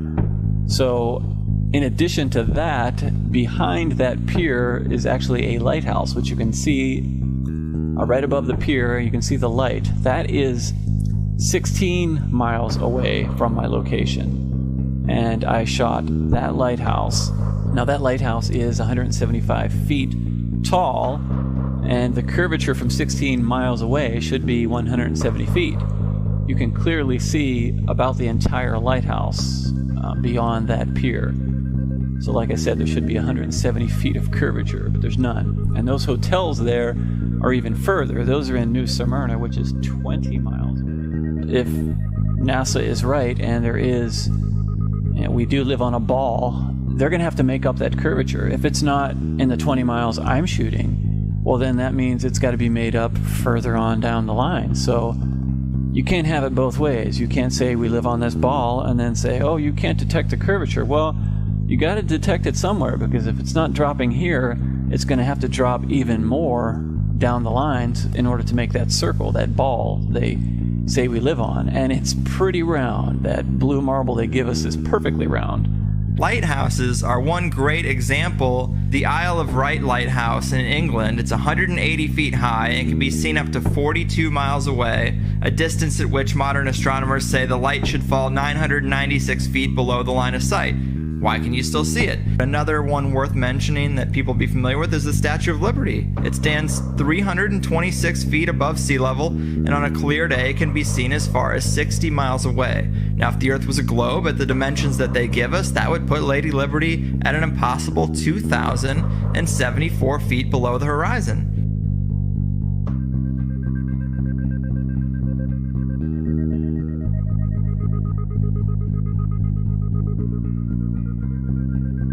No, not one picture of the Earth. Imagine that. 2016, and we still don't have a picture of our home. Thousands of satellites supposedly orbiting the Earth. Why can't we get thousands of pictures? One shot with the whole Earth in it. Hell, we should have a channel on cable that shows the Earth rotating 24 hours a day, every day. Nope.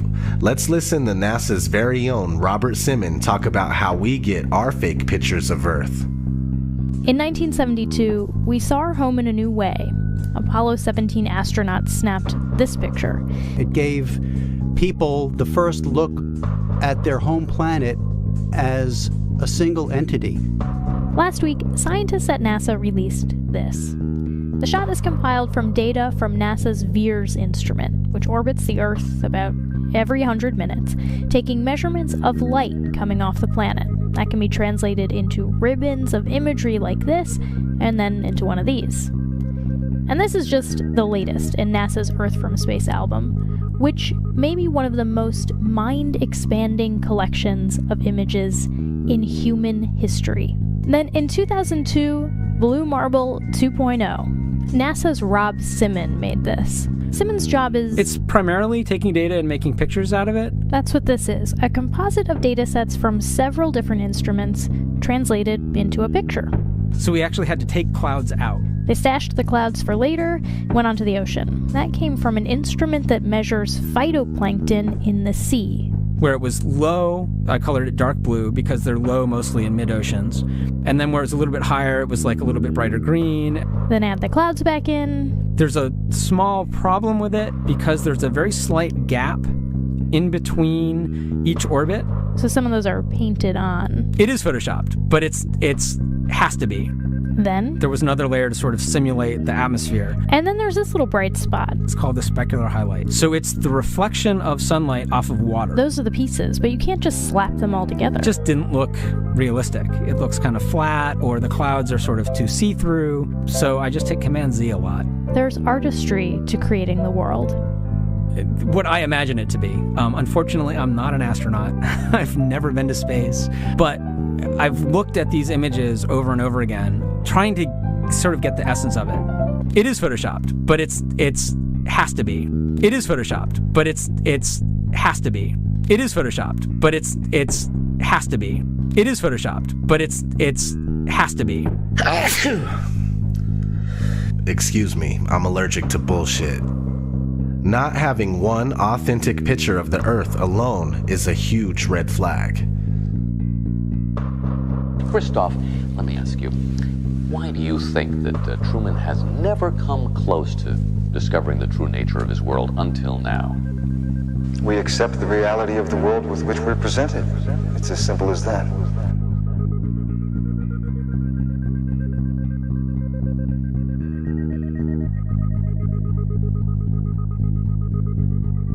The Flat Earth model is a working model. It's by no means definitive due to the nature of this massive cover-up. For the past 500 years, we've been completely buying into the Copernicus heliocentric model, but what we do know about the Flat Earth is based on the azimuthal equidistant map that seems to be working out. This map goes as far back as the year 1000 and possibly earlier, now used as an official map by the U.S. Geological Survey and also as the official logo for the United Nations. Is this our real home being hidden from us in plain sight? I think it is. The first thing a lot of people say is, where's the edge?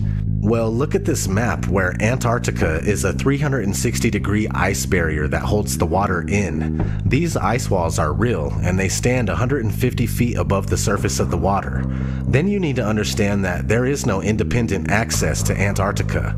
Average people can only go there on a guided tour. It has no towns, no cities, and no permanent residences. What's past the 150-foot ice wall is anyone's guess. How far the ice extends, how it terminates, and what exists beyond it. The Antarctic Treaty, signed in 1959 by 12 nations and more later on, states that Antarctica is for peaceful purposes only, no military activities, just scientific research and government exploration. Expeditions by any party must be discussed in advance. It's the longest and most successful treaty between nations. The treaty also states that there are ships, stations, and equipment to ensure compliance of the treaty. Sounds like military activity to me. Anyway, so this azimuthal equidistant map appears to be correct for the most part. Over the centuries, there's been other maps that look pretty close to it as well. Let's look at an interesting story that was recently in the news that supports this flat map. A woman gave birth on a flight from Bali to Los Angeles, so the flight made an emergency landing in Alaska. Here's what it would look like on a globe.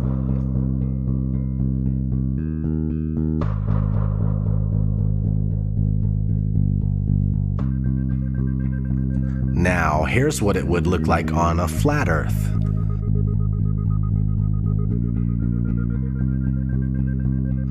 Which one makes more sense? Exactly. A big issue I was having with the flat Earth for the longest time was the sunrise and sunsets. I realized that it was a perspective issue. First, you must understand that the sun is not 93 million miles away. If it was, we would never see anything like this here. This is concentrated because it's closer. It's much more probable that the sun is only a few thousand miles away and that it's the same size as the moon. Once you comprehend this, all of the sudden, solar eclipses make sense. Holy fucking shit! Something that makes sense!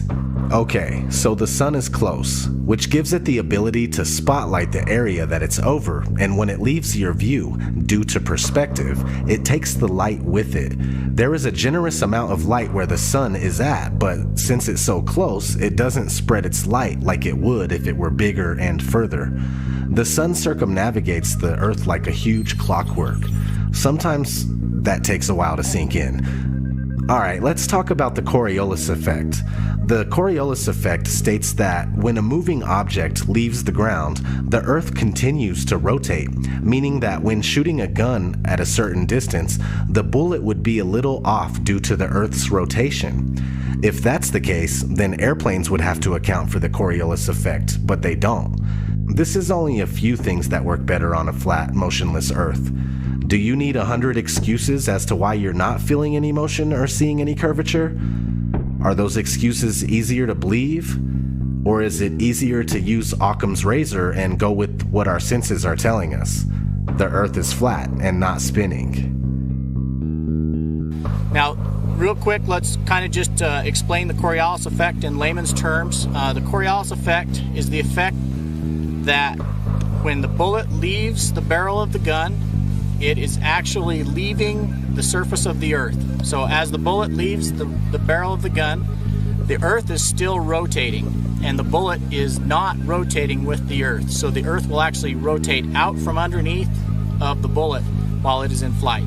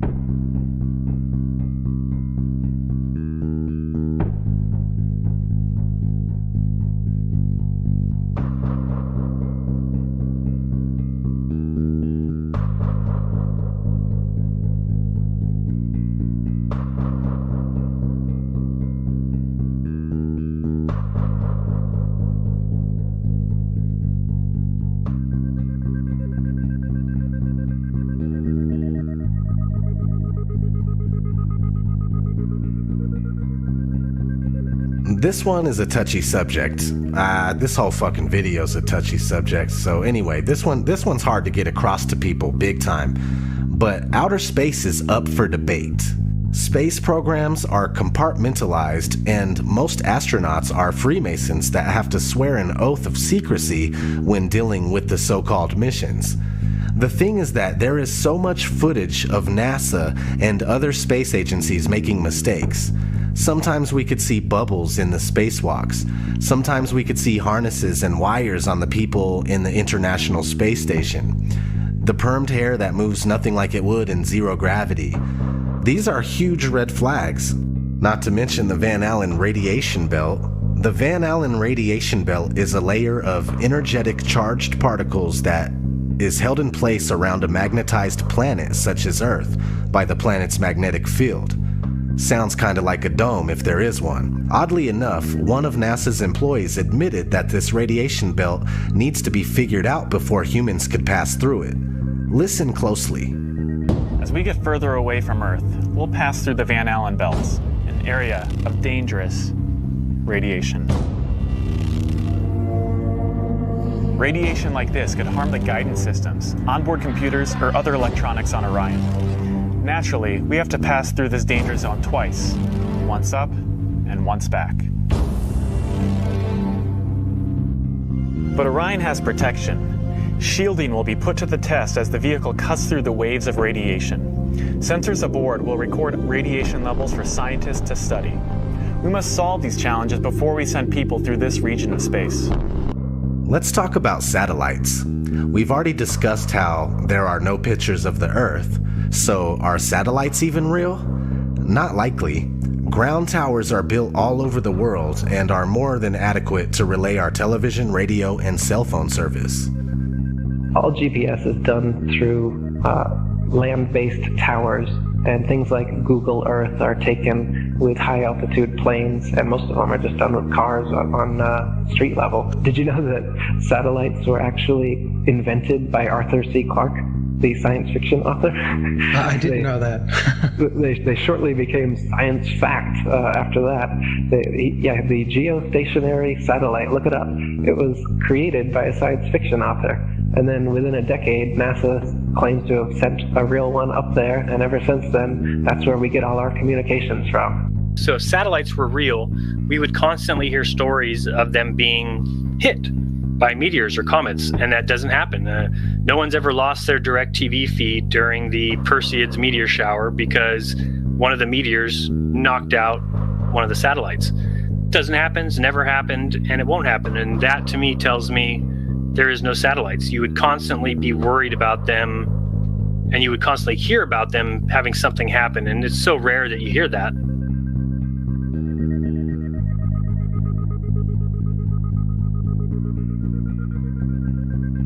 So you may or may not have heard the term cognitive dissonance.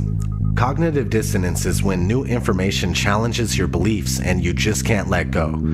It's just like that scene in The Matrix. No. I don't believe it. It's not possible. Stop. Let me out. Let me out! I want out! We have a rule. We never free a mind once it's reached a certain age. It's not easy going through this kind of deception and then realizing that your whole life was spent thinking and believing one thing when it's the opposite. Nobody wants to feel like they've been fooled, like they've been had. I'm a human just like you, and I never would have thought in my wildest dreams that I'd be on this kind of journey. This journey of realization and reckoning. This journey of putting everything I know to the side so I can absorb information that seems ridiculous, yet so sensible. It's time to say fuck it. It's not your fault that you were wrong. It's not your fault that you fell for a trick that the whole world also fell for. I'm right here with you. It's time to take down your mental barrier and recognize that we have a lot of work to do in order to find out what this place really is and why we're here. It's not to be slaves of the dollar. It's not to be slaves of the clock. Our reality is being manipulated and hidden from us. Please wake up and try to awaken those around you.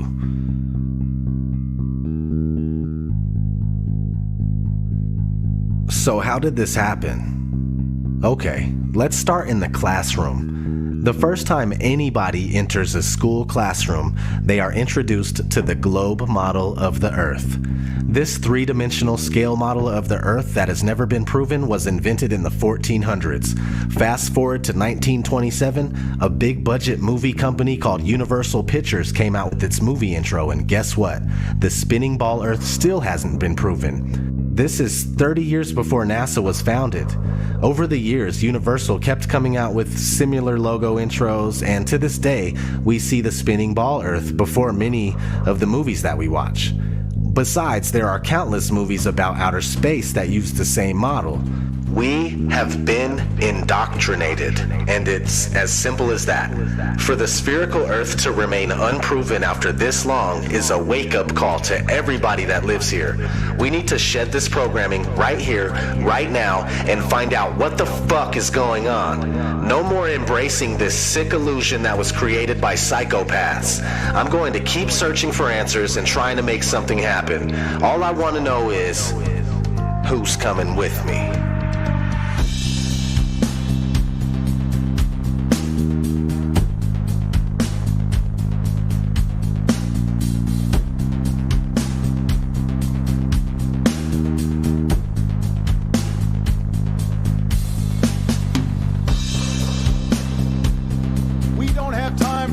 Of the Flat Earth Society.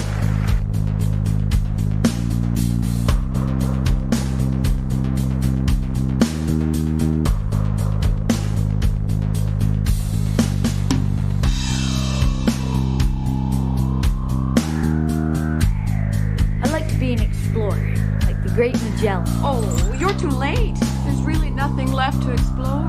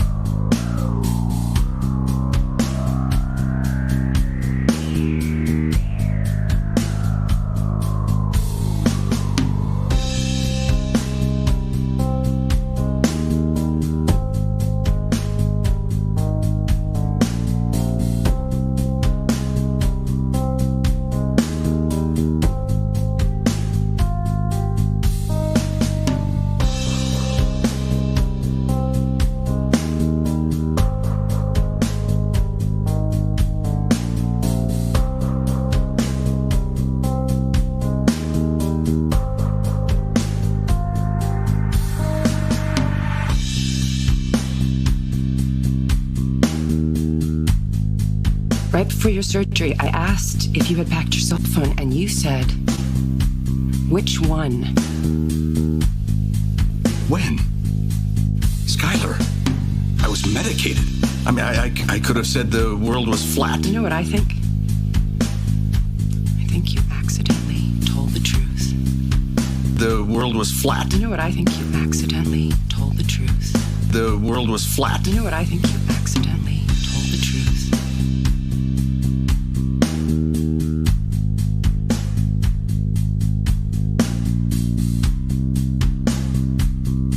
really the evidence shows me that it's flat and stationary. There is much more evidence based on just pure analysis that it's flat and stationary.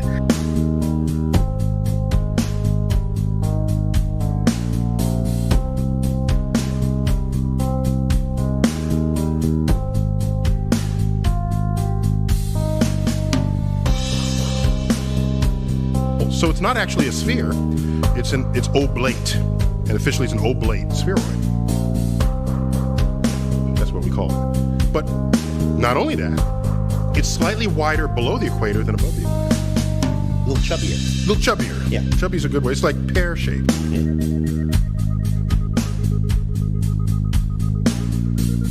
Really, we're in big trouble as far as lack of critical thinking and lack of free thinking. We really are in big trouble. We need to step it up as far as the awakening goes. You really need to put your thinking cap on, and you really need to start to look at these things and look at them with a critical eye and with a critical mind.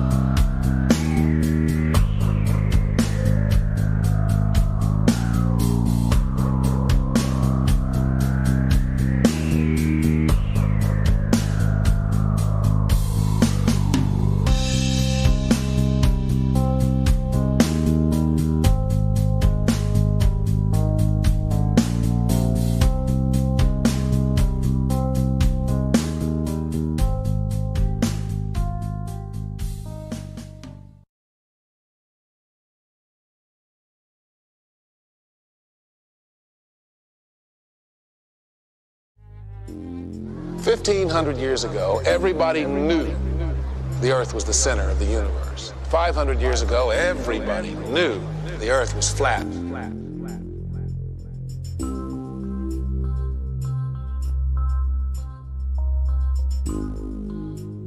Hey there, Flat Earth researchers and debaters. This is ODD, and this is a follow-up to my video entitled True World, which is a 30-minute rundown of the Flat Earth phenomenon. The response to that video is incredible. I can't even keep up with the comments. Every other second I hear, "Dude, look at the moon. That proves we're on a sphere." "My dad is an airline pilot. This theory is garbage." You know what I mean? Some arguments don't even make sense. It's like, "I ate a chicken pot pie last night for dinner. How does that work on the flat Earth? Huh? I can relate when people are wondering how the sun works and what's the benefit of hiding this from us. But to say that Earth must be a sphere because other things look like they might be spheres is foolish. There is Earth, what we are on, teeming with life and providing us with what we need to be able to sustain or destroy. To build civilizations on a vast flat surface where large bodies of water are incapable of curving. Earth, where curvature and motion cannot be detected.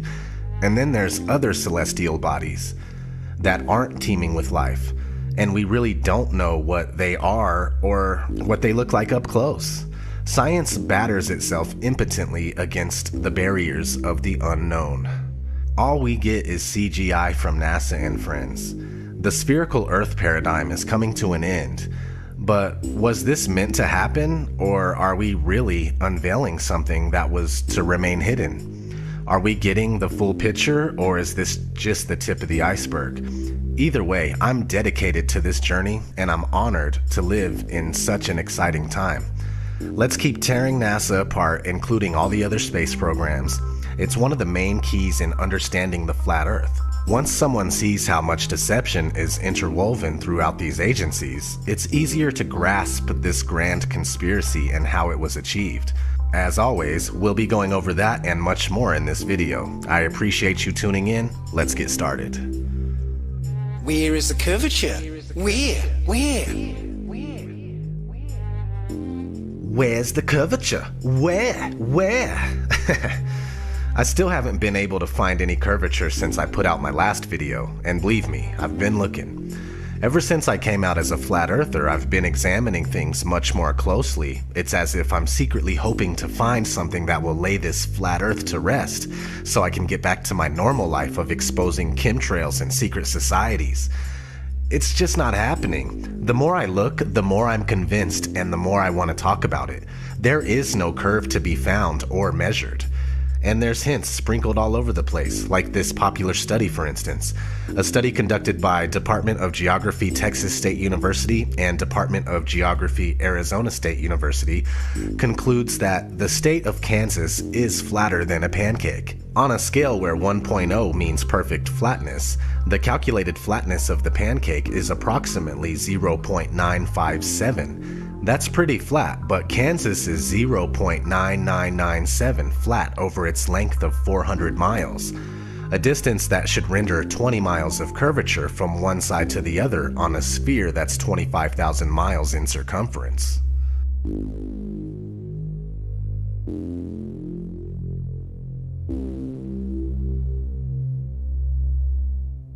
And I've seen plenty of stuff at between 100,000 and 130,000 feet that's flat as a pancake. No matter where you are above the surface of the Earth, the horizon always rises to your eye level. Doesn't matter if you're standing on a beach, or up a hill, or in a plane at 35,000 feet, the horizon is always at eye level. We know intuitively if we stand on a beach with a panoramic view that the sea is flat. It's flat at sea level, it's flat from the top of Mount Everest, it's flat from over 20 miles high. In my efforts to try to prove the globe, it's falling apart with horizon tests and seeing things that we shouldn't be able to see. If the ball is real, the math shows that, you know, with the curvature, there are things we should not be able to see, and yet people are seeing it. So that has me really questioning the globe, and I don't question the math, because that math came from globalists. It came from people who believe the globe. So it's not math conjured up by flat earthers. I used to be a lifeguard on Ventura Beach, and on a good day, on a clear day, we could look out and see the Anacapa Arch. Well, the Anacapa Arch is almost 20 miles away, and it's only 40 feet high. So the math says that if we're on a ball, 25,000 mile circumference ball, that the top of that 40-foot island arch should be over 200 feet below our ability to see it on the other side of the curve. I found this photo from Grand Mere State Park. This is from Joshua Nowicki, and what you're seeing here is a mirage. We typically would not be able to see this from the Lake Michigan shore. We talked about this last night.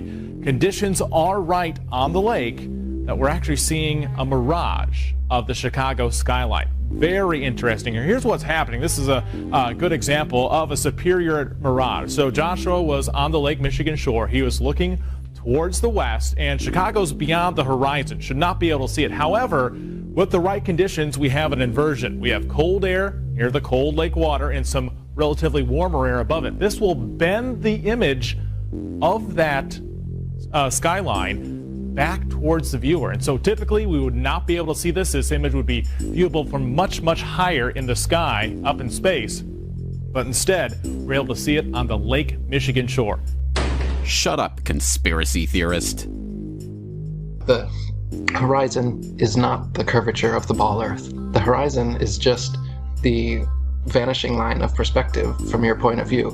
You can use a telescope or binoculars and zoom in on the horizon, and something that's been completely disappeared beyond the horizon, like a ship, can come all the way back into view, proving that that is not the curvature of the Earth you're looking at, as they tell you, but it's just the vanishing line of perspective from your point of view. And they still use that as a proof of the ball Earth. They say that ships going away, as you see their hulls disappear before the masthead, because they're going over the curvature of the Earth. Yet we've got technology now to prove that that's wrong, but they'll still keep saying it. I put it in my videos. I'll put it right here. I'll put it in this video of me talking about this right now. You may be watching this on YouTube. You're watching a horizon shot, seeing a boat that was out of view. Now it's completely into view, so you can see that that is not the curvature of the ball Earth, but there will still be 50 people in the comments section saying that that's the curvature of the ball Earth. The idea that people are standing, ships are sailing, and planes are flying upside down on certain parts of Earth, while others tilted at 90 degrees and all other impossible angles, is complete absurdity. The idea that a man digging a hole straight down could eventually reach sky on the other side is ludicrous. Common sense tells every free-thinking person correctly that there truly is an up and down in nature, unlike the everything is relative rhetoric of the Newtonian Einsteinian paradigm. There's no curvature. It's wonderful. This is like this is the most amazing thing ever. There's no curve. It's flat. Can you imagine? It's exactly what we see.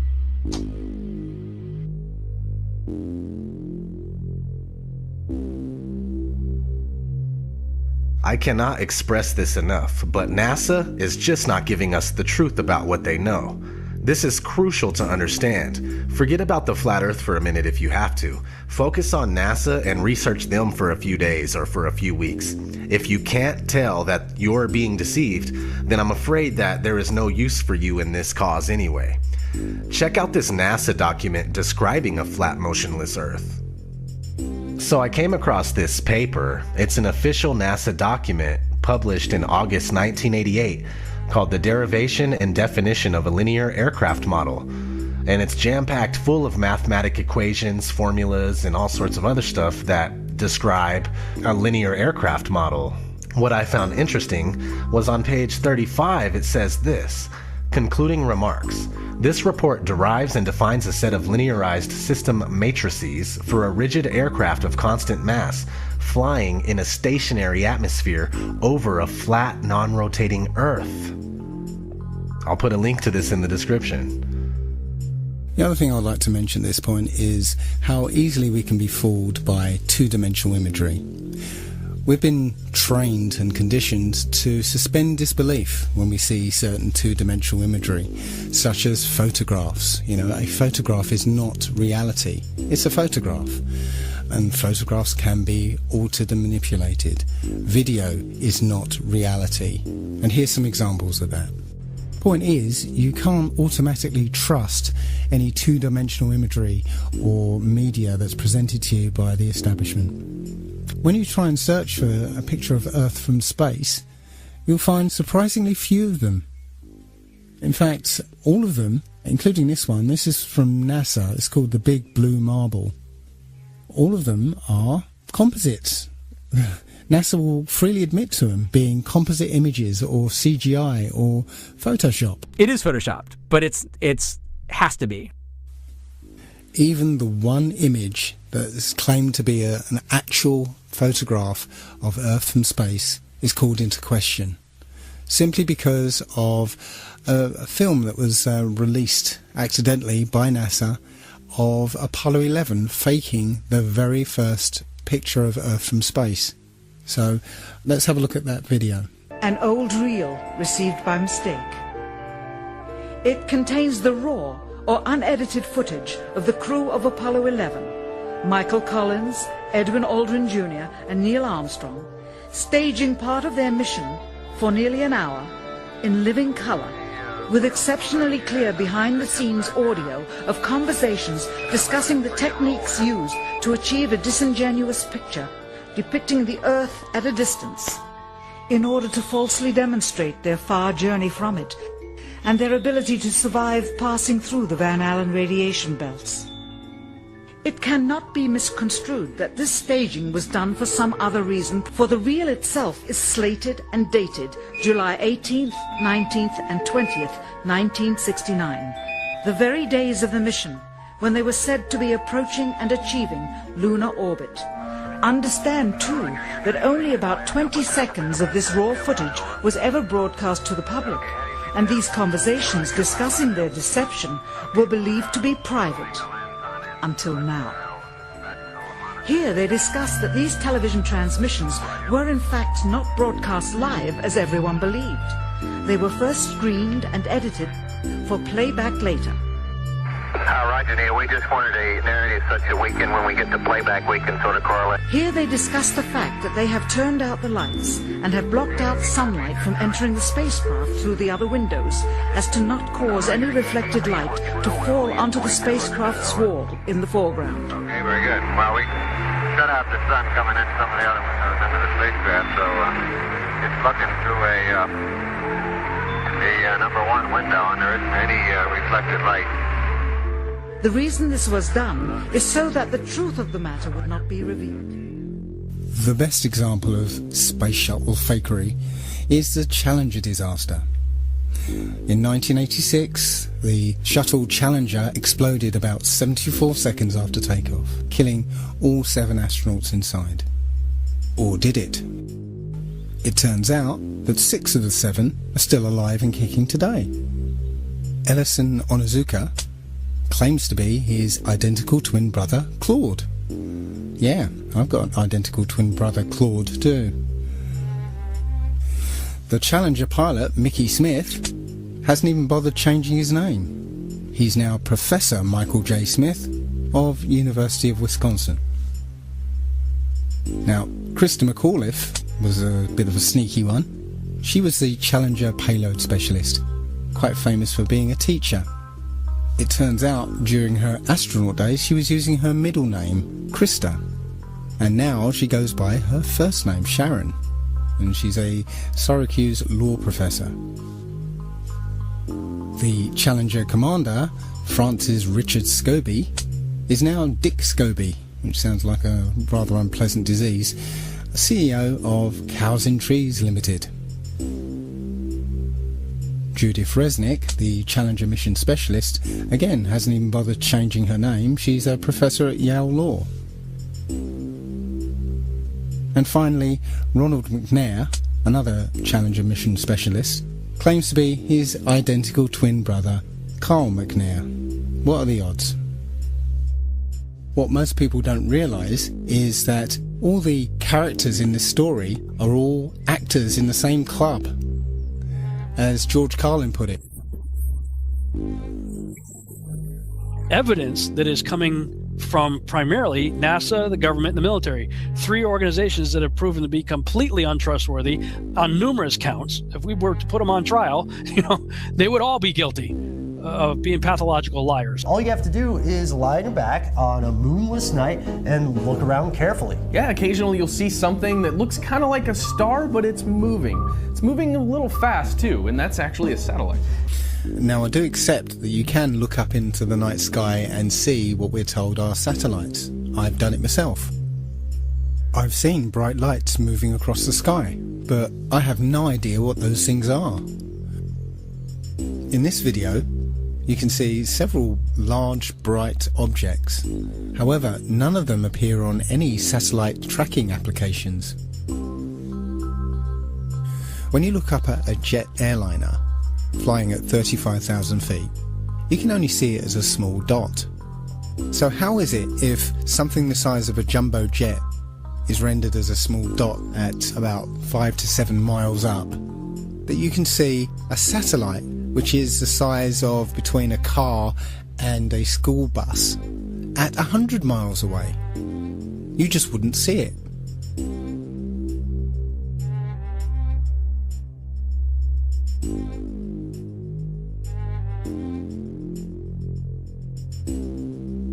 There may be things that are way beyond the human mind's ability to comprehend. I won't even go into stars here. Stars are still 100% a mystery. All we know is that they say that they are trillions of miles away. That's for you to believe or to not believe. But planets, okay, we can see them independently. They look like luminous objects in the distance.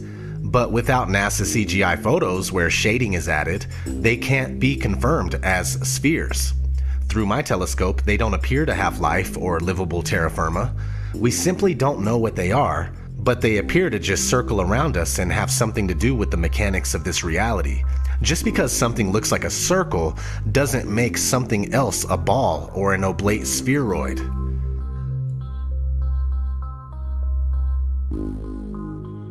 It is claimed that the other planets are spheres, and so therefore Earth must also be a sphere. Firstly, Earth is a plane, not a planet, so the shape of these planets in the sky have no bearing on the shape of the Earth beneath our feet. Secondly, these planets have been known for thousands of years around the world as wandering stars, since they differ from the other fixed stars in their relative motions only. When looked at with an unprejudiced naked eye or through a telescope, the fixed and wandering stars appear as luminous disks of light, not spherical terra firma. The pictures and videos shown by NASA of spherical terra firma planets are all clearly fake computer-generated images and not photographs. The etymology of the word planet actually comes from the late Old English planet, or from Old French planet, from Latin planeta, from Greek planetes, planetae, wandering stars, or to wander of unknown origin, to spread, or notion of spread out, from Latin planum, flat surface, plane, level, plane. They just added a T to our Earth plane, and everyone bought it. Here's a picture of Jupiter. This is from 3 separate images, okay, 3 separate periods, but they're always at the same angle. Now, if someone's in the North Pole, and then someone's in the South Pole on the bottom side of the globe, they would see Jupiter upside down. Now, if you're going to tell me this was taken with a satellite, even a satellite would move in all different directions. It wouldn't take the same angle over and over again. This one has a moon in front of it, same angle. This one doesn't. This one's a little lighter, just about the same angle, nothing. So again, I mean, you want to talk about major bullshit. This is it right here. Okay? Yeah, you might be able to see something through your telescope, but you're not seeing this. Okay? In high detail like this, you're not. Not with any amateur telescope, period. Here we go. This is Europa, one of Jupiter's moons. Again, same angle. Only difference is they colored this one. It's the same damn photo. All they did was darken this one, and then they put a little bit of a shading right around this edge where the pointer is on it. But it's the same damn thing. So they didn't change anything. They're not even trying that hard. They're just putting out photos. Here goes Saturn. Now this is supposedly an actual photo from a satellite. This is off NASA's website. Sure, it looks pretty, but it's not real. And they're telling you it's real, and you believe it because your ego won't allow you to say, look, it's all fake. Your ego won't allow you to know the truth. Every picture we have from NASA of a planet is an artist rendering. They're not real pictures. If you take a strong telescope and look at a planet, it looks nothing like this. It looks like a self-illuminating light. It looks more like a star. They used to call planets wandering stars. Next, Saturn, I've looked at myself through high-power telescopes, and it really looks like a light bulb. It doesn't look like it's reflecting light. The rings are lit up. There's none of these colors on there. And these are just artist renderings. And if you believe that they're real, you're just sadly mistaken. Next, we recently had Pluto, pictures of Pluto. The one kind of center bottom is the most recent one. And that was taken by a probe that was whizzing by Pluto. Pluto's spinning. There's barely any light out there. And it gets this perfect, brightly lit, crisp, clear image of Pluto and transmits it all the way back to Earth, where we can barely get cell phone signals, when you go out of town. Go to the next one. And if you look at it, again, Disney style, they show us this ridiculous picture, and Pluto is actually on Pluto. They're literally laughing at us. In 240 BC, a Jesuit named Eratosthenes, he calculated the Earth's circumference. He did that by planting a stick in the ground at midday so that the sunlight, being directly overhead, would cast no shadow. Simultaneously, about 400 miles away, somebody else planted the stick in the same way and found that the sunlight cast a shadow. So by taking a shadow length and knowing the distance between the sticks, you could theoretically work out the circumference of the Earth. This method requires that the sun be a long, long way away so that the light coming from the sun is all parallel. However, it turns out that you'd get exactly the same results on a flat Earth if the sun were only 3,100 miles away and 34 miles across. Amateur balloon footage taken above the clouds has provided stunning visual proof that the sun cannot be millions of miles away. In several shots, you can see a clear hotspot reflecting on the clouds directly below the sun's spotlight-like influence. If the sun were actually millions of miles away, such a small localized hotspot could not occur. Another proof the sun is not millions of miles away is found by tracing the angle of sun rays back to their source above the clouds. There are thousands of pictures showing how sunlight comes down through cloud cover at a variance of converging angles. The area of convergence is, of course, the sun and is not millions of miles away, but rather relatively close to Earth, just above the clouds. We'll talk about the vanishing point a little bit. These lines are parallel the way we see. They don't look parallel here, but if you flick to the next one, these are the corners of the hallway, and they rush to the point of convergence or the vanishing point. And that's how our eyes see. Everything rushes in from the sides, the top and the bottom, to our point of focus, and that's the vanishing point. The sky has no bumps on it. The sky is smooth, but the Earth has bumps on it. It has mountains, it has trees, it has cars, people, waves. Anything that comes across the flat plane that even rises up a little bit will create a false horizon in front of that vanishing point. So if you look at the light on the ceiling and imagine that's the sun, the sun's not getting any closer to the floor, but it is going down. And if you had some bumps in the hallway or some people standing down the hallway, the sun would disappear, that light would disappear behind their heads from the bottom up, just like we observe on this plane.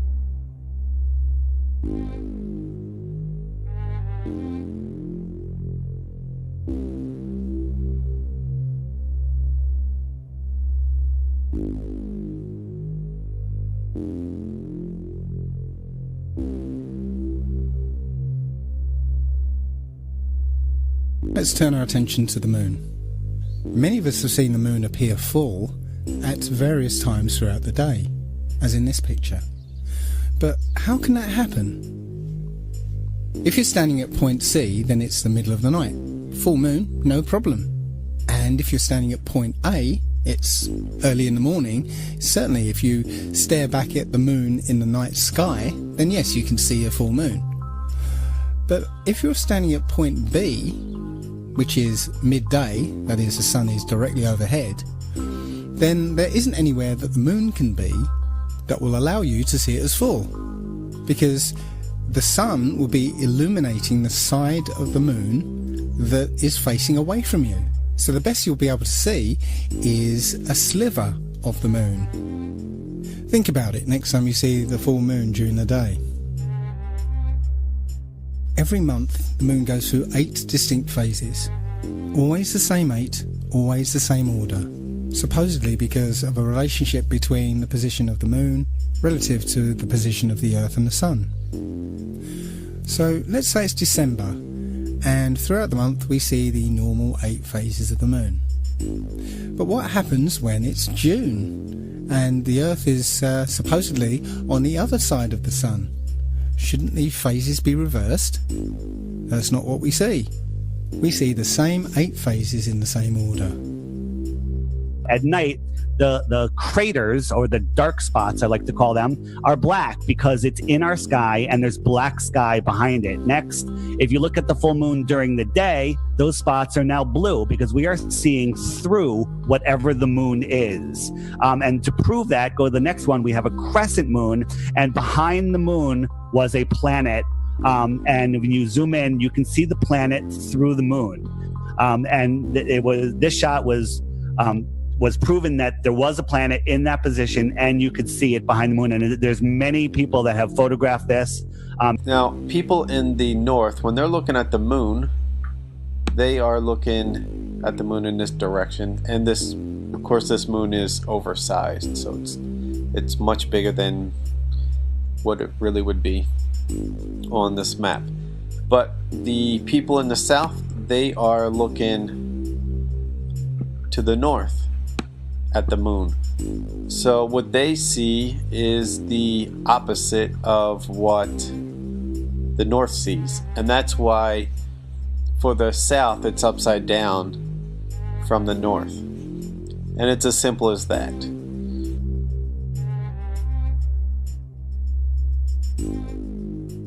So I'll cut right to the chase. Powerful Jews are operating and manipulating this reality. As of right now, it doesn't take much research to figure this out. Just to clarify, not every Jewish person is in on the conspiracy, but in the grand scheme of things, Wealthy Jewish families have the control. They own the Federal Reserve, they own the World Bank, they own Hollywood and the media, they own Freemasonry, and much, much more. Freemasonry is one of the oldest secret societies in the world and was born from Judaism and has nothing but Jewish terms and ideas. Freemasons are scattered across the world to serve as instruments for the elite agenda. Several of these Freemasons work for NASA. Ptolemy, who first put forward the heliocentric model, was acknowledged as the first Mason. Copernicus was a Jesuit priest. Sir Isaac Newton was a Freemason. All the astronauts are Freemasons. So you can see how this lie could work if all these celebrated people are telling the same story. Nicholas Copernicus, Johannes Kepler, Galileo Galilei, and Isaac Newton, the four forefathers of the globalist heliocentric doctrine, all posed for Masonic portraits, highlighting various symbols and hand signs denoting their affiliation with the Brotherhood. Galileo poses on a Masonic checkerboard floor, Kepler with the hidden hand sign, and all four of them pose with a Masonic compass and globe while flashing the Masonic M hand sign. Sir Isaac Newton was even knighted by Queen Anne at Trinity's College Masonic Masters Lodge. An inordinate number of NASA astronauts, the current propagators of the globalist heliocentric doctrine, are or were admitted Freemasons as well. John Glenn, two-time U.S. Senator and one of NASA's first astronauts, is a known Mason. Buzz Aldrin Jr., the second man to lie about walking on the moon, is an admitted ring-wearing, hand-sign-flashing 33rd degree Mason from Montclair Lodge, number 144 in New Jersey. Edgar Mitchell, another supposed moonwalker aboard Apollo 14, is an Order of Demolay Mason at Artesta Lodge number 29 in New Mexico. James Irwin of Apollo 15, the last man to lie about walking on the moon, was a Tejon Lodge number 104 member in Colorado Springs. Don Eisel on Apollo 7 was a member of the Luther B. Turner Lodge number 732 in Ohio. Gordon Cooper aboard Mercury 9 and Gemini 5 was a Master Mason in Carbondale Lodge number 82 in Colorado. Virgil Grisham on Apollo 1 and 15, Mercury 5 and Gemini 3 was a Master Mason from Mitchell Lodge number 228 in Indiana. Walter Schirra Jr. on Apollo 7, Sigma 7, Gemini 6 and Mercury 8 was a 33rd degree Mason at Canaveral Lodge number 339 in Florida. Thomas Stafford on Apollo 10 and 18, Gemini 7 and 9 was a Mason at Western Star Lodge number 138 in Oklahoma. Paul Weitz on Skylab 2 and Challenger is from Lawrence Lodge number 708 in Pennsylvania. NASA astronauts Neil Armstrong, Alan Shepard, William Pogue, Vance Brand, and Anthony England all had fathers who were Freemasons too.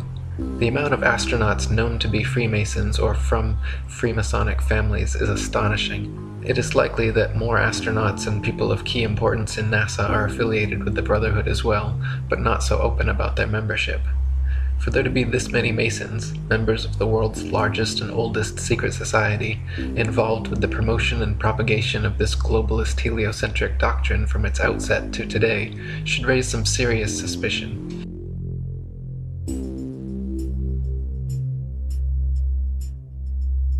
I'm still surprised how often I see the globe in corporate logos, almost every piece of media I look at, including commercials, magazines, and music videos, and album covers. I mean, it's a lot. And the rest of us describe a ball Earth as where we live because we don't know any better. When it's drilled into your head as fact before you even get to the third grade, you end up with that core belief, a belief that's hard to part with.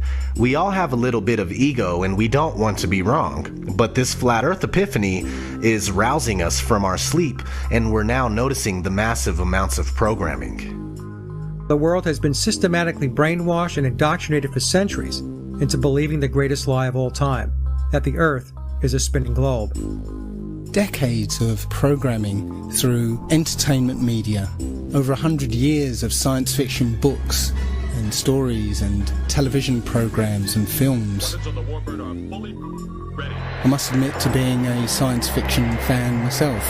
I grew up watching Star Trek, Star Wars, Babylon 5, Battlestar Galactica, watching films like 2001, 2010.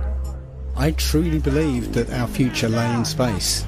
I saw an exciting future for mankind, moon bases, Mars bases, interstellar travel. But now I sincerely doubt there is any such thing as space. It really is simple, believe it or not. Why were we all taught the globe from the time we could walk? Why are we all told it's the absolute unquestionable fact of all facts?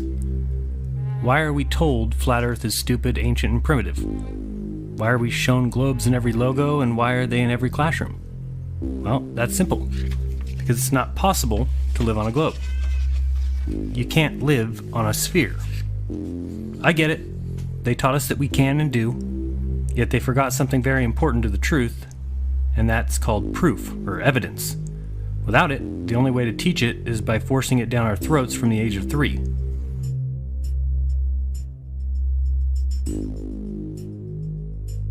It's simple.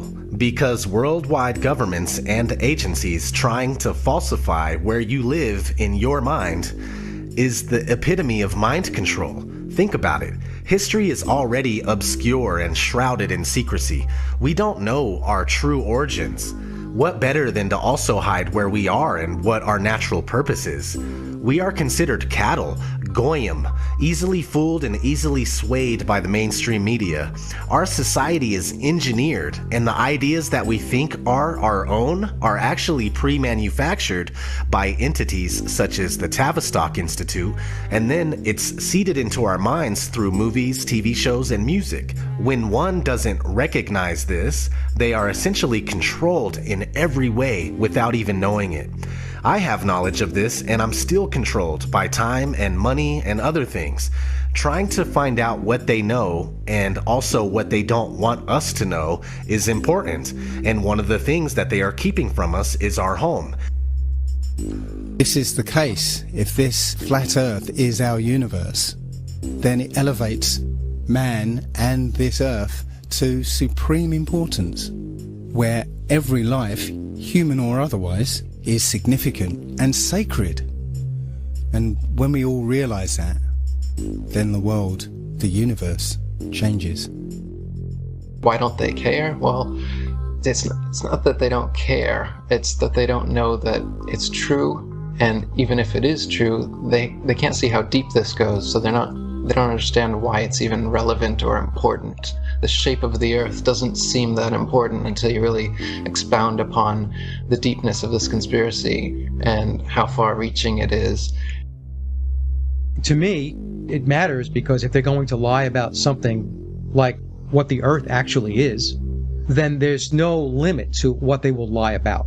We're a random sneeze, we're an accident, we just blew up and molecules started spinning around together, and eventually a fish crawled up onto water and turned into a monkey, and that turned into you, and here we are. That's what they're trying to tell you. Think about how that makes you feel metaphysically. Where does that place you as a speck of dust in the corner of the universe?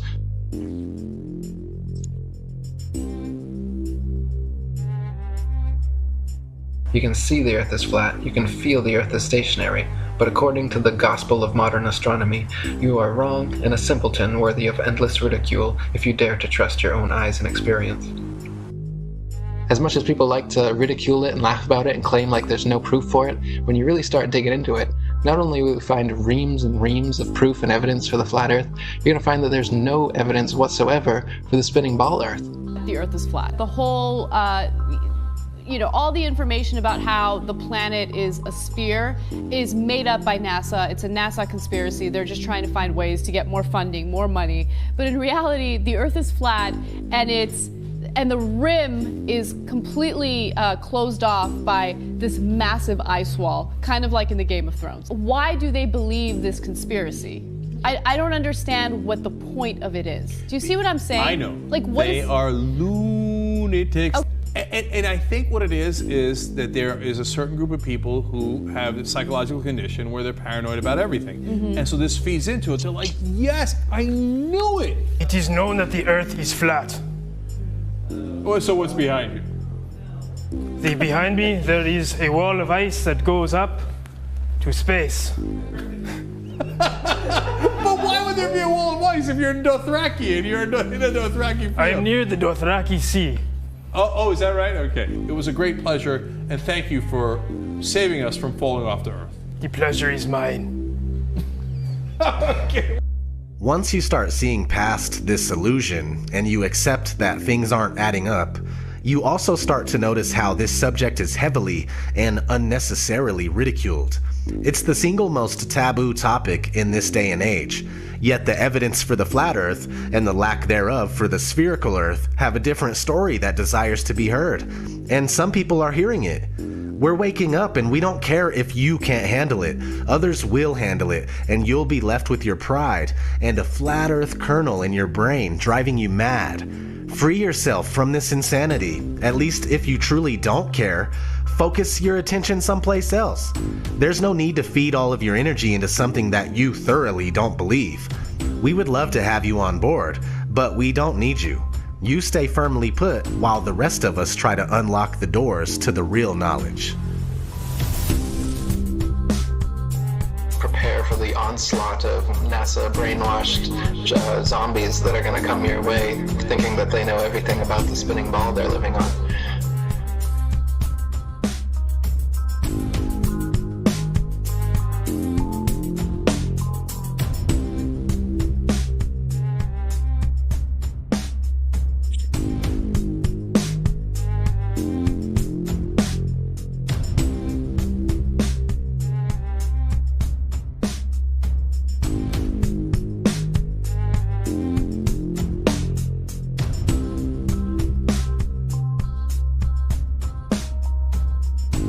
Let us never tolerate outrageous conspiracy theories.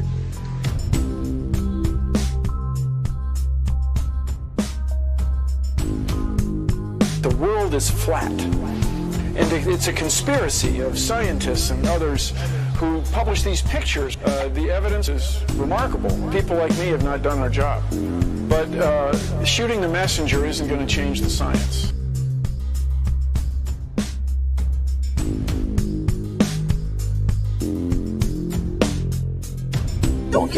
Don't give me the conspiracy bullshit. Come on, you're a more intelligent man than that. Come on. I mean, come on. Listen. There has never been a conspiracy. All that's left now is ad hominem attacks.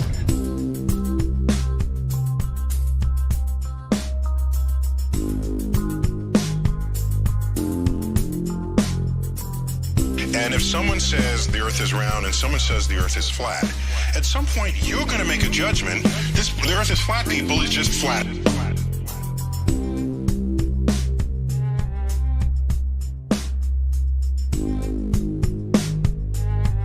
Everybody has the exact same response. We all have the same response. This is crazy. This is stupid. This is absurd. Why are you even thinking? What, have you lost your mind? We all have the same initial response. But for those who actually take one day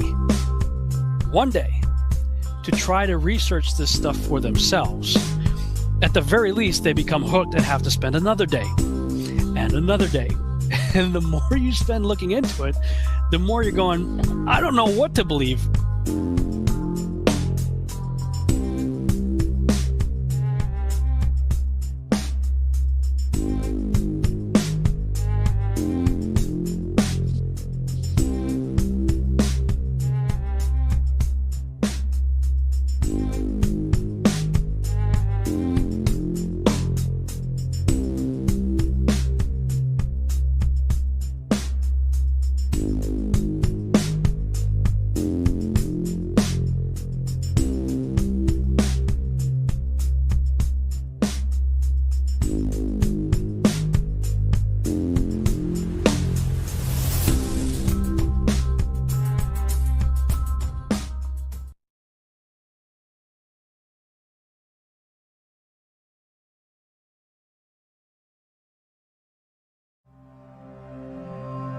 Siri, is the Earth a ball?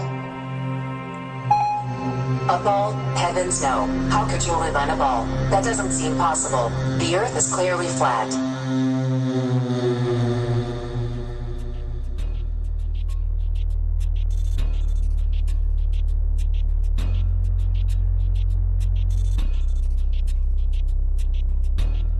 So mainstream science tells us that the Earth formed 4.6 billion years ago, after a Big Bang that created the known universe. This wild theory is widely accepted as fact, and it's mechanically repeated by most people due to the fact that it's what public schools teach to the kids without challenge. There is absolutely no possible way to determine whether or not an event took place that long ago. It's actually very strange that anyone would believe this nonsense. Mainstream science also tells us that life on Earth evolved into monkeys, which eventually evolved into us. There's only one huge gaping problem with the theory of evolution. We are not only missing one link between monkeys and humans, but we are missing hundreds, if not thousands, of evolutionary links. Maybe more. They want us to believe that one day we fell out of a monkey's ass and we landed on a spinning ball that's advancing through outer space at ridiculous speeds. We are being deceived. Let's put it in perspective. They think they came from monkeys, okay? I don't care how many letters they have after their name. You know, these guys go to school, they read books, they come out believing they came from monkeys, and then they have the audacity to say that we're the stupid ones. Listen to what they have to say. In the beginning, there was darkness, and then bang, giving birth to an endless expanding existence of time, space, and matter. Every day, new discoveries are unlocking the mysterious, the mind-blowing, the deadly secrets of a place we call the universe. It is, of course, a mystery as to why the universe exists in such an intelligible manner, but it suggests to me, at least, that there's a deep link between the universe, the grand scheme that's unfolding, and beings like ourselves. Somehow, the universe has become self-aware. It's engineered the emergence of comprehending, thinking beings like ourselves who can come to know the universe. Some people marvel at the fact that the universe has, over billions of years, given birth to beings who can appreciate its complexity. We can even ponder where and how we fit in. But at the dawn of history, people thought they knew the answers to these profound questions. The ancients viewed their world as a snow globe. It was essentially a flat Earth, say a disk, covered by a dome. And we call this in English a firmament. And in the firmament is where all the stars and the planets were hung. Almost all ancient cultures believed their universe existed in a dome similar to this one. And they never questioned who created it. The ancients assumed that there was a god or gods responsible for the creation and the maintenance of the universe. The idea that God created the universe went largely unchallenged until the Middle Ages, when scientists made a sacrilegious suggestion based on their observations. The sun, not the earth, was at the center of the universe. It was a paradigm shift. There is now another way to explain the naturally occurring phenomena around us, and this is science. Since the Middle Ages, scientists have developed sophisticated new theories about the enormity of the universe and our place in it. Theories that often have no room for God. Many phenomena have appeared mysterious or miraculous or magical. And then through the process of science, we've eventually understood them. Scientists gradually realized that the sun really is just one star among a multitude of stars in a gigantic galaxy having hundreds of billions of such stars. And all this was created in a Big Bang 13.7 billion years ago. But while scientific theories, observations, and experiments tell us where we are in the cosmos, they don't answer the eternal questions: why we're here, and who, if anyone, created us. So while it appears a divine creator planned the universe, many physicists say apparent fine-tuning doesn't prove anything of the sort. Something else must be at work. But what, other than God, could possibly explain the remarkable series of events that led to the creation of life in our universe? One very popular contender is an idea that seems at least as incredible as the idea of God. It's the multiple universe theory. A very large number of universes, perhaps even an infinite number, could in principle exist in a vast hyperspace. We can understand the idea of hyperspace by comparing it to a mug of beer. The beer mug would be the hyperspace, and the bubbles would be these individual universes. The bubbles in a beer mug are all physically about the same. But suppose they span a range of properties. Some of them might have carbon and oxygen and stars and gravity, and others don't. We would be in one of the ones that leads to a rich, complex universe culminating with life as we know it. If there are an infinite number of other universes, the fine-tuning that seems to be present in ours isn't an example of God's plan, but rather the law of statistics. Most of these universes wouldn't naturally develop in ways that fostered intelligent life, but a few would. So then the explanation for the specialness of the universe is that we are winners in a gigantic cosmic lottery. It stands to reason that we couldn't be living and discussing this in a universe that was hostile to life. Only the bio-friendly ones get populated with thinking beings. Having a multitude of universes is actually quite a simple and natural consequence of some of the most favored models for the birth and early evolution of our universe. It's kind of like stars and planets. As long as you have the capacity to make one, it's easy to make lots of them. Oh, really?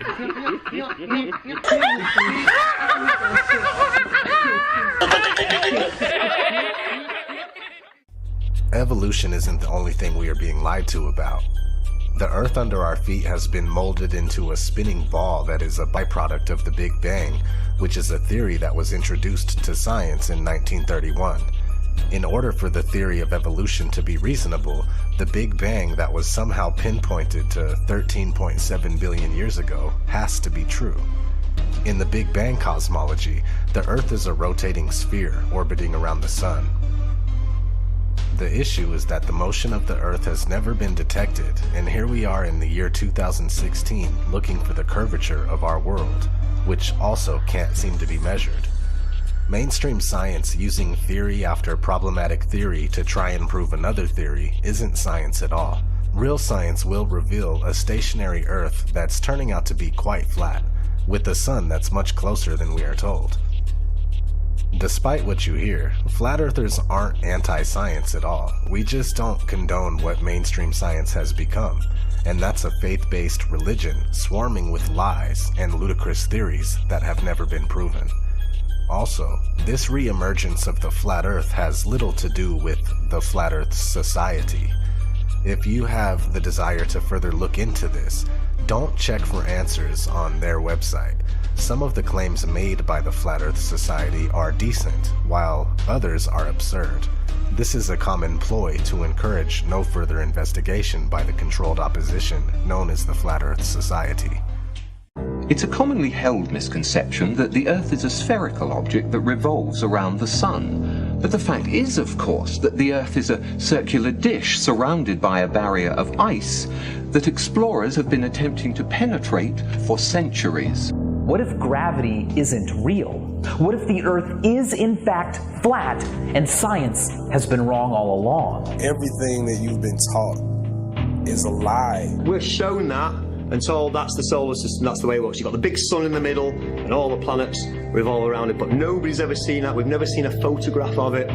We've never seen, real part. We've certainly never seen any animation of it, even though there's supposed to be a probe out in Pluto at the moment. Nobody's ever seen the solar system like this. It's always graphics, it's always secondary knowledge. Things that people hold dear and call fact, like gravity, like the age of the universe, the universe formation itself, the age of the Earth, they're all dependent on things that are unproven. While they're good to consider, we should consider everything. You have allowed them to become facts that appear in our textbooks taught by professors to kids as facts. The argument, for all practical purposes, came to an end when the Church of England was established by law during the 16th century. They embraced many radical scientific notions prevalent at the time, including Copernicus' round Earth theory. With this endorsement, the theory found its way into the schools, which were then largely controlled by the Church. It has remained there to this day, and many children have accepted it without question. All-seeing eye and the square compasses. Here we have Buzz Aldrin, the second man, supposedly that walked on the grey dust of Kubrick's film set, showing off. They don't try and hide it, it's amazing. There's his Masonic ring, he's got his Shriner hat there. And these guys, yeah, they're supposedly praying to the command module. Looks like a pyramid to me. The connections between Ron L. Hubbard, or L. Ron Hubbard, who started the Scientology movement, Walt Disney, Werner von Braun, rocket scientist, Jack Parsons, also a rocket scientist, Jet Propulsion's laboratory, and Aleister Crowley, who's obviously an arch Satanist, influenced a lot of rock music and everything else. Started the OTO, the Ordo Tempora Orientis. These guys are all connected. They're all in the same brotherhood. The connections between, well, here you go. Jack Parsons, the JPL was how obviously NASA got into the air in the first place, the Jet Propulsion's laboratory. Here's Jack Parsons at a Masonic ceremony. You can tell by the floor. And again, you can look into this for yourself. Yeah, it's easily searchable. It's easily researchable information. The connection between Walt Disney. Here we have aboard the ISS. Again, now we're getting into the handshakes. We've got Baphomet all doing it. Yeah, we've seen Bill Clinton do that, and Bush, and all these guys give you that.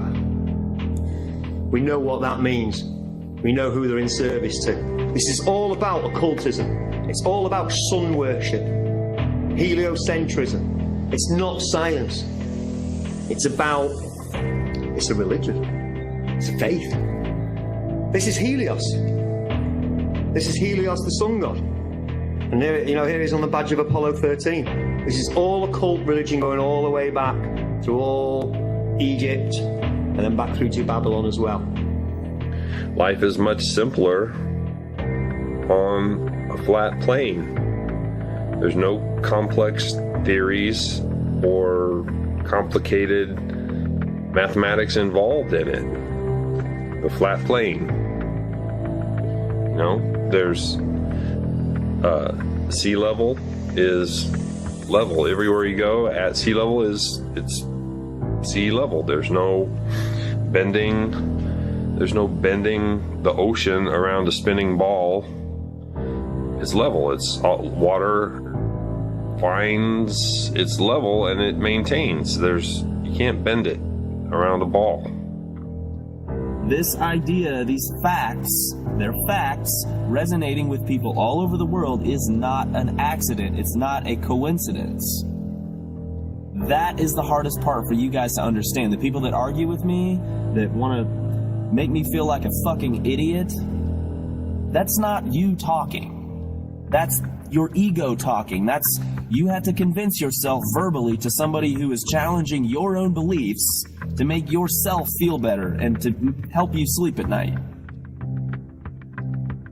The flat earth is a perfect example of that. You refuse to look at the information. It's stupid. Well, why is it stupid? Well, it just is. Every little thing that you've brought up, all of you, can be refuted and explained differently, but you refuse to see that. You refuse to look at it. That makes you ignorant. That is the definition of ignorance. So how does Hollywood brainwash you? Well, one way is like this. They begin their movies on a globe and then they zoom in to whatever the first scene is. Real clever way to brainwash you in the very first scene of any movie you see. Universal Studios is so bad they use this goddamn globe as their logo, as their intro to every single movie that they make. At the beginning of every single movie Universal makes, you're gonna see this spinning globe logo. So it doesn't even matter what the movie's about. You're gonna be brainwashed. No video real video of the real Earth spinning in space, which we'd all like to see, actually exists. This is what he's shown. This is last year from the Discover satellite, the Epic camera. This is actually the dark side of the moon. Going past the Earth. There's the Earth spinning. And there's the dark side of the moon. The only problem with that is the moon's supposed to be orbiting the Earth, not just flying straight past it. Your eyes aren't fooled, yeah? You've got your own senses, trust your senses, this is clearly CGI, but you go to NASA's website and they will claim this was taken from 1 million miles away from Earth by the Discover satellite. You will notice also that the clouds don't really move. I mean, they move across, but they don't change, don't swirl, they don't change direction. 5 hours, 3:50 to 8:45 is nearly 5 hours of time-lapse photography. Those clouds do not move at all. You ever been mindfucked before?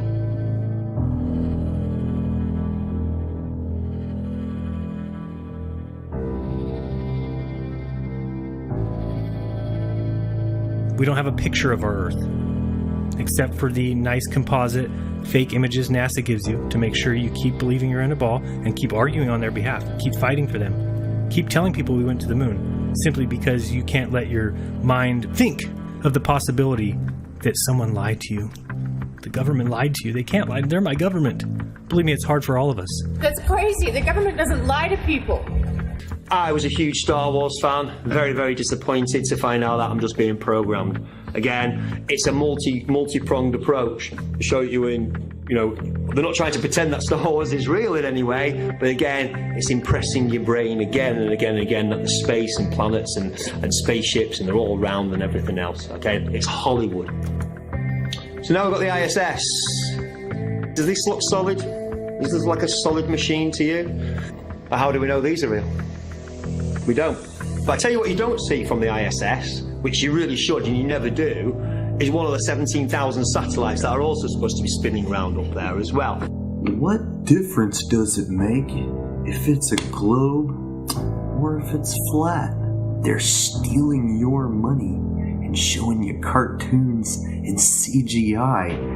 Wouldn't that make a difference if it was a globe or if it was flat? Because they keep showing you cartoons of a globe. They show you CGI of a globe. They show you Hollywood trickery of a globe. They're stealing your fucking money. If it's flat, that begs the question, hey, what the hell have you been showing us this ball for all this time? What have you been doing with our money? Did you guys go to space? Is evolution actually real? Did you guys just make this shit up? See, these are the questions we need to be asking. There might be more land out there to be discovered. There might be a fucking firmament up there. We don't know. They've stolen our mind from us and stuck us on a cartoon ball. We are being lied to, controlled, manipulated, stolen from, and I'm not going to stop speaking out. There's a quote by Tesla. Today's scientists have substituted mathematics for experiments, and they wander off through equation after equation and eventually build a structure which has no relation to reality. That's what happened with the globe theory. Everybody knew the world was flat until one day some guy came along and said, "Oh no, it's a ball. We're spinning through space. We're circling the sun." A lie is a lie, even if everybody believes it. And truth is truth, even if no one believes it. Ptolemy refined a system with Earth at the center. For 1,500 years, Ptolemy's system was used as the basis of astronomy and calendars, and it worked quite well. Copernicus hated that, and Copernicus set about to undo Ptolemy's greatest discovery. While working at the request of Pope Leo X on improvements to the Julian calendar, Copernicus conceived what turned out to be the foundational idea of modernity itself. The idea that the Earth moved. Not all were persuaded by Copernicus, however. The greatest astronomer of the time, Tycho Brahe, developed a new geocentric model. The Earth occupies the center, the planets orbit the sun, and the sun orbits the Earth. They basically stole our minds and enslaved us by showing us a picture of a ball. Said, here's what you live on, it's a ball. And then they show us a different picture of a ball. And here's a different picture of a ball. And everyone's just like, yeah, that's the same place. It doesn't matter if the colors of the continents change. It doesn't matter if the color of the oceans change. It doesn't matter if the continents change sizes, change locations. Tycho hired a young assistant named Johannes Kepler in 1600. Kepler, working on his own development of the Copernican system, needed Tycho's observations, but Tycho refused to part with them. When Tycho died suddenly and mysteriously in 1601, Kepler took charge of Tycho's observations and used them to develop his own system.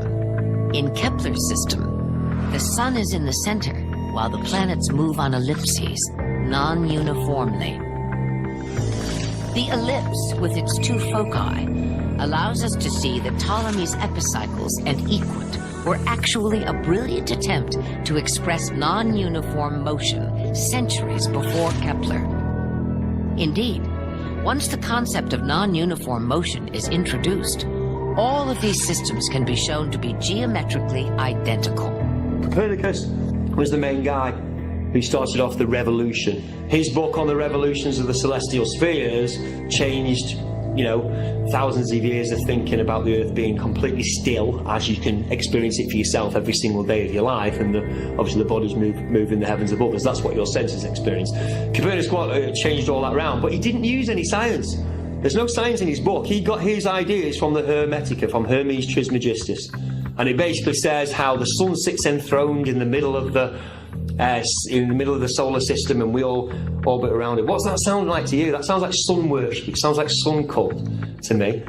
Because later on, I'm going to show you, Fred Hoyle was another astronomer royal. He said there's no difference in the mathematics, whether it's geocentric or heliocentric. The sun moves around the Earth moves around the sun. The mass works the same, exactly the way. The connections between Copernicus, just from the imaging. Yeah, I wouldn't have a portrait done with a big 33 on it, or a triangle with an eye, or anything like that. I wouldn't want to be connected or associated with any of that stuff, because I'm not really into that kind of stuff. I'm working for the other side. But Copernicus obviously had no problem with the square and compass.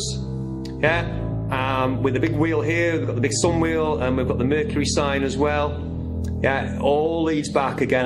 You can investigate that more for yourself. The Book of Thoth by Aleister Crowley, Freemasonry with the sun over the head. Yeah, as above, so below. Yeah, one of the reasons why Mercury, because it can rise in the morning and the night, so it's also hermaphroditic. Both sexes, which obviously is Baphomet as well, which we know as the breast and the penis. It goes on and on and on. It's all about cult sun worship. You can trace it back to Babylon. You can see all the different gods going through it, but there is no science to Copernicus's on the revolutions of the spheres. It's a philosophical tract, and it's all based on the Hermetica. Up is up, down is down. If I visual aid, I have a pin. If I release it from my grip, what happens? Anybody? Correct, it falls. Was that gravity? No. The molecules that make up this pin, the plastic, the ink, it's got a little rubber grip on it, are more dense than the molecules of the air surrounding it. The molecules of the air will not support the weight, so they fall. So it falls when you let go, like that. Density and mass make an object heavy. There's no gravity. Simple. Up is up, down is down. Objects fall because they're heavy. If it floats, it's lighter than air. Helium, fill a balloon with helium, it goes up. If you filled it with hydrogen, it would also go up. Lighter than air, floats. Heavier than air, False. It's not complicated. Gravity is a god because it's the answer. It's the magic answer to everything. Why? How does the Earth keep us on, but it still spins around, it still orbits, and all gravity? How's the moon? How's the type of gravity? Why doesn't the moon fly off to the sun? Because the sun's got bigger gravity. It's the way gravity works. Don't worry about its gravity. Gravity is the god that explains everything very, very magically. There is no need for gravity whatsoever if we're on a fixed stationary plane and the heavenly bodies are simply going above us. The reason why you don't fall off is because you're denser than the air that underneath you. It's just, again, Occam's razor. It's a straightforward explanation. Basically, the perspective of living on a globe is preposterous. It's ridiculous. It's hilarious how we are taught to perceive the world we live on, because basically, even when trying to depict it, it's hilarious. They have no way of depicting it without it being comical. You have whales climbing the curve, like, it's absurd. How can we live on a globe? Core of the Earth, you know, that you've seen the cutaway. This much is crust and mantle and magma and liquid molten stuff at the center. The deepest hole that's ever been drilled in the history of mankind to date, even with today's technology, 8 miles. If you want to say this is what the first 8 miles looks like, I will believe you, because they can show me the hole. This goes 8 miles down, okay? It goes 8 miles down. That's how thick is the plane that we live on? It's at least 8 miles, because they've drilled down that far. But they can't go any farther. It doesn't work. So it's speculation. With a sphere of 4,000 miles radius being spun round once every 24 hours, a little bit of calculations will show that that person there is being spun round at about 1,000 miles an hour and it doesn't know it. I mean, this is obvious nonsense. The stage was set for one of the most important events in the history of physics, the Michelson-Morley experiment. The experiment failed to detect the Earth moving in or against the ether. The problem was serious. Although various solutions were advanced, in the end, science was faced with a choice. Either discard the ether or admit that the Earth wasn't orbiting the sun. It was Albert Einstein who came up with the solution, which now forms the basis of our physics and which we call the theory of relativity. Einstein eliminated the ether as the cause and said that it was simply a principle of nature.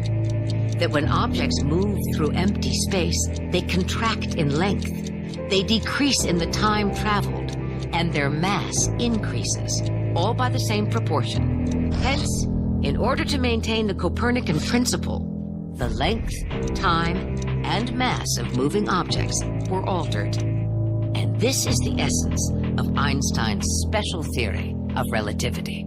All of physics collapses with that experiment. Foucault's pendulums do not uniformly swing in any one direction. Sometimes they rotate clockwise and sometimes counterclockwise. Sometimes they fail to rotate, and sometimes they rotate far too much. Scientists who have repeated variations of the experiment have conceded time and again that, quote, it was difficult to avoid giving the pendulum some slight lateral bias at starting. The behavior of the pendulum actually depends on 1. the initial force beginning its swing, and 2. the ball and socket joint used, which most readily facilitates circular motion over any other.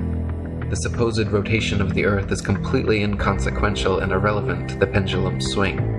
If the alleged constant rotation of the Earth affected pendulums in any way, then there should be no need to manually start pendulums in motion. If Earth's diurnal rotation caused the 360-degree uniform rotation of pendulums, then there should not exist a stationary pendulum anywhere on Earth.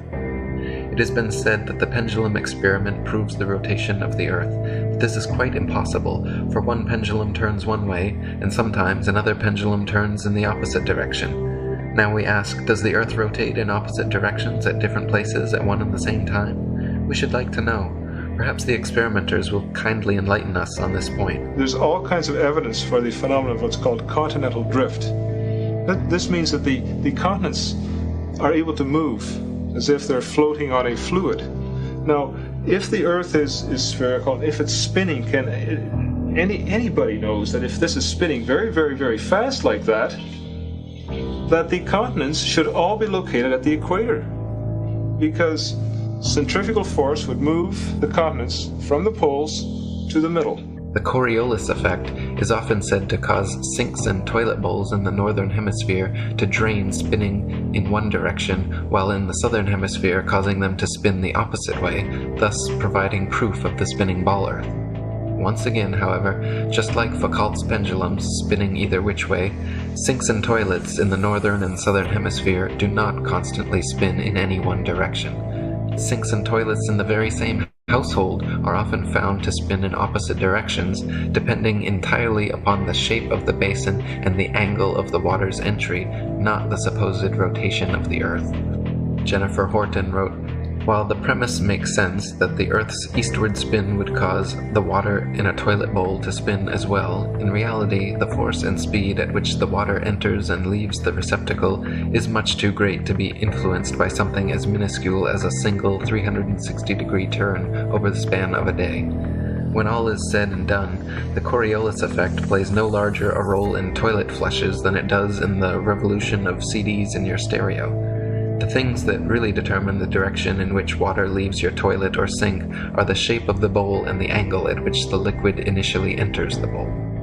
The Coriolis effect is also said to affect bullet trajectories and weather patterns as well, supposedly causing most storms in the northern hemisphere to rotate counterclockwise and most storms in the southern hemisphere to rotate clockwise, to cause bullets from long-range guns to tend towards the right of the target in the northern hemisphere and to the left in the southern hemisphere. Again, however, the same problems remain.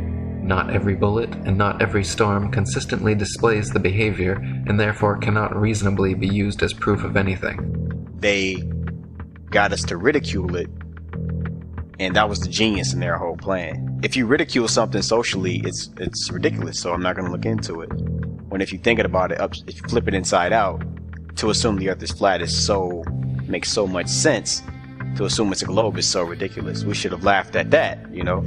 And it's funny how people who still believe in the sphere always make fun of the flat Earth, because they'll say, well, how can I stay on? I'll fall off. I mean, that's ridiculous. I'll fall off. Yet they have total faith in not tumbling down the sphere. For some reason, this appears safe to them. You know, it's like, no, wouldn't a level surface appear more sensible and safe if you really think about it? People say, well, go look at the planets. The planets are spheres, so that means we're a sphere. No, whip out a telescope. I've got one. Whip out your telescope and look at Mars. It's a dot of light. It's an orange dot. And then when you look at a NASA image, it's this desert world with canyons and ice and craters and shit. But when you look at it through an amateur telescope, like a good amateur telescope, not one from fucking Walmart, like a good one, it's an orange dot. It's not a desert world with canyons and shit that they went to. There's no rover on Mars. They're prepping us with movies like The Martian so they can steal our money on a fake trip to Mars, just like they stole our money on a fake trip to the moon.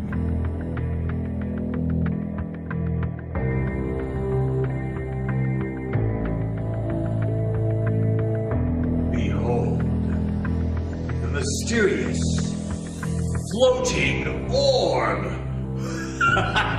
Ooh! Ah! Ooh! Ah! Soup's on. You don't need all the complex theories and math. The sun isn't 93 million miles away. It's much closer, and much smaller.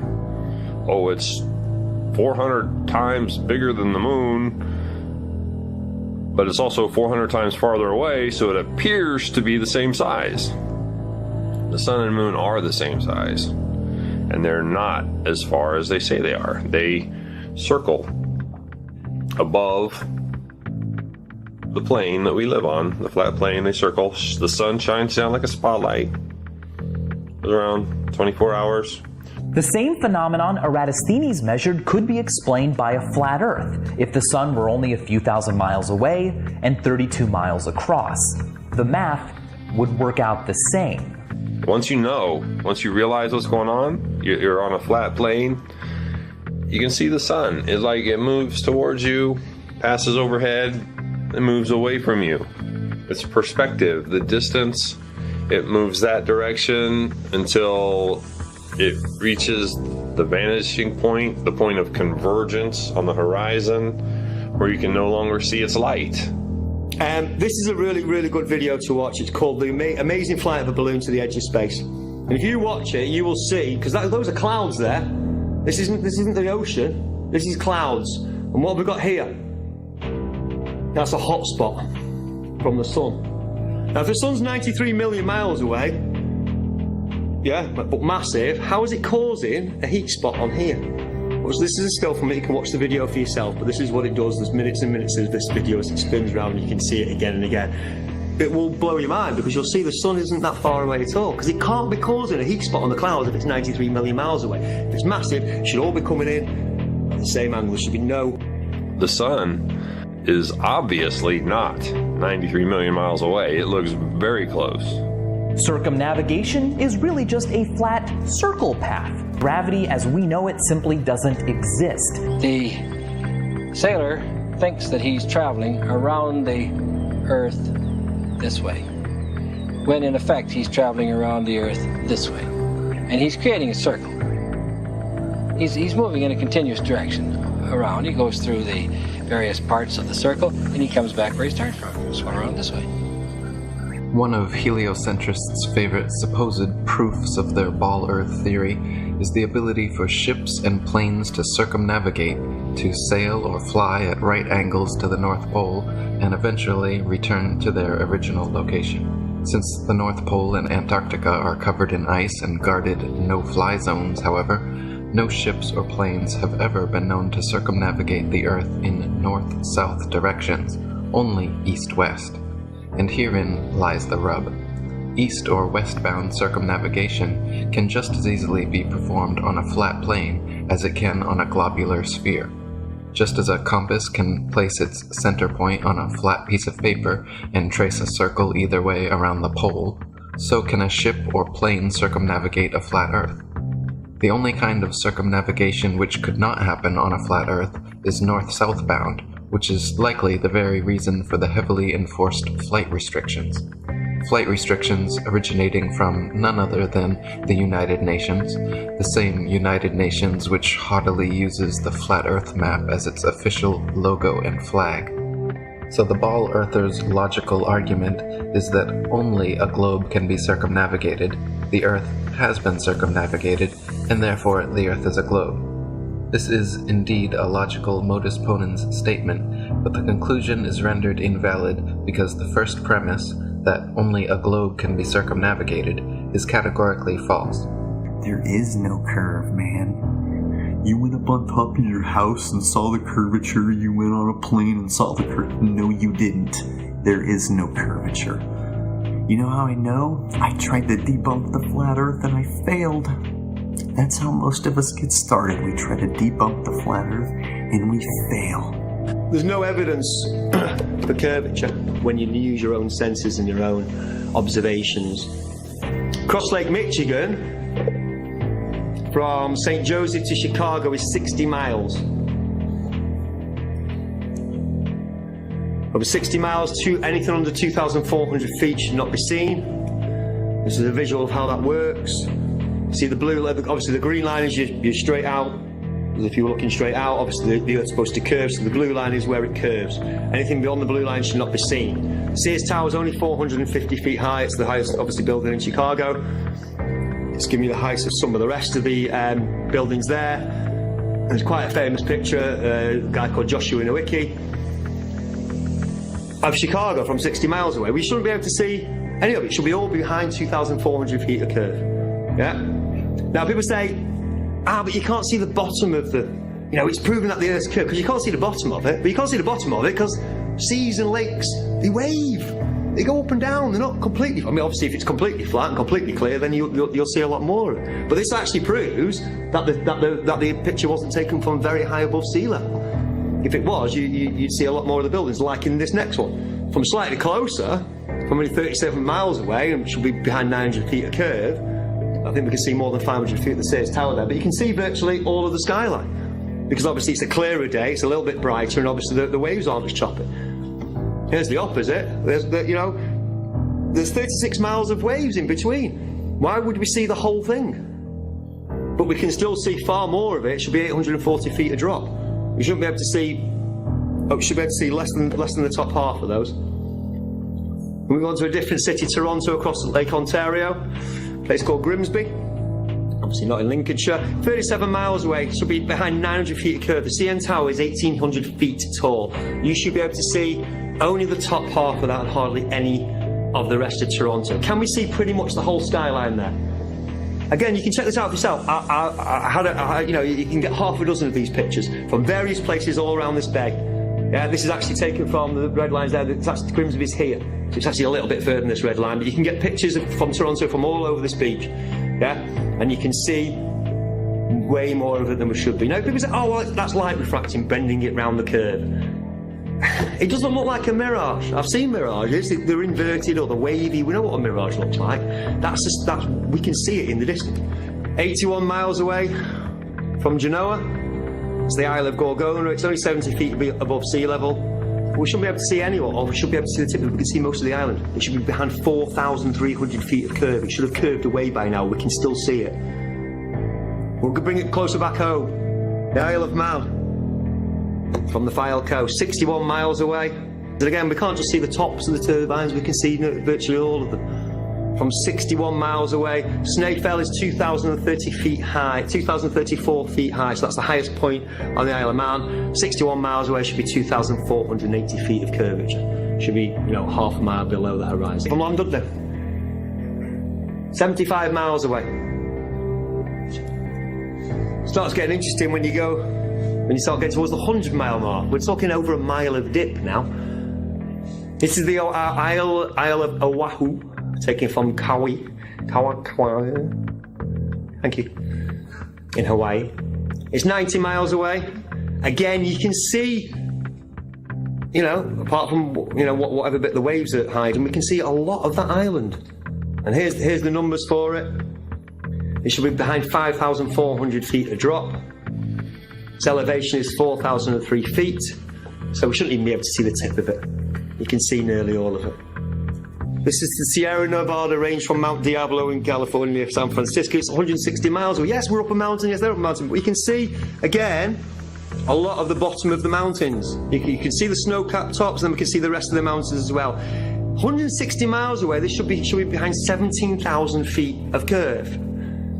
Again, yes, you might be able to see the top of it, but not all of the mountains. And here's the furthest one I've found so far. This is my record so far. I'm sure it'll keep on growing. This is the Reunion Island from the Isle of Mauritius. It's 149 miles away. It's a long, long, long way away. And once again, we can see the peak, but we can also see most of the rest down. This is quite clearly a very, very good observational day. Very clear, very calm. The highest peak on Reunion Island is 3,072 metres tall. It's just under 2 miles. 149 miles away, everything should be behind 2.8 miles of curvature. Should have curved way, way away. And again, it's not just the tops we can see much more. We can see a lot more, 2,000 feet or so of that.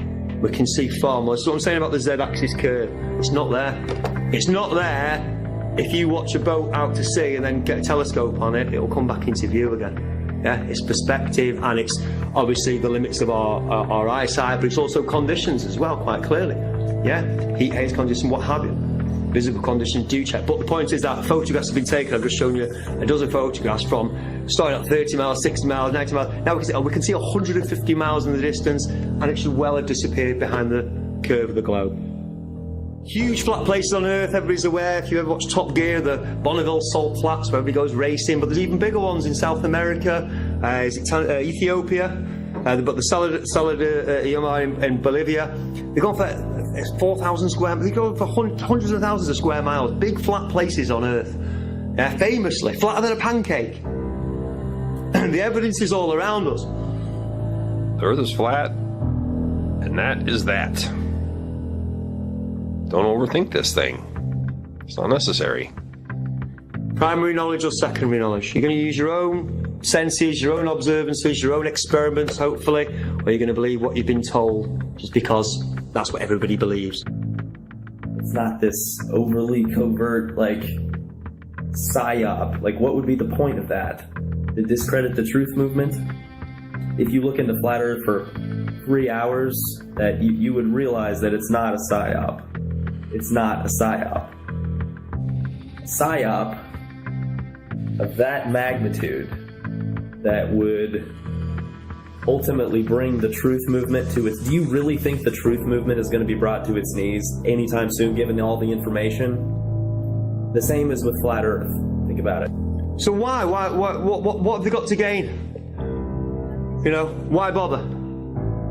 Well, as far as I'm concerned, once you've done research, and if you come to the same conclusion that myself and thousands of others have done, it overthrows heliocentrism, overthrows the Big Bang, it overthrows evolution, overthrows everything we thought we knew about the world.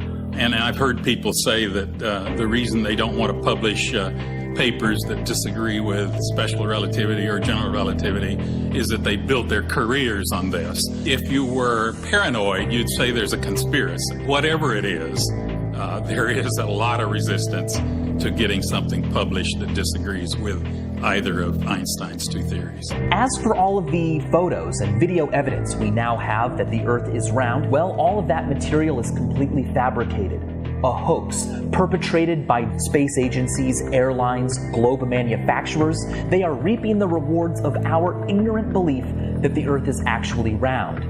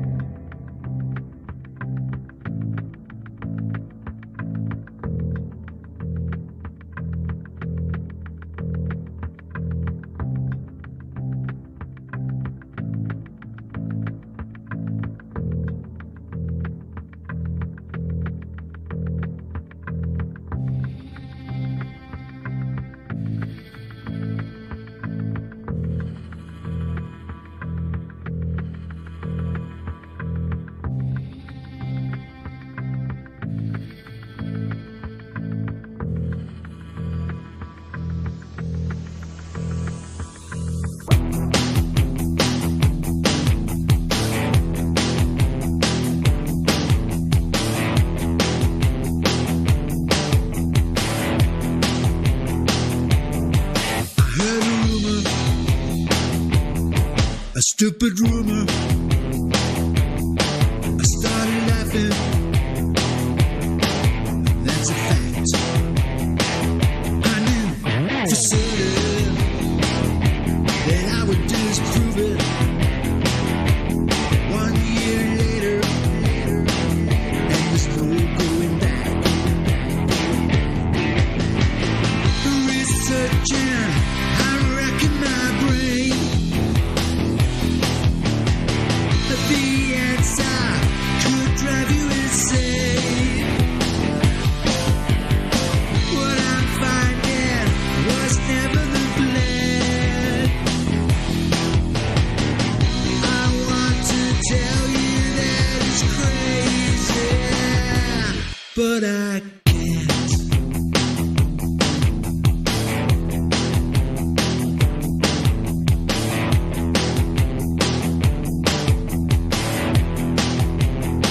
So here's the story, and it's true,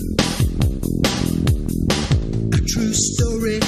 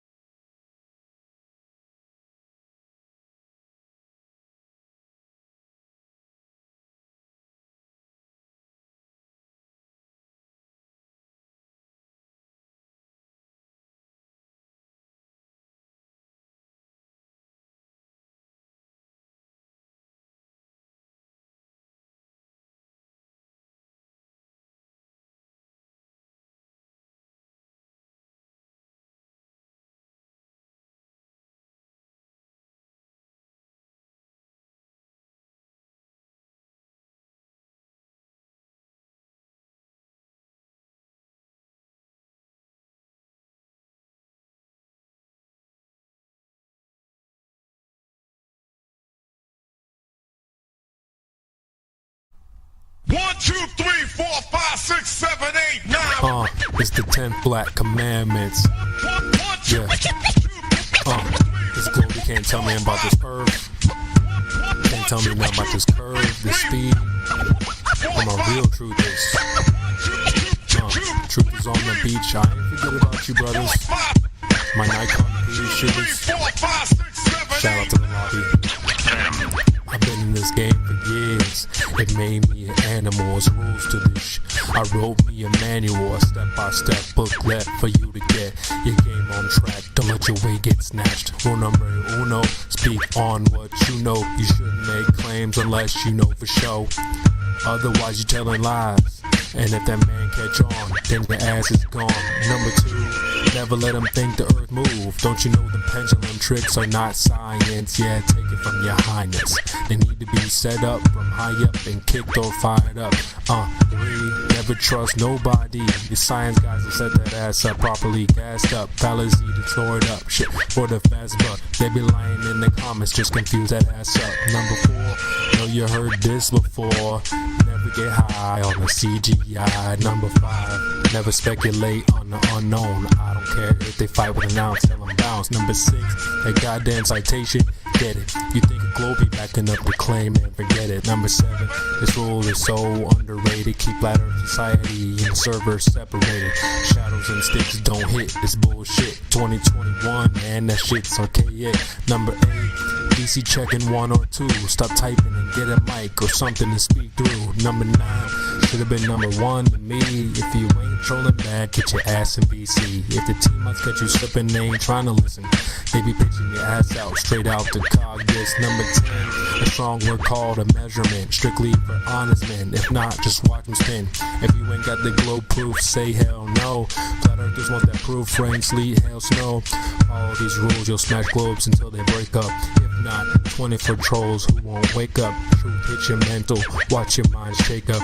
You was sleeping, now you about to wake up. Snacks in the back on your way up.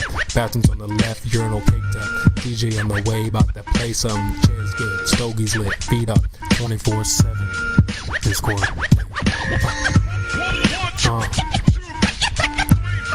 CB. Yeah. Shout out to the mods, golds, silvers, values. Lobby gang. Yeah.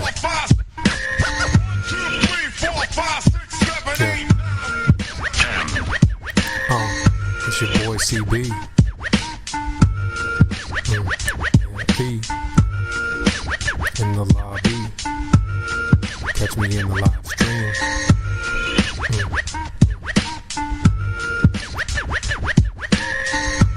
24/7.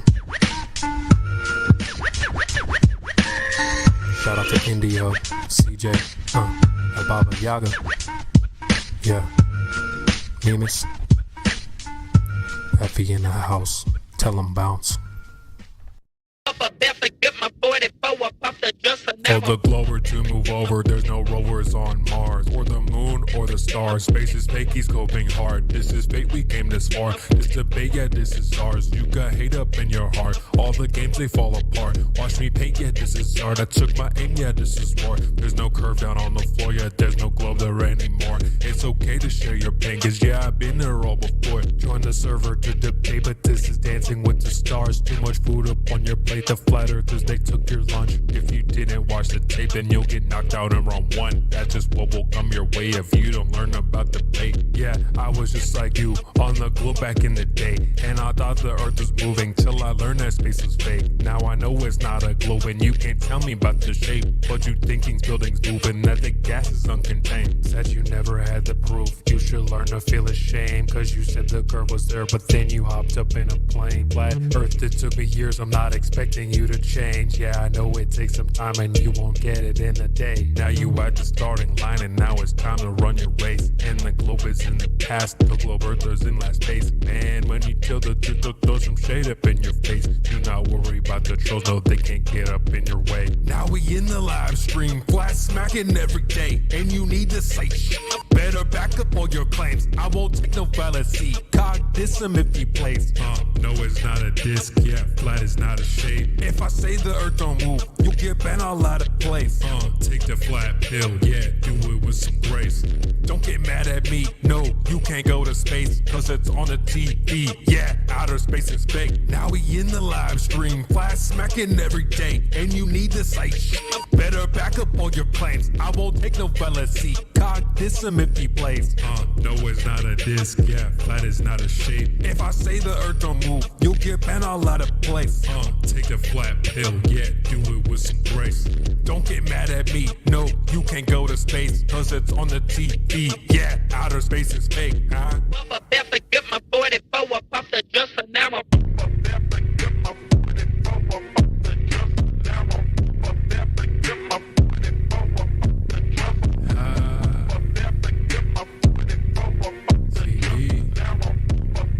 Another track is still flat.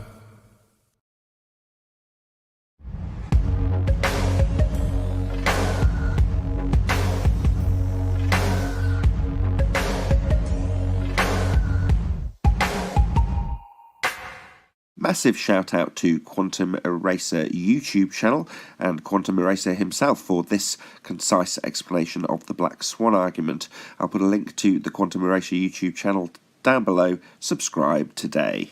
The death of the ball-tard spinning space monkey religion again. Now, here's the argument. If the Earth is a sphere with a radius of 3959 miles, then every horizon distance measurement must be no more than 1.225 times the square root of the observer's height in feet. That's the geometric horizon. There's the kill shot. There's what they call CGI. And they think this thing's a boat. Unbelievable. Observer's height is 1 foot. The distance to the horizon is greater than 9.41 miles. Why? Because we can see the horizon behind the second platform. The argument isn't in regards to the oil platforms. This one, or their boat. Right? The argument is solely the horizon behind the second platform, which everyone can see.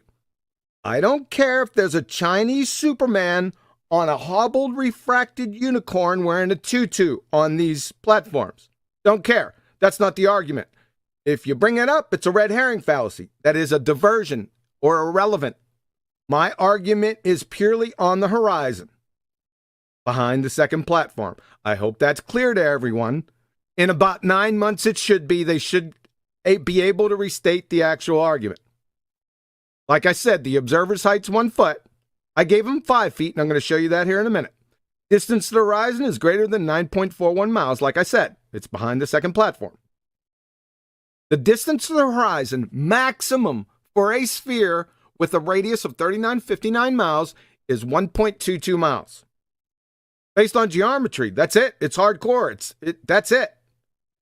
Even if he was at 5 feet observation height, which he's clearly not, but I gave it to him, the maximum distance to the geometric horizon is 2.73 miles. So way up in here. Even if he was at 35 feet observation height with his camera next to the water, the maximum distance to the geometric horizon would be 7.24 miles. That is, it should be between the first and second platforms. So they have no argument here. None. Here is the actual argument. Modus tollens. Holy shnikes, this is going to leave a mark. If P, then Q. Not Q, therefore not P. Listen closely to the argument, Globies.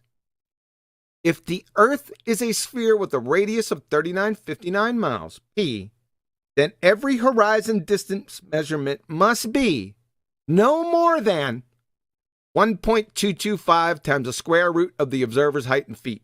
That's Q. That's the geometric horizon. Not Q, because the horizon distance greater than 9.41 miles. Therefore not P. The Earth is not a sphere. the Baltard spinning space monkey community, please allow me to introduce to you your Black Plague, the Black Swan. There it is. Bye-bye, Ball.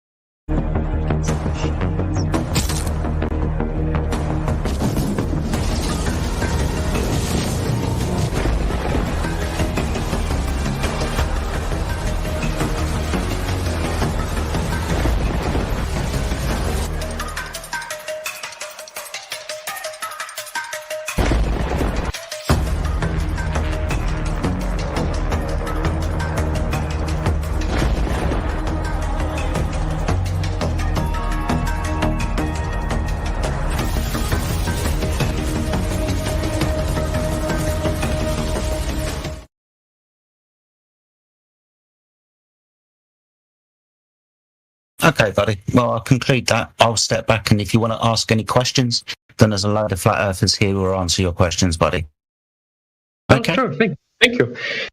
So I did ask firstly about what you think causes objects to fall down in one direction. That's so really. I'll take that. So things fall down, go boom, boom, go splash, splash, right? If they go very fast, then yes. Right. What about a helium balloon? Yeah, that's interesting in a way. It is lighter than air, less dense. What about helium, hydrogen, nitrogen, hot air, water vapor, all the gases that go in every different vector conceivable that don't go down, go boom, boom, go splash, splash? What about those? Gas. Well, the thing is, from what I learned, or from what I think I learned, is that lighter or less denser. Well, that doesn't have anything to do with your gravity, right? So gravity doesn't affect those. So thereby saying that all things don't fall down, go boom, boom, go splash, splash. Then. Well, the only station in which the gas bubbles or the gas balloons or helium balloons don't go up is when when the thing itself experiences no acceleration. Like when you drop. Let's say, when you drop something like if you have a water bottle with bubbles in them, if you drop the bottle, the bubbles won't rise. I'm talking about helium, hydrogen, nitrogen, oxygen. Those things don't fall down, go boom, boom, go splash, splash. You said, please explain why things fall down. Obviously, you're talking about gravity. So let's get to gravity. Which gravity are you speaking of? The universal God of the Earth. The universal. Are you talking about the universal law of gravitation? Well, yes. Yes. So that's Newton's universal law of gravitation. Unfortunately, that is debunked pseudoscience, and you're 106 years out of date currently. 106? Yes. Because Einstein's general theory of relativity superseded and knocked Einstein from the throne in 1915. Well, from my knowledge, Einstein's theory just made it the theory more precise, right? No. Number one, the universal law of gravitation wasn't ever a theory. Newton never proposed a scientific theory in his life. Number two, scientific theories, actual ones, never explain alleged scientific laws, because then it would make that law not a law anymore. Number three, like I said, Einstein's general relativity superseded, then knocked it from the throne in 1915. Do you have a problem? Do you have an issue with that? Well, to me, it seems that it's just a more complex yet and more accurate version. No, it's not more accurate at all. Einstein's general theory of relativity deals with pseudo-Riemannian force space, and it is proposing the bending and warping of space-time. That has nothing to do with Newton. Well, but the theory itself doesn't talk about gravity. What theory? Well, Einstein's theory of gravity described how the bending of space affects objects moving in time. Yeah, well, it describes it, which tells you that it's not a theory in the first place, because theories don't describe, they explain the hows and the whys. That's one big problem. Oh, don't they also So what I'm trying to say is that when you say gravity, you should really be talking about Einstein's general theory of relativity in 1915. Is that correct? Because it's better than Newton's? It's not better. It's superseded. Newton was superseded. It got debunked. Well, Newton, he would get debunked, but... All right, let's get rid of this, because this will make it a lot quicker. Sure. And are you in live stream voice text at 30 minutes after the hour? Yes, you mean debate text in the entry level? Live stream voice text is just above this room. Hashtag live stream voice text. I can't seem to find it. Does he have can somebody give him permissions? Yeah, just gave you permission. Oh, thank you. But it's the text stream that's just above this live stream. Yeah. Oh, yeah, I can see it now. So go down to Quantum Eraser. I'm near the bottom. Quantum Eraser. Yeah, I got a Santa hat on. With fire wings. With the Terminator. You mean the one when you quite nicely point your finger at us? No, keep going down. Oh. 30 minutes after the hour. 30 minutes past the hour. Big yellow letters. Quantum Eraser. Newton's classical mechanics were superseded. From there, buddy. Oh, yeah, I can see it now. Okay, I'll go over these real quick from the Alma Mater Wiki. Newton's classical mechanics were superseded in the early 20th century when Albert Einstein developed special general theory of relativity. This is the real kicker, Douglas Klein, Phys Libre Text, Newton's two crowning achievements, the laws of motion and the laws of gravitation that have reigned supreme since published in the Principia Atom in 1687, were toppled from the throne by Einstein. So you see what I'm talking about. They were completely toppled, replaced. Is it not? It seems to me to be just a figure of speech. It's not a figure of speech. That's not a rhetorical device. Well, we don't put theories on thrones. Oh my God. Number one, Newton never proposed a scientific theory in his life. What does fucking superseded mean then, Mr. Rhetorical Device? Superseded, as in was used instead? Yes, exactly. So, can we move on to Einstein's general theory of relativity and your gravity now? Sure. Yes. So, when you say gravity, you immediately invoke the general theory of relativity, which was published November 15th, 1915. Now, to be an actual scientific theory, you would have to have an actual scientific experiment validating it so it can become a scientific theory in the first place. So, we're going to need the observed natural phenomena, the hypothesis, and the experiment from Einstein's paper, General Theory of Relativity, published in 1915. Can you do that, please? From find his original paper on his theory from 1915? Yes, we're going to scientifically validate, because we already debunked, or he already debunked, Newton's law. So now we're going to go to the new hotness from 1915, the general theory of relativity, which speaks to gravity. So we're all on the same page. Now we're going to see if it's a scientifically validated theory, which it has to be if it's a scientific theory. Got it? When you say validated, what do you mean? What does a theory need to be or to be scientifically validated? Yes, a scientific theory is a group of hypotheses or a hypothesis that has been validated via the scientific method by experiment. Sure, that would work. Is that reasonable? Do you need citation for that, or can we just roll with that? No, it seems reasonable. Okay. So just bring it.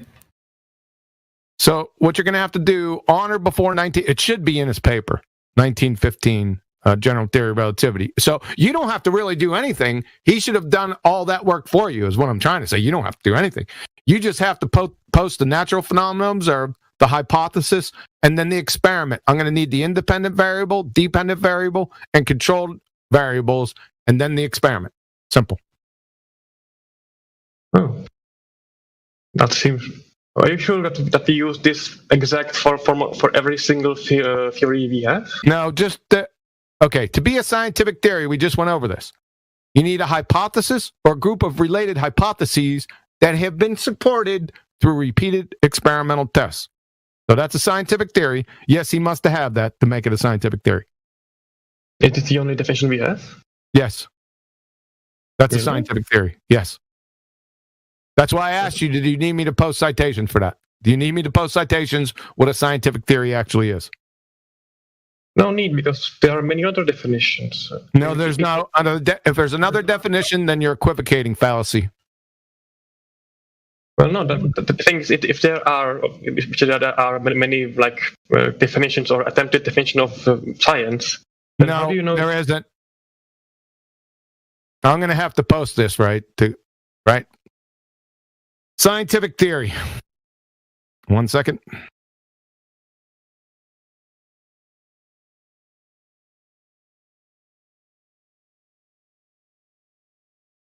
So go to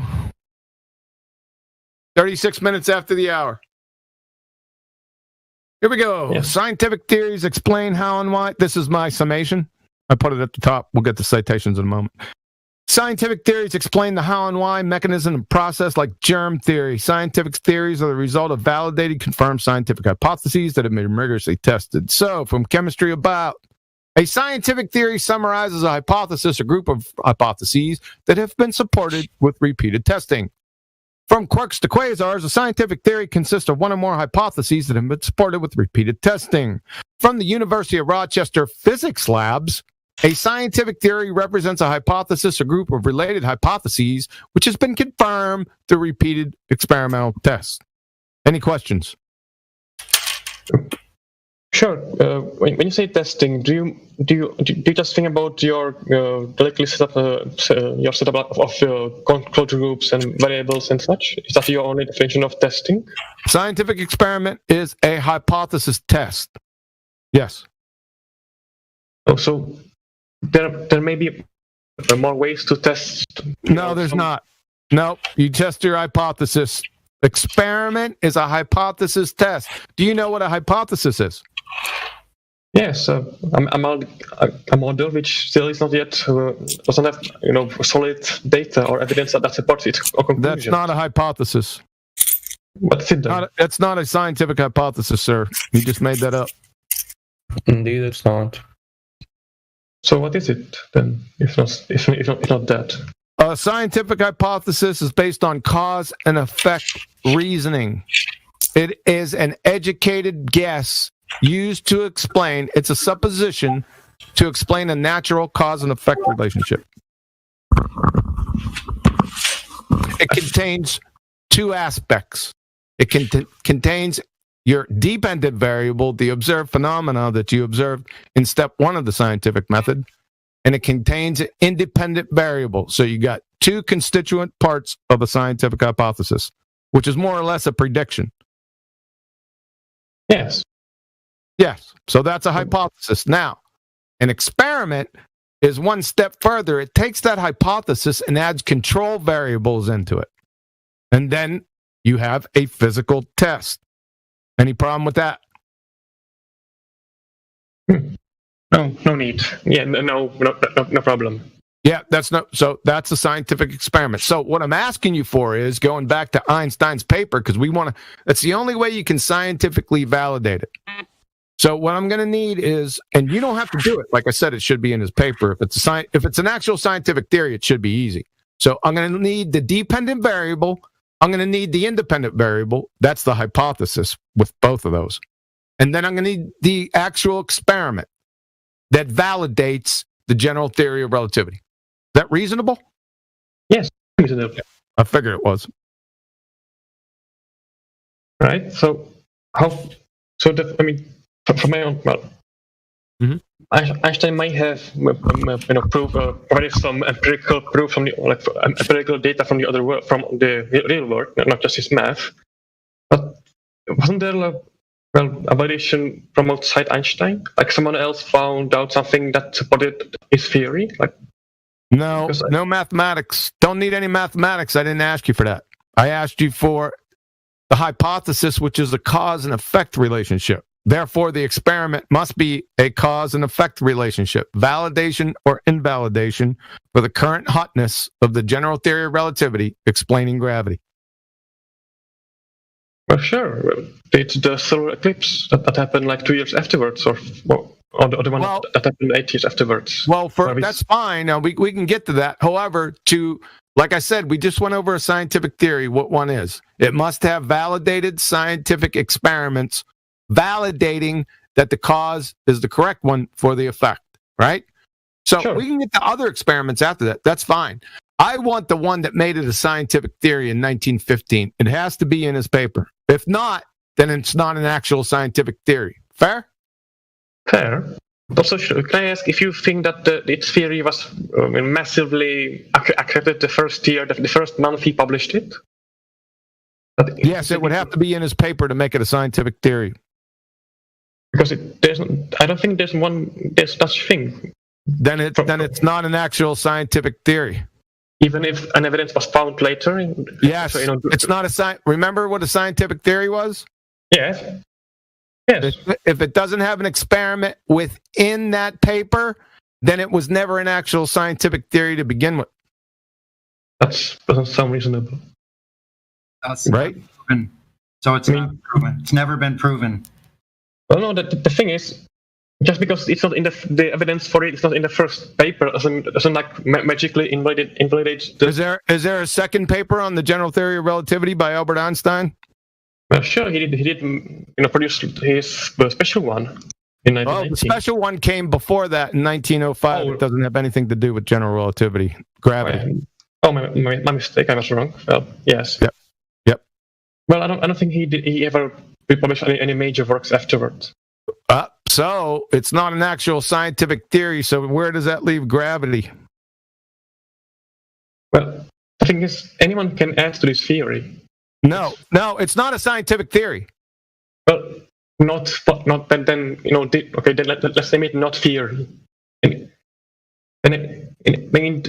He doesn't have copyright over his theory. I mean, anyone can use it and see for it. It wasn't a scientific theory, sir. Sorry, that's begging the question. Okay, it was never a scientific. Don't overtalk me. Don't overtalk me. You keep on saying the theory. It was never a scientific theory. You haven't given me the experiments validating. Well, I tried to do the eclipse. That's the first. What eclipse? When did that happen? Well, they tried it once, 3 years after, but that didn't work because they were closed. But they were 1923. So 1919, right? Or 1933, at least 5 years after the general theory of relativity. Well, it's not a theory then because it's not in the paper. That's all right. We'll get to it. That's not a problem. I'm just saying that it was never a scientific theory to begin with. Yes. Okay, we can agree on that? Yes? Yeah, let's say that it was the theory the moment it struck the printing press. Yeah, it wasn't a theory when it struck the printing press, and it wasn't a theory after the printing press had already printed it up because it had no experiment validating it, correct? Yes, well, to my knowledge, there was no major empirical proof from the real world. Right. That's yes. Right, so it wasn't a scientific theory. That's all I wanted to establish. Now, if you want to go with Arthur Eddington's 1919 fiasco, we can go there. That's fine. Are you ready? You prepared for that? Oh, well, sure. Arthur Eddington in 1919 is trying to validate a non-scientific theory. No problem. Go to Arthur Eddington's paper. This is not going to be a surprise. I'm going to need the natural phenomena observed, that is the dependent variable. I'm going to need the hypothesis, that's the independent variable with that dependent variable from the first step. And then I'm going to need the experiment. That is independent variable, dependent variable, and control variables. Can you do that in live stream voice text for us? I don't think I'm able. I mean, I don't think I can able to read the whole paper. Like, Maybe do a word search. Word search. Well, the thing is, do a keyword search. Put in dependent variable, independent variable, hypothesis, experiment. See if you could find anything. Maybe not using those words. Maybe they used some other words. But I can find the paper if you want right now. The Eddington paper, right? It's the Eddington. It's your claim. I'm just looking for scientific validation of the non-scientific theory from 1950.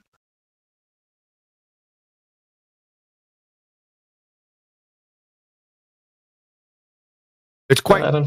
Now, this isn't unreasonable, right? I'm asking for scientific validation. This is supposed to be science. To be natural science, you must have validated scientific experiment. That's all I'm asking.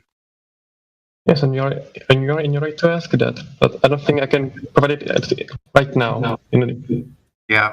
It seems to be a very heavy read for me. Okay. Hold on, Sonny. All right. I got him. That's all right. If you can't get it right now, then before you come in and claim gravity again, you're going to have that. Now, maybe not somewhere else, but in here, you have to have the scientific method along with the hypothesis, along with the experiment validated. Reasonable? Very much. And then we can move on from gravity. For right now, gravity has not been scientifically validated. So, do you have another point? Well, if you drop a book on the ground, you will.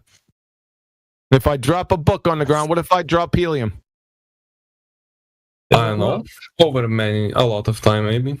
What if I drop water? Yeah, over time, maybe. We're not into maybes here or conjecture. Everyone knows that gases talking about a book, all conceivable vectors. Don't overtalk me. Right? Gases have all conceivable vectors.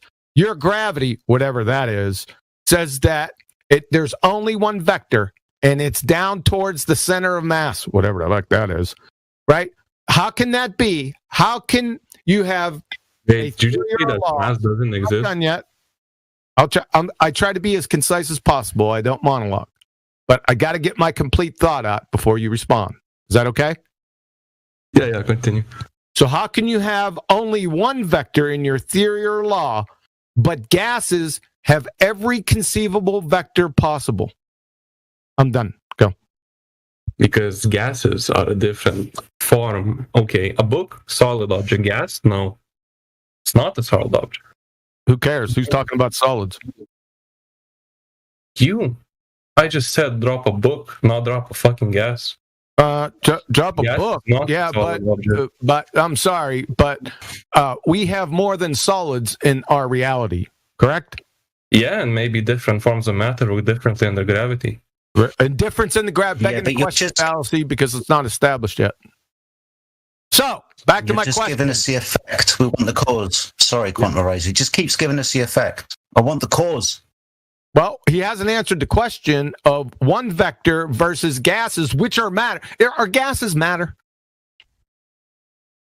A different form, yeah. Hey, who cares if it's a different phase? Many people care if it's a different thing, okay? It's not a different thing. Well, a flat and a round Earth is a different thing. Oh my God! Okay. Shut him up because he's a fucking gish galloping moron. I had a question to ask real quick to the gentleman who was talking before, Farguting. Oh yeah. Are you like? It sounds like you're a teacher or you're in a specific field. Is there a specific field that you teach or?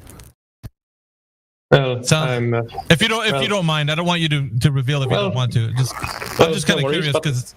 Go ahead. Oh, sure. Well, as of now, I'm a student in a university. Okay. I'm not a teacher. Yeah. Is there a specific field that you study?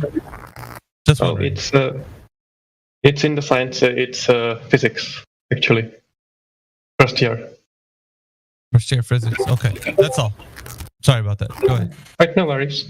And if I might just budge in, I think I have an explanation for why helium balloons go up and a book goes down, or why the skies go up when it's lighter than its surrounding. We need the cause, not an explanation. We need the actual cause of it. You don't have that. I think I do actually. Why? Yeah. You're going to provide something that's describing the effect of something, but you don't have the cause of the effect. Well, I do. I do. I would. But yes, the cause is let's call it, since it's not. Not let's call it. No. What is it? You are the one that has the burden of proof. You're claiming gravity. You have no proof of this gravity. As we already went over, you don't have a hypothesis. Therefore, you don't have any control variables. You don't have a theory. Right. You don't have anything. So here's another thing I'm going to suggest, Farquharine. I'm going to make things a little bit more difficult for you, actually, to think about. The idea that you're talking about gravity already presupposes that the Earth is a globe pulling things to the center of its mass, right? In your mind, you have this kind of concept, right? I mean, yes, if gravity is correct, yes. If it's correct, then it explains the shape of our ball and vice versa. Right, and vice versa. But here's the problem. If you do not have the presupposition that the Earth is a globe with the curvature, see, that's what we want here. When you come into this Discord, we want for evidence to be shown to us. Is there any evidence for the measurement of the curvature of the Earth? Farquharine. None I can provide. Not that you can provide. All right. Right now. So right now. Here's the problem that we're going to run across right now. The fact that you can't provide the evidence for the measurement of the Earth's curvature, you're now working on a presupposition that you just believe is true. You don't know it to be true. So everything that precedes you, your arguments like gravity, Coriolis, or anything you could think of physics that would work on a globe cannot work if you just believe them to be true. We need evidence that the Earth is indeed a globe so that you can talk about gravity the way that you want to. But if you can't, we can't hear a just so story of what you think is or is not happening on a presupposition. Do you understand what I'm saying? Sure, yes. Right. So in order for you to have a conversation here, you have to first provide the foundation of what is that you're standing on, right? So if it's a globe, then you need to provide the evidence for the measurement of the Earth's curvature. And then you can have a conversation about what the Earth is or is not doing with gravity. But because of the fact that you can't provide that evidence, it is just a belief that you have that the Earth is a globe and that there is gravity working on that globe. But you don't have any evidence of it. So now you're talking about a belief that you're presenting to us about what you think gravity is doing. But that is just a concept built upon a presupposition that you believe. Has nothing to do with reality as we know it. That is big problems for you, sir. We first have to establish the foundation, which is that the Earth is indeed a globe by way of measuring the curvature of the Earth. If you do not have that, you do not have a globe, and you do not have the physics that work on the globe. Simple as that. Provide us the evidence that it is a globe, and then we can talk about what gravity is or is not doing. I think before as I said right now, I don't have any direct evidence of the curvature of the planet Earth. Okay. So now we're going to be talking about beliefs then, because that's all you have is a belief that the Earth is a globe, and the physics then would follow that. But we don't want to talk about what we believe in this chat. We want people to bring evidence for what they know to be true. If they do not have the evidence, then we're not going to talk about beliefs, and we definitely don't want to hear people preaching to us of what they think that they believe they live on. That conversation has to stop, and it's going to. We've reached the end of those kinds of arguments. We're moving forward into a new year. We want people to get on board with bringing the evidence or find somewhere else to talk about their beliefs, because this place has everything to do with evidence and little to nothing to do with about beliefs. Okay, sure. Can you at least, just ask what do you think evidence is? Direct measurement of the Earth's curvature. As in, hold on a second. It just depends. Remember, we talked about your claim of gravity. Well, gravity is supposed to be science or natural science. So we're going to need scientific evidence. To have scientific evidence, you need validated, confirmed experiments. That's number one. Correct? Sure, yes. So if it's science, we're going to need that. Yes, and it is a very, well, it's a very rational thing to ask, but the thing is, I have a fear. Sorry? If your claim is about geometry, then you're going to have to provide the geometry of the Earth and then confirm it. Is that reasonable also? Yes. Okay. Completely, actually. Okay, there you go. Go ahead. Sorry to interrupt you. Oh, no worries. Well, the thing the thing is, I think that what you think of as an experiment and what I think of as an experiment, it may differ. No, it can't differ because there's only one definition of a scientific experiment. You're a physics major, for God's sake. Yes, I am. And definitions, well, who made them? Who made the definitions for an experiment? Yes. The scientific establishment made the Do you know what three constituent parts of a scientific experiment? Well, I don't know yours. Can you They're not mine. Okay, sorry. My words, sir. These terms have been defined for at least 200 years. The thing is okay, hold on. Let's go over this. Hold on 1 second. I was in the middle of something. I'm going to have to break off. All right, give me a moment. No worries. Let's go. This should do it right here. So, where am I at so I don't post this in the wrong live stream voice text? Because I was headed to do that exact thing. Yeah, I know. All right, so here we go. It's too big. 1 second.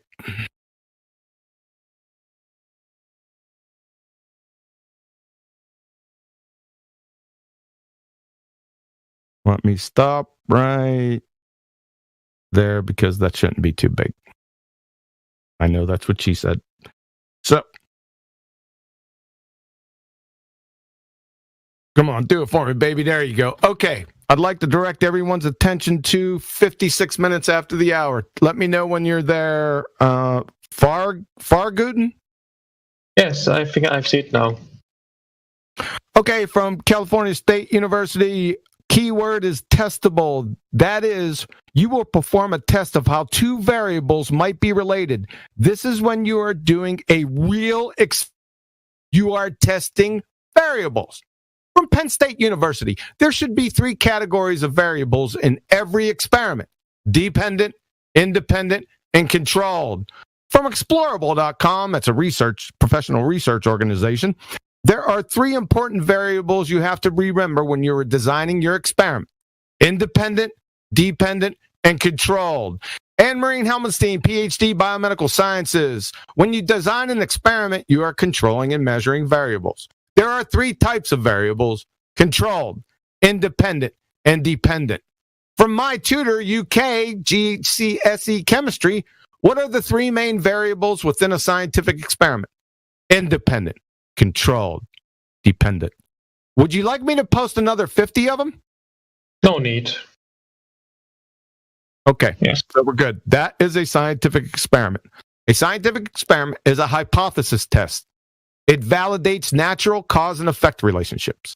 Period. There's no other definition for a scientific experiment. Good? Sure, yes. Let's go with that. Okay. So we're good. That's what we need. If you have a scientific claim, it's not out of the realm of reasonability to ask for scientific validation. And that's experiment. Now, if it's not a scientific claim, that's no problem. Depends on what your claim is. If it's a geometrical claim, then you have to provide the geometry of the Earth and then validate it for us by demonstration with a measurement. Right? If it's a logical claim, then it must follow logical guidelines. Modus ponens, modus tollens. Each premise must be validated so the conclusion's true. Reasonable? Yes. So that's all Miggy was asking for. Well, I can say that in that form, you just to describe any evidence that I may have in that form. I don't think I can do because I think I just discovered the definition. Right. Okay. Right. That's fair. That's fair. Well, I don't want to hammer you with everything. You can go off and figure out and get your research in line with your claims. Right. If you claim gravity, then you got to have to come up with scientific experiment. If you claim geometry, like I said, then go do the geometry. You don't have to do it yourself. You don't have to recreate the wheel here, right? You just have to do research and find it. Correct? Correct. Yeah. So, and then come back. We're not over pressuring you now because I understand you're new to this, and that's fine. But when you come in here, your feet are going to be held to the fire again. Okay? Fair? Sure. Fair. Very fair.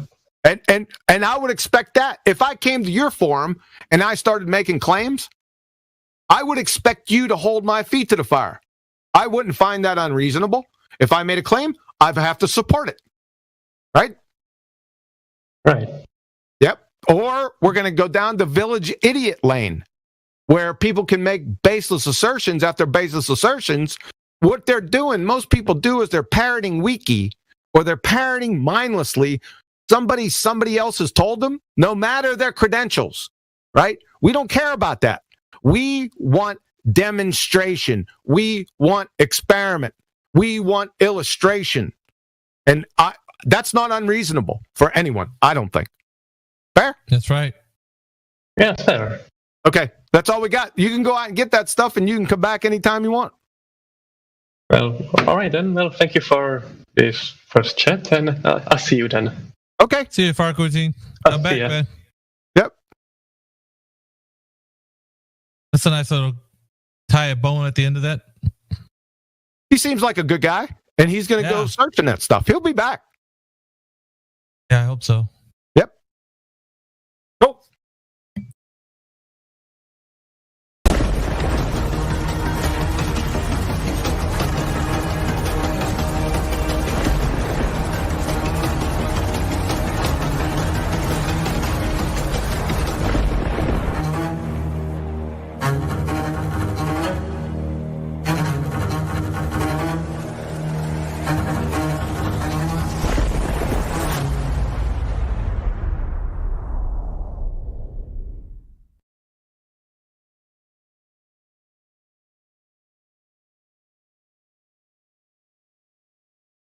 You saw us on Reddit?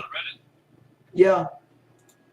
I was just scrolling through and went through a Reddit tunnel, and then I got to Flat Earth Theories and like Flat Earth Society or something like that. Yeah. And now I saw this Discord, and I got pretty interested. Okay. So, what's interesting do you think about the topic of the shape of the Earth?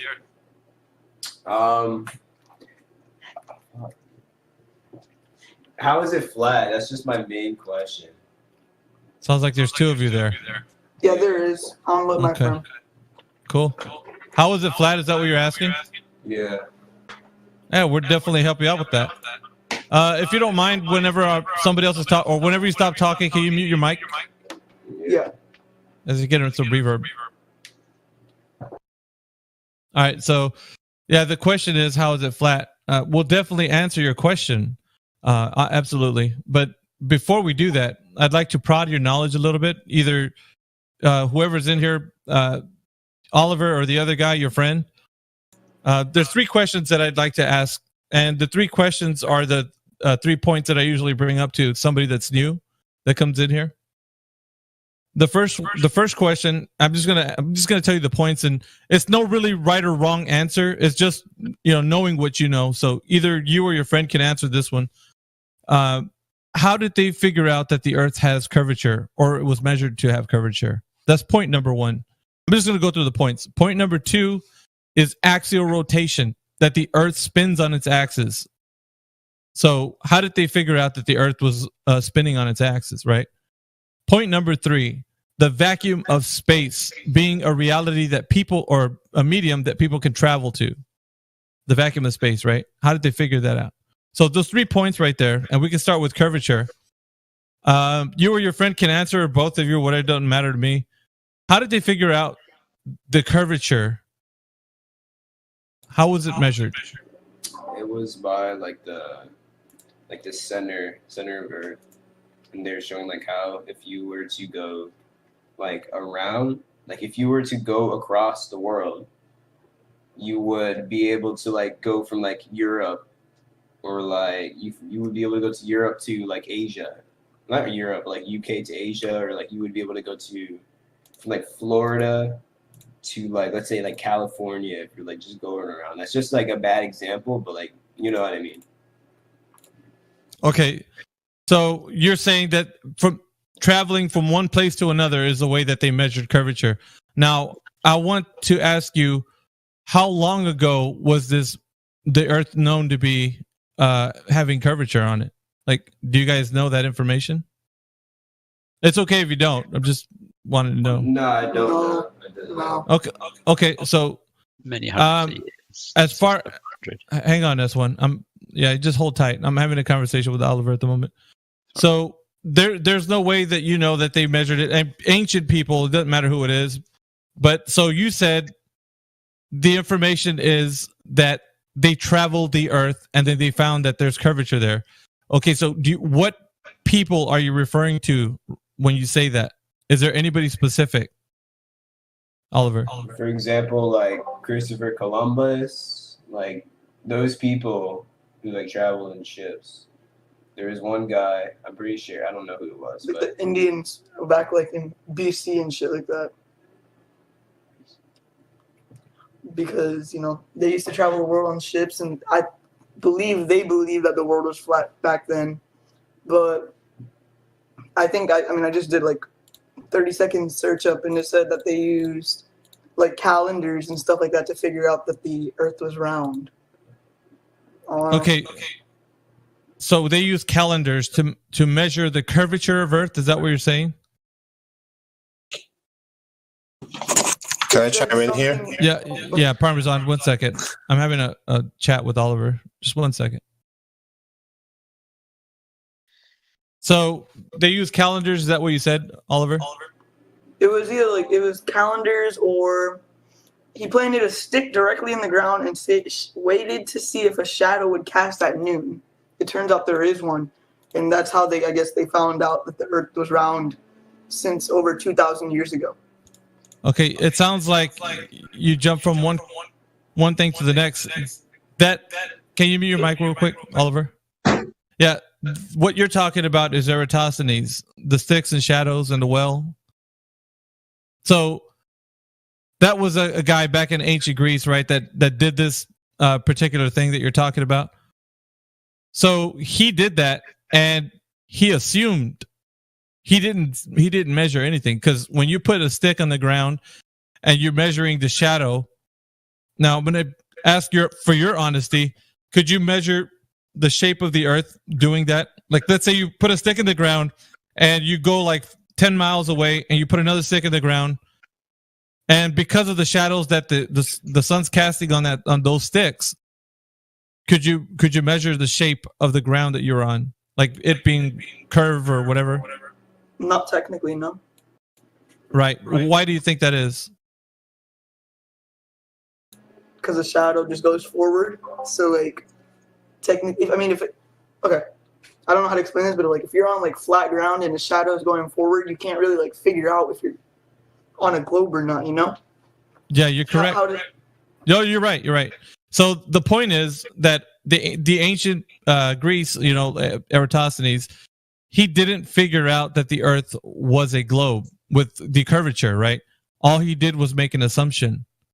He started off with a presupposition that he was already on a spherical object. That's what he did. And then he just reified that with the idea that by seeing the different shadows that he was looking at, then he made the assumption that it is curved. It just reified what he already thought before. So it wasn't just hang on this one. It wasn't that he measured anything. So I'm just making that point very clear. So whatever the information that you got from the internet, it doesn't support something that you could verify, just like you said, because we're thinking about this logically at the moment, right? Even you could see that is not any way to measure the shape of the ground that you're standing on, right? Yeah, but what about like the moon landing and the pictures from space and all that? Yeah, so we'll get into that in just a second. But I want to point out that in ancient times, they didn't figure that the Earth was a globe. Yet they carried that information and gave it to other people and said that they did measure curvature for thousands of years, right? So that's a problem because they didn't measure the Earth to be to have a curved surface, or they didn't measure the curvature. They only assumed it. So we're not even talking about what people are doing today. We're just talking about what they did a long time ago. So point number one being that the Earth has curvature cannot be substantiated. Or if I was to ask you, is there any way that you can actually find out if the Earth has curvature? Like, is there anything that you can do? Or Oliver's friend? Like literally do, or in theory? No, like physically. Go out and do. Oh, okay, but like my question here is like, I mean, I could drive a boat from America to wherever, to like China or something. Okay. But like, if you mean like right now, in like